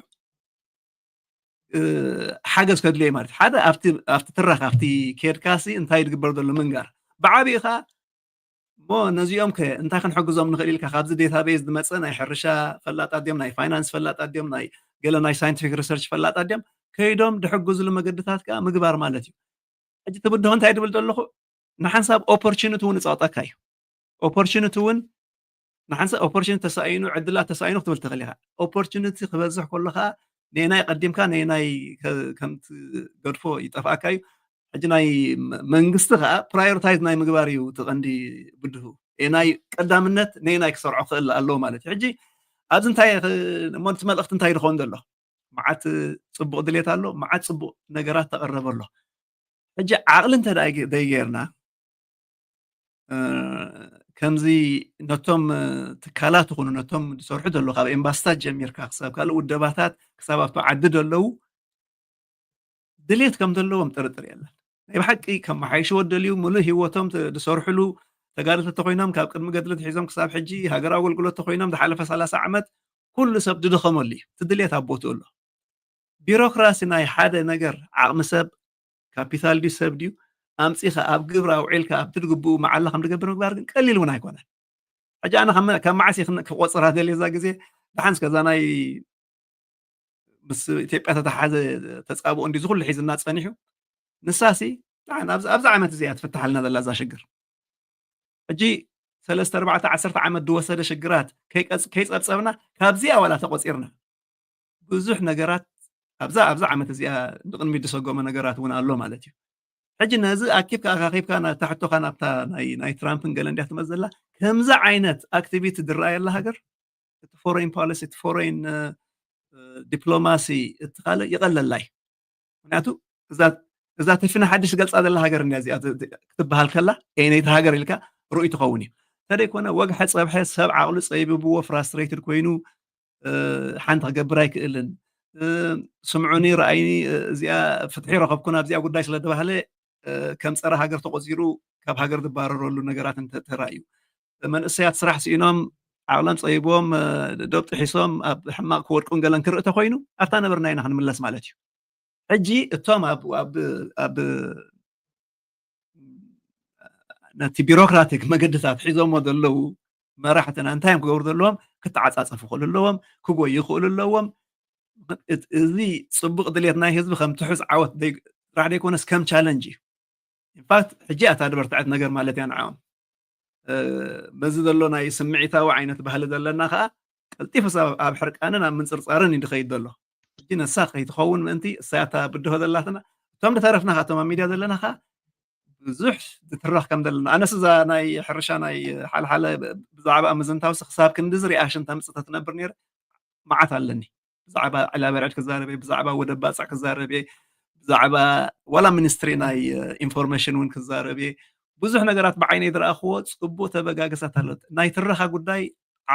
ዓበ ሃጓፍ ኣሎ ማለት እዩ ሕጂሲ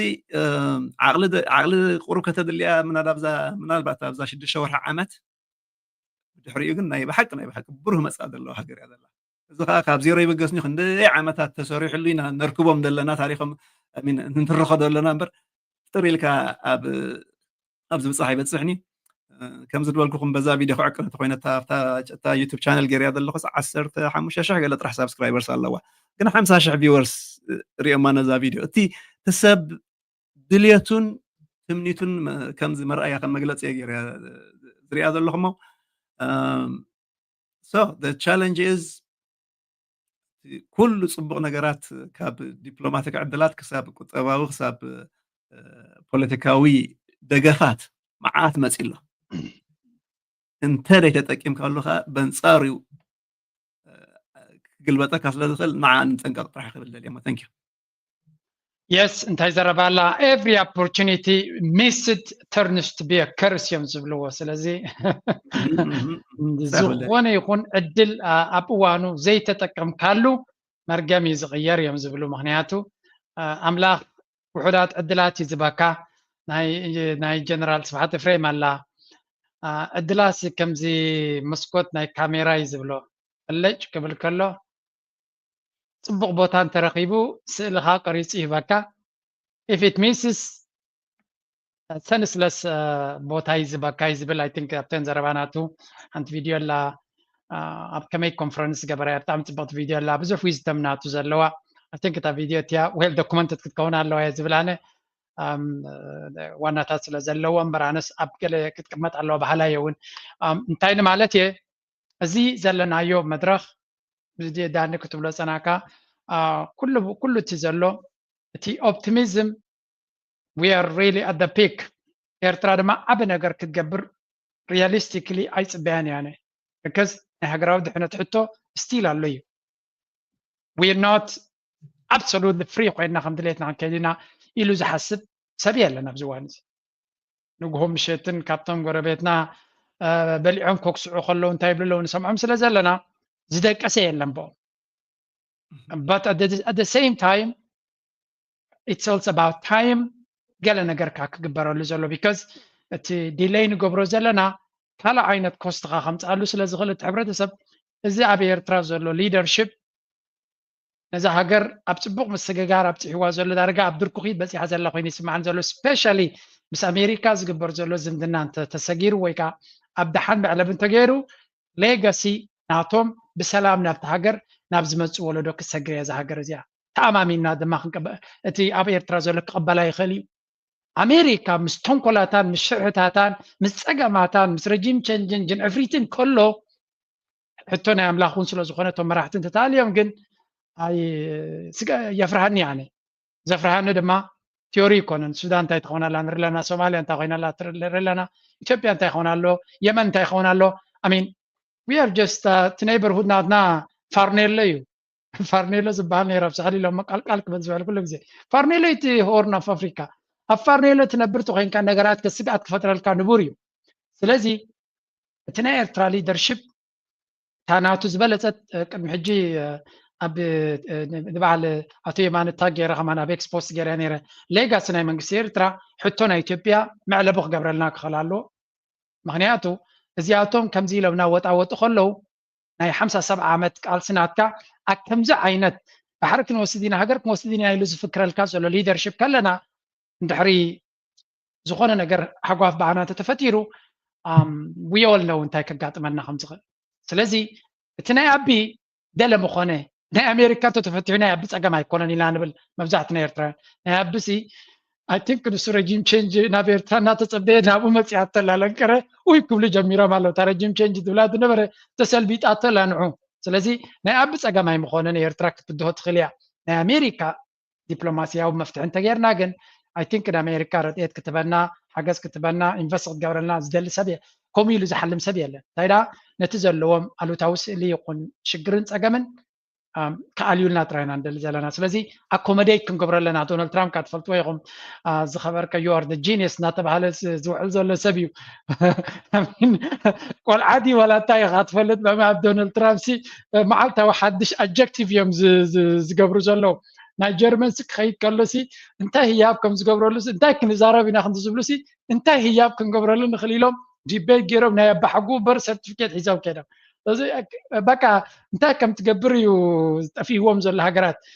ገለ ቁርብ ኣቴንሽን ናቱ ተረኸብካ ማለት እዩ እጂ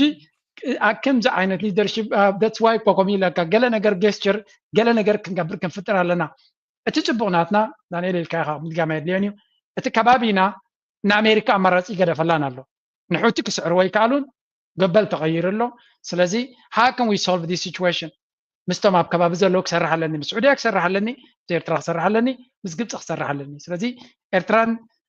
ስዑድያን ግብፅን ድማ ንኤርትራ ሓዚኦም ክብለዉ ዝኽእሉ if you have a problem ኣብቲ ቦታ እቲ ምስ ኤርትራ ስራሕ ካልእ ኣልተርናቲቭ የብልካን እዮም ክብልዎ ዝኽእሉ ፈትዮምና ጥራይ ዘይኮኑሲ እቲ ክውንነት ውንዑ እዩ ዝነግሮም ስለዚ we have an advantage ከምዚ ዓይነት a little bit of breathing ንመተንፈሲ ቦታ ረኺብና ከለና ግን ዕድላት ክንጥቀመሉ ኣለና I'm gonna push for this ወላ እኳ ስኻትኩም ኩልኩም ዕጉሳት ተኾንኩም I like that ኣነ ዕጉስ ዘይምዃነይ ምክንያቱ ዘይምዕጋስካ የድልየና እዩ sometimes you really need the Les Browns بهال motivator يبلو diffuse وتقكاس دليخ at some point كيديلو أبتا مرعى دي أبتا داسي diffuse توقع حدا جيس دليخ I wanna play that role نتا مدفع أبا أكسر يز دلي ودينا لنا موداتا بزي أجيركم كل خاتكم لناتكم بزازة مخد قبريكم نايت إليا نبير ترى ممتع دارجا نايت بس investor بيز نبرة كون النتي because بزينا أمريكا جرين لايت ويون كاب أمريكا كونفيدنس كيرغبو تليان إنفستر قبراي مسؤولية أتي زبلوم زنبرة هذا reason when probably نسيك خونزغل سلازي ولا كواستو دنت ذيكون we have some sort of optimism present سياسة فاكر بعد لنا بانترفيو ناتجن دربي أبيلوانيرو نايت ليان لو حكمتي له رجس أبيلوانيرو مس أمريكا engagement نحسب لنا كلتين تنكف أبيلوان حليفنيرو and result دمان ريال لنا نتا so زين ريال لنا بخمي تنببو انتاي ترجم كله يخل تبلو بعجيركم نعطكم تبغوا وشون كتبوا تقولوا I think أنا وحيز نهلا ناجن this is a very important conversation and I think quality night conversation يزعكنا بس حساب عيريون يجن أتزر زلوا أتوصيد كم تزخل عين تعبر تسووني لذي بغمينا عن رياضنا الدبس على جزيتي بزحي في ورد رايد يكون quality night في ورون أقداسي مجمار بعبد الرحمن نحن نجمر. Yeah, no, thank you, George. No, تبغى نبحكي دبل على أو بس مع الله. بس مع الله. Okay, good. بس مع الله. Yeah, حجتي تي دبل كايس تي زت تي discussion تبغى عندي. تي دبل كايس بزعبان أي ترامب في إيران أمريكان ركبات. كندفعلو لنا absolutely خدفعلو له بخلو توقعوا دبلوماسي أبوتو يدلو ليتن معتن صرحوا لي أمدلو نحن هاني خميرسوان أمريكان كانوا قبونا هنقبل مالت كسر حلو لنا إزي ناي ترامب ناي إيرسراس نتايك بالربنة حزات اللولا زبالكا أزيو أقد داسي حتى أبزي إيرترا competitive advantage اللوا دانيال غرب تنكيفون هيرو هذا ودو دخونا حساب بروجكت تاتون إيرترا لو عب ربيزات متسهلا إيرترا سني بلانك بيج حيزايت متسنة مدوات علامة ركبات كله زتاش مدبلة زتاش ملو تي خلاي كاني عطوا قربتين كيفنا نرنا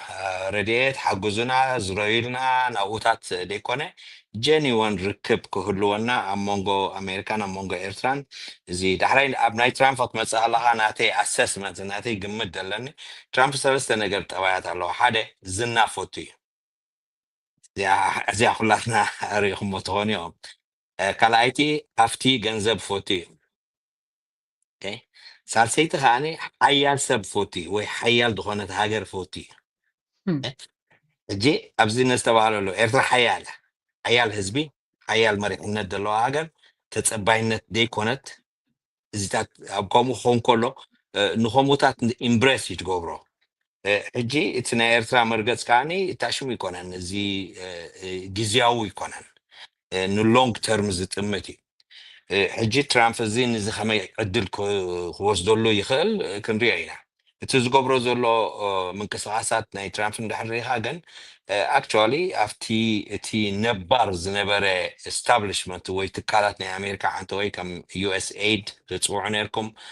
كالوت وين تفرع محبرات اللوا عنتوي وين بسايتي دي endowment for democracy زياتهم زم ناشتو زياتهم اللو تكالات زياتهم نزيهم كلهم درجة أتجعوامي نتي establishment disturb يجروا رب شوي تي ناي دبلوماسي صراحة ناي عالم نبرة أمريكان أوروبان مسكال نبرة نعو تنزينبور business as usual بحر نبرة خو سايد خيدل جمس أفريقيا زقبرو دولار ركبات ندحرينا حجمس حبا ندحرينا مس ديمقراط DRC زقبرو ركب مس ساوث أفريقيا زقبرو نبرة فتناتات مس جبس زقبرو ركب حجزات نقلن كنريان كلنا أبي مس إثيوبيا دولو ركب زي حجزات تتوم بال مس فعل كينيا دولو ركب تن أنكر استيثار دبها لنا برا ندحريها درجة دمنش دخونا خيدو مس جبس زقبرو ركب قبرالو تروحوا حرنا ما خلاي مبرغن عبيس لزخانة حجي إرتراجن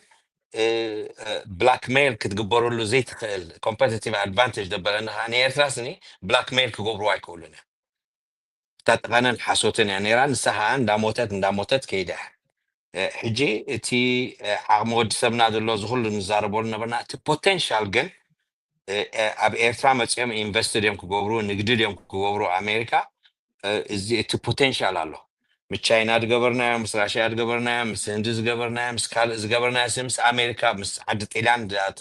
دمس اخاون مس عد طيلان تقبرنا يركب مس امريكا وين قالوا عدلات جنا انا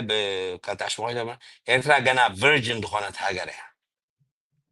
جنا زي تتكفت قاتاتان عقمتاتان جنا زي تتنكف زولي زي عدلزم زخفت زي ناي سانكشن ود سانكشن كاو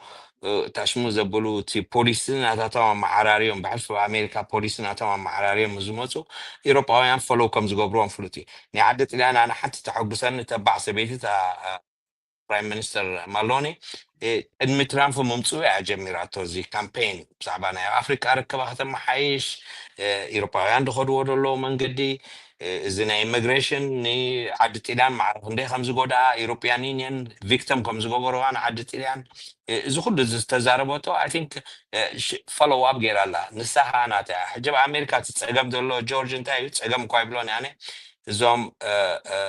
grass root ناتو دقفت زلو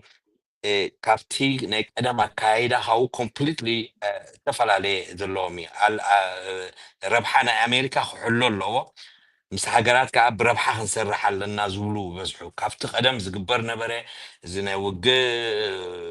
بلاك ميل مقبار ريجيم تشينج فوضى هاجرات كيتكا بحلف الزحجي نايب على يوكرين ناي بالستينيان ايشو ناي فلسطين ناي اسرائيل ايشو كري وخلو امريكا و بوزيتيف رول كم دي تتعودت مو اوروباويان كاني ابزي ولا بعلاتهم دبلو ام زاينيزم ريجيم سنين امريكا كمي كنترول كم زقبره هو صيغ جديد له توم اخرتي عينت نبلم دلنا حجي ترامب وين ابزو وين بزح له حجي ازي فورين بوليسي ني امريكا حجي وين تمتني قدم كملس يلكاسني كتقموتو ازيو انت اشمين منتي اب حزبي او تجميرو للسمعيتات دي حجين عنا عدل لنا دي اوف كورس عدل لنا نزعدل زي هنتقمولو بكله خسر حلو هنكال لنا ايرتراها هم تدبولكوها ريدي دخونه حيلي قرب الله تعاملات تا opportunity تعدلات كاني قرب يدلو نزي تقبرو خاني توديبكا علامات كافليتكا مدبات كاوصيها بروجكت تهابصيها تمنجست زحازو تمنجست زقبرو تصندو مس منجستو وين I think الصبح عدل خفتلنا خيلي دقر لنا بحلف بأمريكا دلنا مزي بريزيدنت نجرنا تنشدش تزباتات نيزباتات حلفت دولو استفل عليه بروجكتات إذا كمصنع أو بارتيسيبيت كنجبر عاوي عدل كوهابنا يموني نزخ أنت تقربنا له لنا أنا رجعنا إرفعوا بدقر له غربكم زلوا تعدل ذا جانوري مسمسات كأننا أو قصنا مسكدنا حبي أبركتون حبي لوتن مدرخ يلو عن توي بسايتيدي مدرخ وساني مونيز مدرخ دمتسنا زلو خاني نخلو دلوات كنا نسألنا أقداسي زنا عالم ناي بوليتيكا هنريهم كلنا ناتنا فليل نريو إسرائيل سلزخونا هنا كافتني عالم جنز تفلي كونن نربحهم كبلو خموصنا نحنا نربحانا خنبلكا انتاش مون قبرينا أبزي منقست إيرترا حزب جنبر حزب إيرترا حقوسنا خاني very flexible لنا تعات أفنت علنا عم سبات لنا لنا حجر لنا سلام وحسنتنا يتخبابي أقداسيو سلام تزيله زغلو نقولو دلنا خسر رح سلازيكل نتسلام كاني مسكالوت شركنت مستخبابينا تقولونا نقولو مس عالم مستمع بيت حيلتات ونحجي بحال امريكا هون تشاينا راشا هندي كلهم زما بزدلو او وين بالانس دخونه اكايد حزنا نخدو اي ثينك وصيتاوي موني نزخاني نستبحر له عم تشرش تاخبلات دل عنتوي مني ثانك اي ثينك تيدي ثانك فو انيرو زي سوشيال ميديا انا زي بحلفي نعهاتكم ميديا لهم كيما مسجونكم حل فايكلني بريزيدنت سياس وانت زاري منا نيرو عابي ناي ميديا عدل لنا الصراحه له نخال بحلف بدقد لنا نزينا ميديا زي خمي قرنا نبرب حنا هنكيرو بزعباني هاجرنا تي ديسكشن تي مومنتم تي ناراتيف كنقيرو نمنتاي نحدنتنا نخالق تحت هاجراو سمعيتاتن نعو يفتاتوننا ديفتوننا يفتاتوننا لو بتفعل ملكو حيزو متصالو إذا كورس حيسكم ما زلهم جن أنا I beg you زيا أنا دانيال على ميديا جورج حبيب ميديا تكالس الله هاتم كالوت وين كمودلو إتي الناراتيف نحنا تعشمه جبران كلا لنا منتايتي حدنتنا خفتاتنا زفتونو أيسانونيم نتهزبنا بحرفي أم من أسات قدروز دريدلو سمعيتات نعو I think عدل لنا بزي كم عينة ميدياتات عينة 3 ساعات 4 ساعات كوفي لتسمع كله ونيجن برنامجات نداقوركم سني I really appreciate you تقبروا كله نايب حق زمسجاني موني نزيها خم حدا هجراو سرح نغسل لا أما تشرش تخبر أزدلجن إتي هجراو هنسات وي نيشن بيلدينج دبها بيرتا بتصير برهنا في سمينار وين عابي بزعبا تكيرو تزاري بالله تيا إيرترا إتي زدلي فاونديشن يجبد لهم مسرت فاونديشن نتهجراو هنس هنيتا نيشن بيلدينج حجي نبكالا نساقاقرولو دلنا نفت خالق نساقاقرولو زلنا اوان دمتسي نزخاني تعطوي بريزنت سياس تزاربو ناشدش تزوباتات تي تاشمحي زمولو نرابعاي جنباردو خون تي مسرت جن نيشن بيلدينج دول دخونه مسرت تحانيتيو حجي نابل معتن نابعبيتن نبدل لبان نخدولو اوان روحو هاي خونن يمو هجوهم هجونا دبل يمو ازي مسكنك جورج نزعدز ذهب كاني زخفت كالنا مو يغني له Thank you. مدام تدرس ناتكا كلنا تأساسيرك.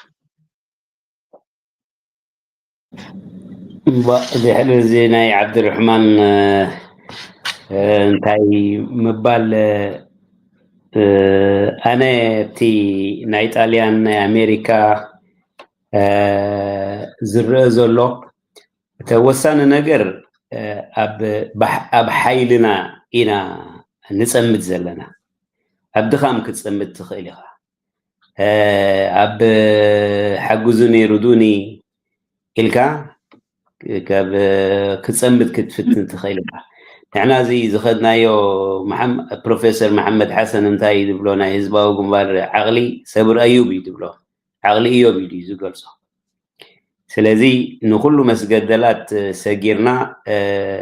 أبز درجة أبز قوم منازخ مبسح مخالنا خم هاجرن هزبن حبرة سبن أمو مسعلم أبنواس قالو زلنا مدرخ مالسيا بحال اوان هرمان كوهن انتاي لنا نيرو كاب تقزحز كتملس زبلات حساسوا تقزح برؤسهم دي نيرو دحن جن ابز حجي اوان نحنا بحيلي اب حيلينا نمصد لنا from a position of strength هنا نمصد لنا ስለዚህ زي አገዳሲትያ ኣብዚ ንገብሮ ጽምዶናትና ድሩትነት ሸሕ ይሃልወና በተሓሳስባን ብስነ ኣእምራዊ ቆመናን ብኻልእ ረቋሒታትን ኣብ ሓደ ዲግኒፋይድ ናይ ዘተ ጣውላ ኢና ኮፍ ክንብል ምስ እንዳ ትራምፕ ንበሎ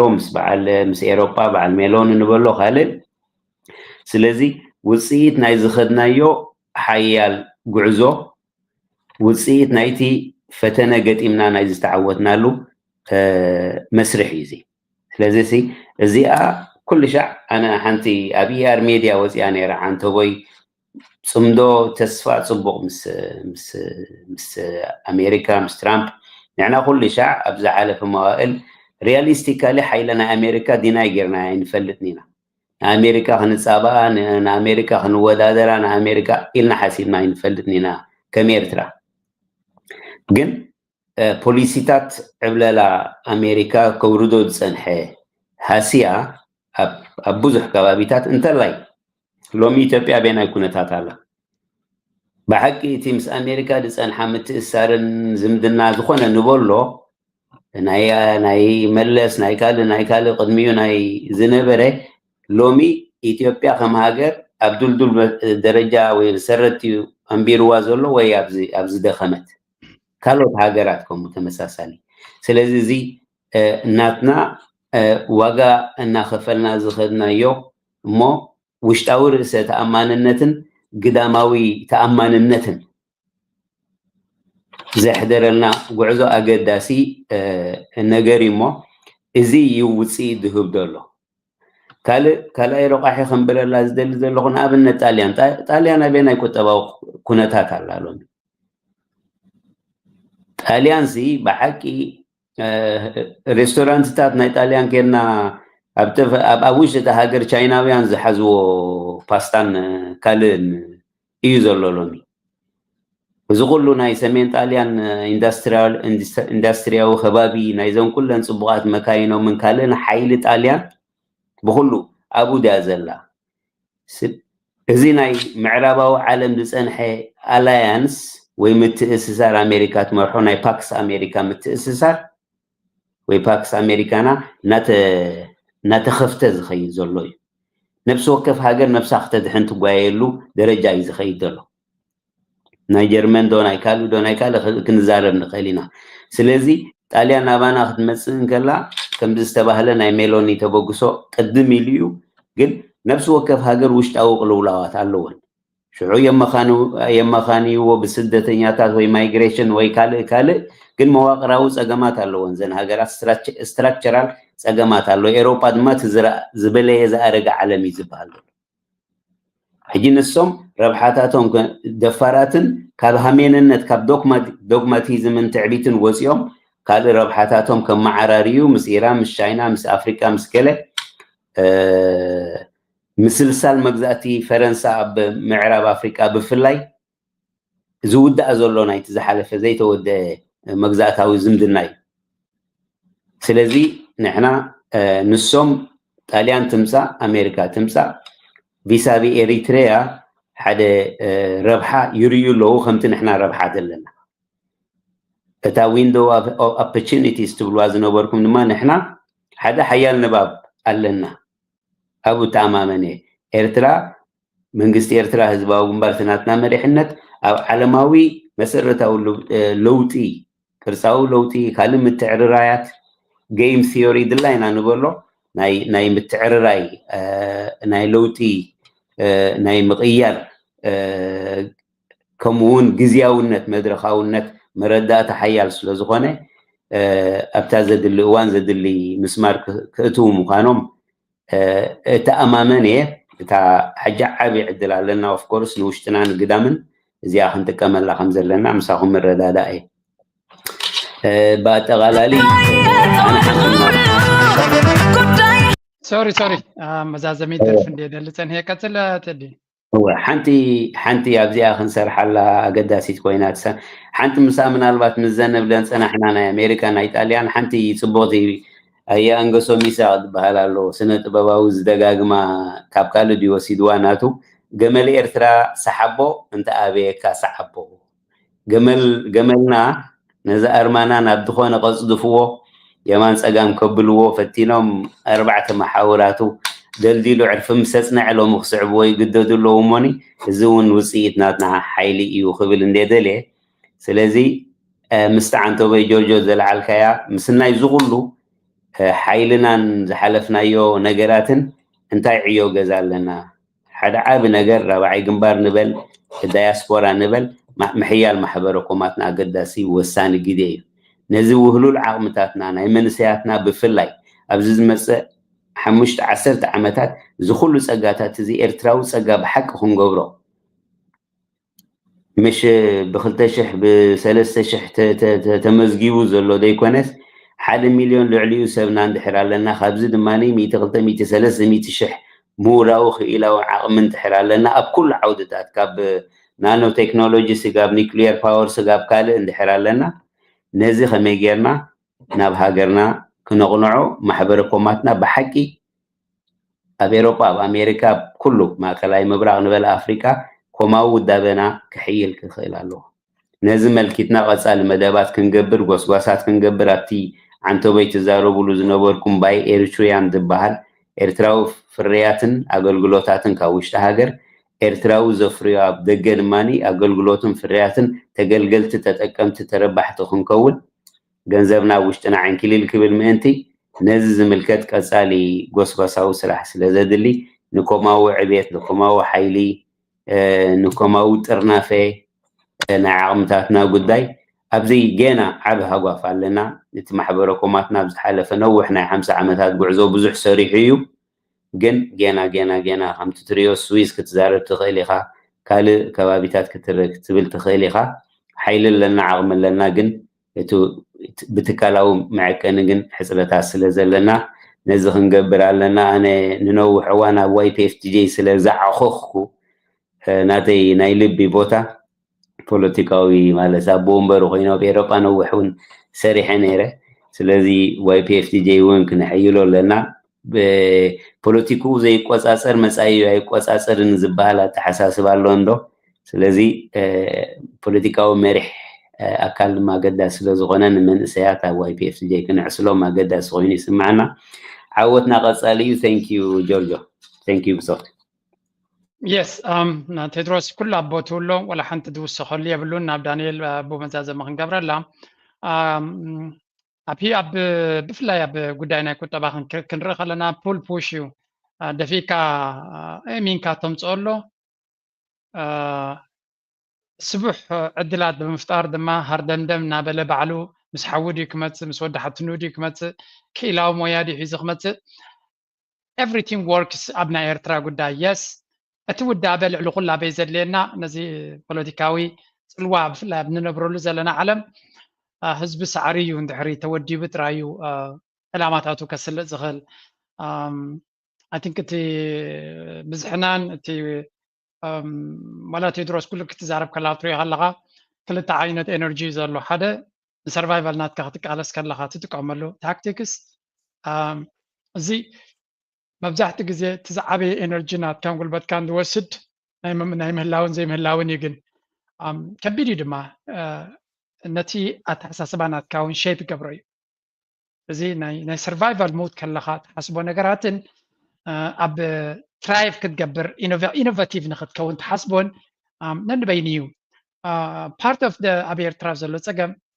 بريزنت سياسيون كلهم تمام تتيزلو حلفة إسرع عمت كسران حمشان عمت أمين أو حيدر لهم الله اللي دي تكون تادجن absolute لابنا survival mode يمزلو 100%. So you cannot expect زوم سبازياتهم of حدا جزية switch جيرهم نا innovation mode نا creativity نا entrepreneurial mode كقبرو الكات خلهم and there is so much of information هنا زين فلتر ما. So I think there is one thing حدا بريزنت سياسي يكون أبكو طبعا إيرترا أقد دسترازز أوت زبالة نزربا مالتيو حيل أمام يدليو له إيرترا يلني نزح حساب زيان بريزنت سياسي وني بيه يلني we really need a task force نزي transition إذا كحجزو زغل a task force that directly reports to the president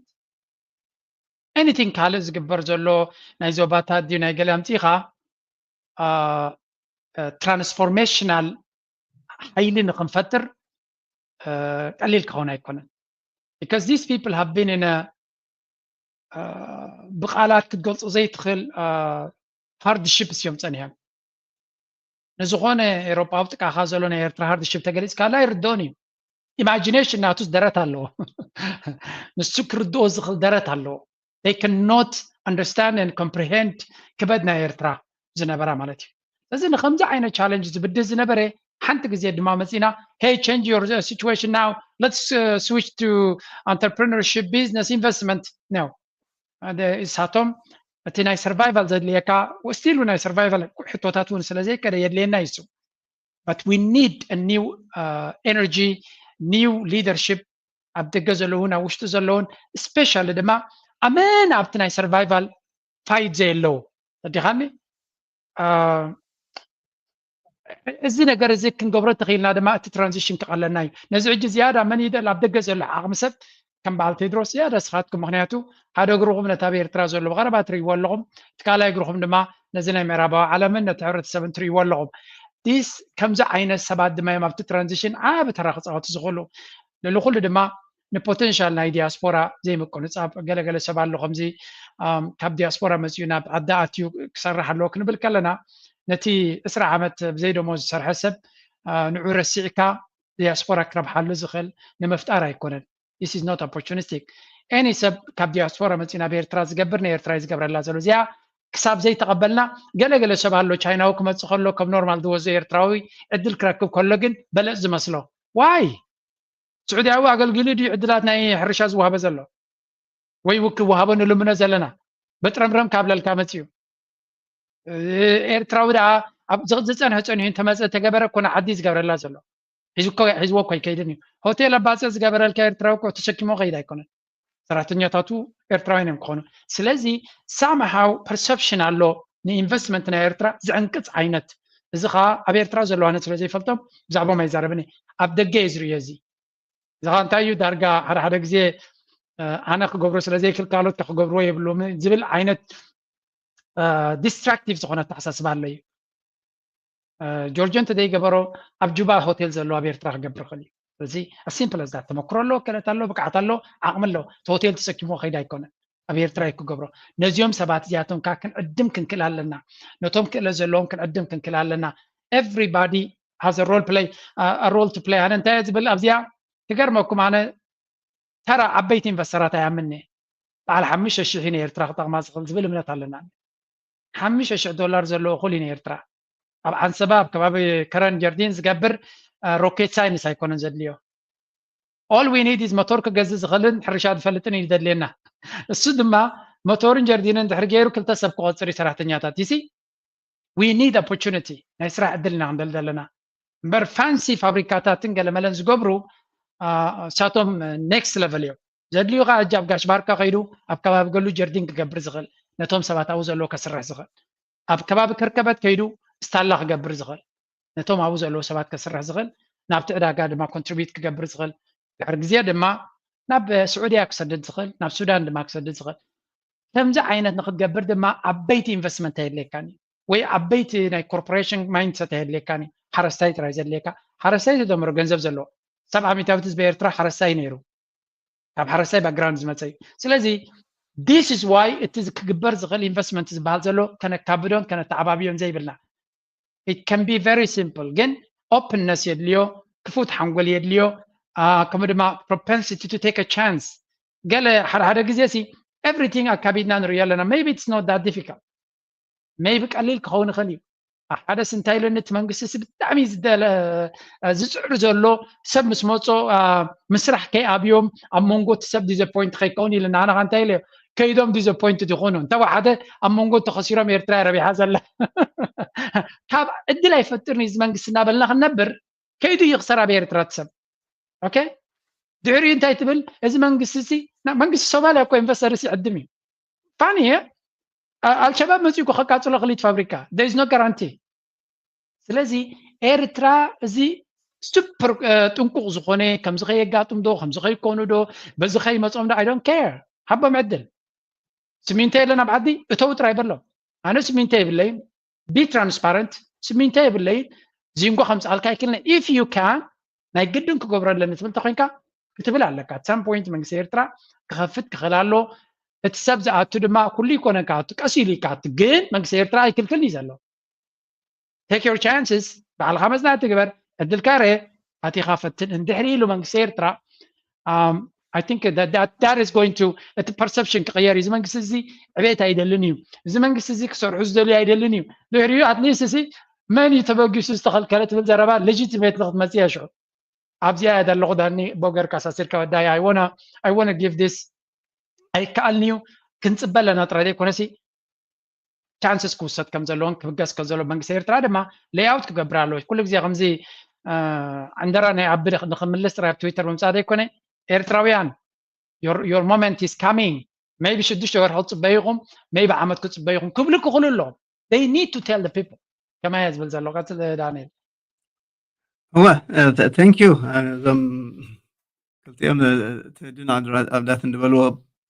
كل لما منالبات someday يبلوا أنت كوس خلوا كما مسألة قانونا نزل قرمي نازل معلش ወይ ከዓ ካብቲ ድበልዎ ሲ ቀው ደበልኮ ማለት እዩ ሕጂ ዝኾነ ነገር ክትገብር ትኾንካ ብዘይ ውደባ ዝግበር ነገር የለን መንግስቲ ከምዚ ክገብር ኣለዎ ከምዚ ክገብር ንብል ኣለና I disagree ዳንኤል ኣነ ኣብ ገዛ ኣብ ኤርትራ ገዛ ክሰርሕ ውደባ የድልየንን I don't need that ናይ ቁጠባ ጥራሕ ኣይኮነን እቲ ትሕቶና ሓደ ሲ ኣይዲዮሎጂ ክህልዎ ኣለዎ ኮሚኒቲታት ኣለዋ ውደባታት ኣሎ ኣበይ ኬርካ ኢንቨስት ትገብር ጥራሕ ገለ ኣይኮነ ኣበይ ኬርካ ተገልግል ክኸውን ክእል እዩ ሃገር ኣንፈታ ናበይ ካብቲ ዘይንቡር ናብቲ ንቡር ተኣስወሉ መገድታት ኣሎ ማለት እዩ ሕጂ ኢንፋት በንፃሩ ክንረአ ተኮይና ሃገራት እውን ፋሕ ድብላ ንምሸቱ እቲ ውደባ ፋሕ ምስ በለ እዩ ሃገር ፋሕ ኢላ ንብል ኮይና እምበር ውደባ ይፋሕ ድብል ኢራቅ ፋሕ ኢላ ንብል ኮይና እምበር እቲ ባእቲስት ፓርቲ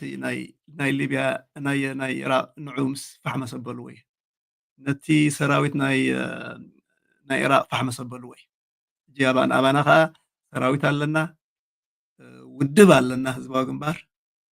መንግስቲ ኣሎ ኮርስ ህዝብ ኣሎ ሕጂ ውደባ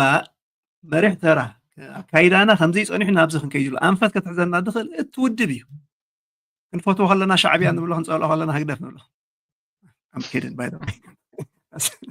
that's a joke for you ሻዕብያ እዩ ዝኾነ ህዝባዊ ግንባር እዩ ሕጂ ህዝባዊ ግንባር ዓቤት ሓደ ከም ህዝቢ ዋላ ፈተውቱ ዋላ ፀላእቱ ከም ህዝቢ ኣብ ዝሓለፈ 53 ዓመት ሓደ ትካል ሓንቲ ትካል ዝፈጠርናዮ ከም ህዝቢ ንሱ ጥራሕ ኣይደለና ካልእ የለን ዋላ ነቲ ንዑ ክቅይሮ የሉ ሕርድግ ድብል መተካእታ ክሳብ ዘይገበርካሉ ካልእ የብልካን ማለት እዩ ታምራት ማኪና ሓዳሽ ማኪና ክሳብ ዘይዓደካላ እሳያ ማኪናኻ ሕጂ መሪሕ ተራ ክትፃወት ድኽእልካ ድሓር ከዓ እቲ ኣካይዳ ሲ ነዚ ሃገር ኣዋፂእዋ ዝበለ ግንባር እዩ ዘለና ማለት እዩ ሕጂ ኣብ ውሽጡ ውደባቱ ከደልድል ብዓብይኻ ንህዝቢ ክጥርንፍ ቫንጋርድ እዩ ኖ ጥርናፊ ህዝቢ እዩ ኣብ ውሽጥና ወፃእን ዘሎ መሪሕ ተራ ኣንፈቱ ደትሕዚ ማለት እዩ ሕጂ ኣብ ቅድሜና ዘሎ ሓደ ዋላ ኣተሓሳስባ ናይ ረባዓይ ግንባር ክንብል ንኽእል ገለ ክንብል ትኽእል ኩሉ ዋላ ዴታቤስ ክንብሎ ንኽእል ናይ ፕሮፌሽናልስ ምእካብ ክንብሎ ንኽእል ናይ ኢንቨስትመንት ኣዶ ናይ ገለ ውደባ እዩ ማለት እዩ እዚ ውደባ ማለት ተኣኪብኩም ንሓደ መራሒ ኣብኡ እመኑ ንሓደ ውድብ ኩሉ በትድበሎ ኣሜን ኢልኩም ኪዱ ኣፍኩም ሓዙ ገለ ድፅዕሞ ተኮይኑ እዚ ድብሎ ዘሎ ይርድኦን እዩ ዘለኹ ማለት እዩ ወይ ከዓ ተራ ናይ ህዝባዊ ግንባር ኣይተረድኦን ኣሎ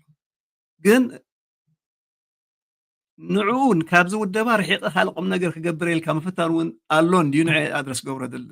ዘለኹ it doesn't work ናይ ብሓቂ ስጥመት ዘለዎ ውደባ ክድልየና ብሕልፊ ከዓ ካብ ዘይንቡር ናብ ንቡር ትሳገገረሉ ትሰግር ከለካ ቢንቶ ኢኻ ትሰግር ሕጂ ኣብ ቢንቶ ከለካ ኣባይ ኣኽማድ ውደባ ተድልየካ እምበር ኩሉ ገፊሕ ፅርግያ ተለካ እኮ ብዙሕ ኣይድልየካን እዩ ካብ ወለዶ ናብ ወለዶ ካብዚ ናይ ገድሊ ወለዶ ናብ ወርሳይ ወለዶ ንብል ኣለና ካብቲ ዘይንቡር ኣካይዳ ዝፀንሐ ዘይንቡር እዩ ፀኒሑ በቲና ፀሊእና ግድነት እዚ ዋላ ሰብ በደል ዋላ ሰብ ኣይተሓጎስ በዚና ንኸይድ ኢልካ ተመረፀ እዩ ኩነታት ደምፀ እዩ ሕጂ ከዓ ናብ ሓደ ንኣትለና ሕጂ ኣብዛ ሰዓት እዚኣ ዕርያ ውደባ ትድልላ ማለት እዩ ዓቕልን ገለመለን ክብል ፀኒሐ ካልእ ደልዮ ሕጂ ኣብቲ ውደባ እዚ ናይ ረባዓይ ግንባር ኮንሰፕት ኣይ ቲንክ ብቐሊሉ ሰብ ኣይርድኦን እዩ ኣነ ከማይ ገይሩ ተገዲሱ ተሓተተን ዝቐርቦን የለን ግን ዋላ እቲ ኣብ ውሽጢ ኮይኑ ክገልፅ ዝፍትን ከመይ ገይርኩም ንገልፃ ኢኻ ማለት ትጠፍኦ ማለት እዩ እንታይ ከዓ ሃስያ መስለካ እቲ ውደባ ዋላ ንቁጠባዊ ዞን እዩ ራብዓይ ዞን ቀዳማይ ካልኣይ ሳልሳይ ኤርትራ ኣሎ ራብዓይ ካ ተባሂሉ ኣብ ከምኡ ብግስ ከይበለ ግን ኣንፈቱ እዚ ምን ኣንጻር ኤርትራውነት ተላዕለ ተፃብኦታት ምስ በዝሐ ናይ ምንዳድ ዳስዶ ናይ ገለዶ ነቲ ኤርትራውነት ምብታን ዶ ኣብ ምክልኻል ዝፀንሐ ዳርጋ ራብዓይ ግንባር ሲ ከምዚ ነቶም ካልኦት ጠጠው ምባል ገለ ተሰገለ ኮይኑ ስምዓሉ ቀንዲ ዕላምኡ ናይ ቁጠባ እዩ ሕጂ ኣበይልና ናቲ ዓቕምታት ሰብ ሒዝና ሲ ኣብ ናይ ቁጠባዊ ሕውየት ነምፃሉ ኣብ ዝበሃል ዘሎ በዚ ክስራዕ ዝግብኦ ማለት እዩ ተሪኮነ ፍንው እዩ ክኸውን ኣብ ፍንው ከዓ መዓት ዲስኣፖይንትመንታት ክመፅእ እዩ እዚ ክገብር ህግደፍ ግን ከም ህግደፍ ንሱ እዩ ንዑ ነቲ ህዝቢ ጥራሕ ህግደፍ ኣይኮነን ኢቨን ዶ ቴክኒካል ናቱ ይኮነን ህግደፍ ብውሽጡ ኣወዳድብኡ ናቱ ናይ ዕርዕር ክሕድስ ኣለዎ ገሊኡ ከምዚ ዓሻ ወዲ ቀሽሲ ኣምላኽ ሓወብኡ መስለ ድበሃል ኣሎ እንድዩ ኣባል ህግደፍ ስለ ዝኾነ ኤርትራ ናበይኑ ኮይና ትስምዖ ትኪ ኣብ ኣፍ ደገ ኮይኑ ስኻ ተቋማሪ ስኻ ገባሪ ስኻ ሓላይ ስኻ ኤርትራዊ ስኻ ኤርትራዊ ልክፈሊ ሰብ ከፅብብ ዝውዕል ሰብ ድብል ኣሎ እቲ ክሳብ ሕጂ ደካየዳ ምናልባት ሰሪሕ ክኸውን ይኽእል ኩነታት ደምፂ ክኸውን ይኽእል ማለት እዩ ሕጂ ግን ሓድሽ መንፈስ ሓድሽ ዝኩሉ ህዝቢ ኣብ ምስ ፌስቲቫላትና መነተኣሳስሮ እዚ ኩሉ ዓሲሉ ዘሎ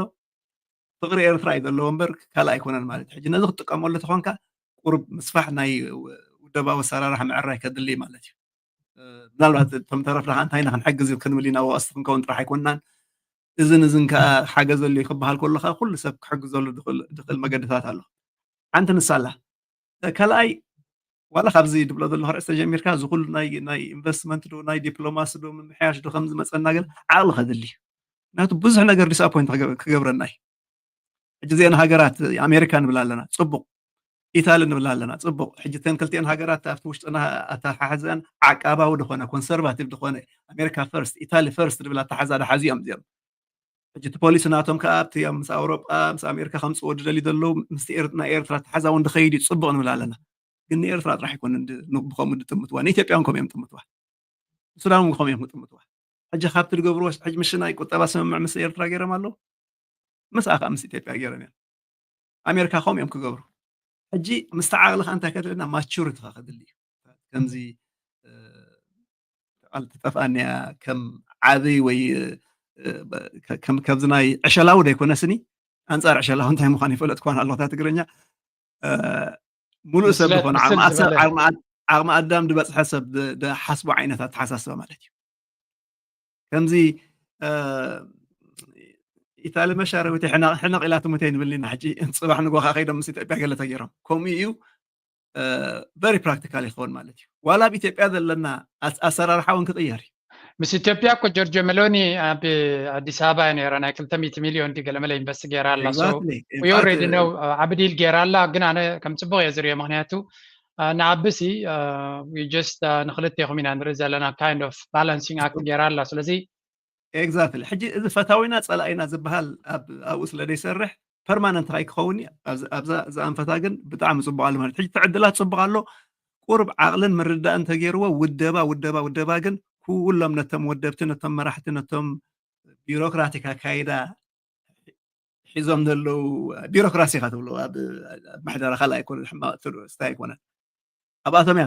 ትድመር ዘላ ማለት እዩ ሕጂ ንዖም ከመይ ጌርና ኢና ንሕግዘኩም እንዳበልና ብዙሕ ንገብሮ ነገር ኣሎ እቲ ጉድዊል እቲ ኣብኣቶም ዘለዎ ተስፋ ከምዚ ንዖም ተኣለው ኢላ ኣይኮነን ዝብል ዘለኩ ሰብ እንታይ ክሕግዘኩም እያ ዘላ ትሕቶ እንታይ ክሕግዘኩም እዚ እንታይ ክሕግዘኩም ዝብል ማዕበልካ ኣይ ነው ኣብኣቱ ናቶም ኮፍ ኢልካ ክትሓስቦ ከለካ ዓብ ፀቕጢ እዩ ካብ 1000 ወገናት 1000 ሓሳባት ዓይነት እዩ ድመፅእ ሕጂ ነዚ ኩሉ እሳቶም ትዕግስቲ ገይሮም ንሕና ትዕግስቲ ገይርና እዛ ቢንቶ እዚኣ ተሓሊፍና እያ ዓብ ተስፋ እዩ ዘሎ ብሓንቲ ናይ መወዳእታ ክብላ ደሊ ኣብ ምስ ፌስቲቫል ጀሚርና ብፌስቲቫል ምእንቲ ክንውድእ ማለት እዩ ታን ቁርብ ክንዲዚኣ ፈይደበልናላ ንክሉ ንኽእል እኒና ግን ካብ በዓል ዓብዳ ጀሚርካ ኣይነውተድን ከምኡ ትኸውን ኢኻ ኣብ ሸወደን ዕር እዮም ዓመት ሙሉእ ተፀሚዶም 6 ወርሒ ድኸውን ብድዕ ዕረፍቲ ዝሰርሑ ኣብዛ ናይ ኦክላንድ ክጠቅስ ተኮይነ ኣይ ቲንክ 300 ድዮም ገለ ዝኾኑ ቮለንቲርስ ነይሮም ካብዞም 300 እቶም 100 ዝፈልጦም ይበሃል እያ ከም ዝገብሩ ዘለዉ ሪኦም ኣለኹ ኣብኡ ዝሰርሕዎ እቱ ክብል ከለካ ካብታ ማኪናካ ተቐቢሎም ፓርኪንግ ላት ከይዶም ኣብ ቲኬት ሸይጦም ገንዘብ ቆፂሮም ኣብቲ ውሽጢ ንእሽተይ ዋላ ጉሓፍ ውድቕ ትበል ደብፅሑ ናይ ምግቢ ዘዳልዋ ኣዴታት ዘሎ ኣቦታት ዘለዉ ናይ መስተ ዘሎ ናይ ቆልዑት ምክንኻን ዘሎ ናይ ሰብ ሙዚቃ ዘሎ ኩሉ ቮለንቲር ብቮለንቲር ድኸይድ ኣርቲስት ዘሎ ገለ ዘሎ ናይዚኦም ከመይ ጌርካ ምክፅፀብ ብደይቦኦም ፌስቲቫል ኣይሓልፍኒ ማለት እዩ እንዳ 10 ግዜ ነግሮም ነይረና ንሕና እሳቶም ዝሰኸልዎ ድሸለምዎ ዳሽ መፂና ንስዕስዓሉ ካሜራ ጌርና ካ ንቆርሖ ዳስት ቁርብካ ከምዚ ኢልና ንዝክሮም ኣብኡ ግን ሊትራሊ ብድኻም ካብ ሰኣን ምድቃስን ገለን ጠረብ ኢሎም ደወደቑ ሰባት ትፈልጥ ኣብዚ ፌስቲቫልና እዚኦም ከዓ በቃ ፒውር ፍቅሪ ሃገር እዩ እዚ ኩሉ ገይሮም ከዓ ከም ሰቦም መዓልቲ ከዓ ተትኽፈል እናኸፈሉ እዮም ከዓ ደኣቱ ኣብቲ ደገ ኮይኖም ነቲ ፌስቲቫል ከይረኣይዎ 3 መዓልቲ ደይርእይዎ ሰባት ኣለዉ ብፅርግያ ኮይኖም ማካይን ጥራሕ ሕብሩ ባእቲ ከይድ ማለት እዩ 3 መዓልቲ ዓበይቲ ንኣሽቱ ናይ ጥዕና ፀገም ዘለዎም ገለ ማለት እዩ ሕጂ ከምዚ ዓይነት ፍቅርን ዴዲኬሽን ዘለዎ ሃገር ሒዝካ ዋው ዕድለኛ ካ ኤርትራዊ ክትከውን ማለት እዩ ኤርትራዊ መራሒ ክትከውን ፅቡቅ ኤርትራዊ ዝኾነ ነገር ፕሮጀክት ሊደር ዲኻ ተግባሪ ዲኻ ሚኒስተር ዲኻ ገለ ክትከውን ፀጋ እዩ እዚ በስ ኣይ ሆፕ ነዚ ፀጋ እዚ መለሸም ክጥቀሙሉ እሞ ናብ ፅቡቅ ናክውዕል እየ ዘልየ ታንክ ዩ ፎር ኤቭሪቲንግ ዩ ዱ ጆርጅ ሓወይ تدرس ودينا أنا أمانة نوينا جرنا thank you everybody ناي بحكي زمسجن ناي بحكي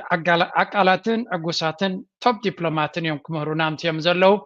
أنا كابناتهم وتزبلي توم أبزلهم كانلات ولا كون ساتم أغلى جبرن تبلغهم نتوم تفلتوهم تصحيفكم انتي دا بوغيركم ديكم رسيكم نايلكم مكحكو حيتو قارصو معاصو مكحكو حكيت قدفوه you always push أبيت صحفت نزلو كتكحكو كتكلا لك ስለዚህ ሃበን ምባል ጀምሩ ምባል መቅስቃስ is important ማዕረኽ እንደይ ዓቕሊ ክንገብር ኣለና ትዕግስቲ የድልይ እንተበሉ መኩሕኩዓን ከይትገድፍ ሰራተኛ ቤት ፅሕፈት ናይ መንግስቲ ብፍላይ ኣመና ክትኩሕኩሖ ኣለክ ምስ ኩሕኩዓከ ዝኸፍት ስለዚ thank you ካብ ልቢ እየ ዘመስግነኩም እዚኣ ኮንቨርሴሽን ዝገበርኳ ንዓይኹም ጌርኩም ኣሎሚ እቲ ህዝቢ ሰሚዕዎ ድያ ይሰምዖን ኣይፈልጥን ግን I really enjoyed this ብዙሕ ግዜ ወሲደልኩም ኣለኹ ደሓን ወዓሉ دحان حضر تدروس thank you very much أبكالك أمي الرغبنا مزادر في خسانة بتكمي okay where is it كنتاي حقر تقدم له لا يتمسكري تقينا